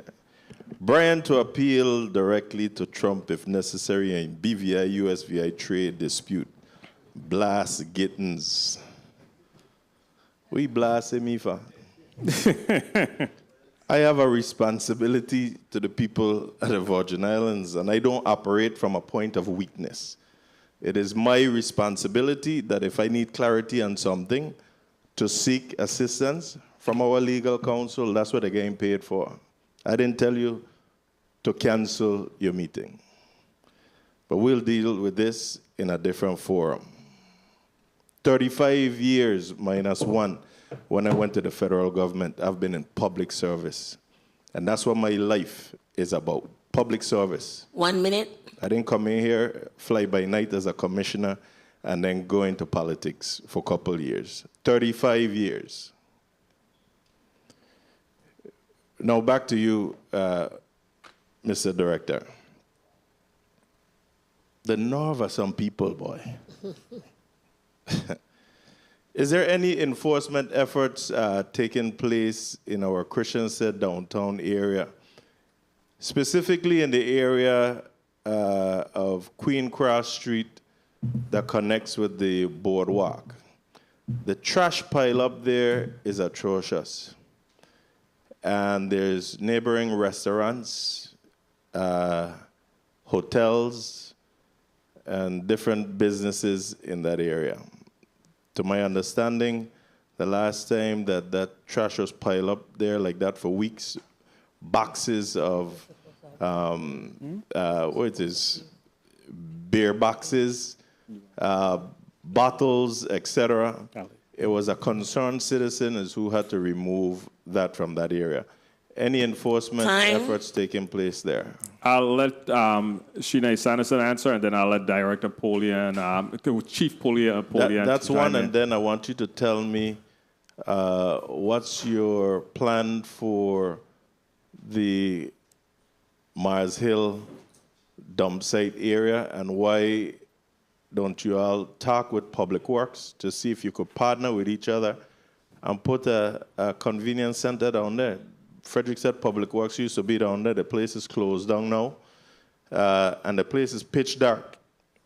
We need to look at the lighting in that area as well. Let me answer the first question, and I'll ask you exactly. Is that the one by Concordia? Well, answer me after. Yes. Okay. I asked them that same question But month go ahead ago. with the first one first. In the good afternoon. In the Christiansted downtown area, all the businesses supposed to have someone as a permitted contractor to pick their trash up. It's a law in there. I can't really give you the specific on which law, but there's a law there. And then so on enforcement, Polian, could you answer that part on enforcement to make sure that they actually do what they're supposed to in terms of paying someone to pick up their trash because they are a commercial entity, not individual residents? Last year, we had an operation in Christiansted Town where we placed officers out on special assignment. They caught about 17 businesses in Christiansted Town who were actually taking part in putting the trash in the same area where the senator spoke of. Because of that, there was a moratorium put in place last year where we couldn't issue citations for like 2 months. The citations that we issued to businesses, all those citations was where they were thrown out. What we're doing now is we put a pamphlet together, and we're about to do an operation where we're going to be giving this pamphlet, educating all businesses throughout the territory. Because now when we come back on the latter end and we issue a citation, we don't want to hear that you did not know that this law was in place. So this is where we're at right now. We're going to be starting this operation pretty soon, where we're going to be issuing these pamphlets out to everyone territorial-wide. So who issued this moratorium? I'm not understanding this. This moratorium was sent out by the former ED, Roger Merritt. We didn't issue citation for almost 3 months last year. So someone on an executive level could just tell our enforcement officers, do away with enforcing the law, just like that. You know what? That's spilled milk. Going forward, let that not happen again. I mean, it's evident down there that there's businesses doing this. Big, major violation down there. It's a health hazard to public health. We got to do better. So I'm asking that we strictly enforce this, take a look at what's happening, and whoever needs to be penalized down there, be penalized. All right? happening far too long. But tell us about the possible talks between you and Public Works that Frederick said dump site needs to. I'm not even going to take up any more time to show pictures and whatnot, and the place down there is pitch dark. Citizens have even put on Facebook, send out pictures of the WAPA pole with the number, asking for help so that we could light up the place. I asked that same question last month. I went down there and I was like, I asked that same question because I remember back in the day we used to go there with Public Works, and that's where we used to get sand from too as well when we had to when hurricanes were coming. So I asked that question and they told me it was owned by Public Works, but I thought they were still using it for something. So it's completely abandoned. Ain't a thing happening there. I go look into it. Thank you, Mr. Chair. Thank you, Senator Gittins. Senator Fonseca, you recognize for your 2 minutes. Thank you, Chairman, Mr. Chairman. Two things real quick. Bovoni, they had a fire and a dump. It was out quick, but there was supposed to be a discussion with fire on the fire suppression system, and one of the considerations was to use the waste management. Any updates on what's the final thing going to be look like? If it's going to use WAPA water or waste management water to extinguish fires? It's going to be three things we need to do over there. One, we're currently doing, when we put the trash down, we're putting dirt on it to make sure that, to help suppress the fires not happening at all. The second thing that I asked Mr. Sanderson to do is to have our guy in St. Croix fly up to St. Thomas to train them on using that foam machine better. We have a foam machine that's working very effectively in St. Croix, and we have one in St. Thomas, but they're not using it in St. Thomas. So I have to have them use that. Then we need to find at least close to $1 million to put the extend the fire hydrant that's in the beginning of Bovoni landfill to get it over to the landfill, so that when something occurs, it's easy for us for the fire department to tap into and just put out something that, while it's small, it's so far away that it's ineffective right now.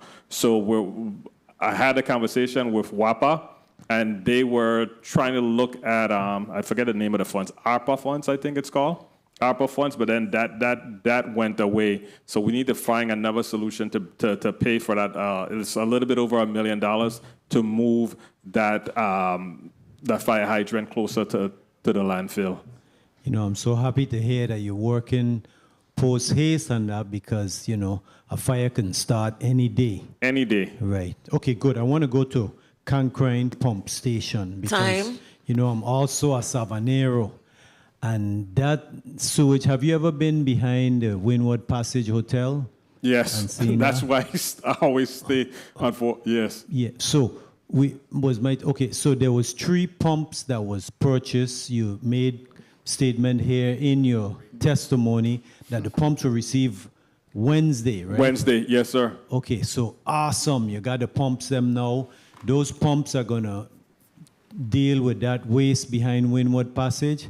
Yes, that's... How soon, and the pump come with the fitting and everything, it's ready to go? Not all the fittings are here, but they're going to have enough fittings to put in to start it right away so that we can get one pump. Because all it needs is one pump to work, you know. Okay. The other 2 pumps are really backups. So for the residents of that area, Darryl Griffith, when is that one pump going to be installed so we can eliminate that issue behind a Windward Passage Hotel? I'm going to put to stress to my team, I'm going to tell them that March cannot end without us not having a pump in there. We can't have sewage flowing. So they're going to want to fight and beat me up on this one, but before March ends, we have to have that in. Okay, you heard it, the community. March, that sewage back up, Windward Passage, gone. Thank you very much, Mr. Chair, for the time. Thank you, Senator Fonseca. He said by the end of March. Not the beginning, Not March, the end of March. Senator Fredericks, you're recognized for your 2 minutes. Thank you, Mr. Chair. Appreciate the opportunity. Real quick, of the 9 enforcement officers, how many vehicles are currently working? Director Polian? I'm counting.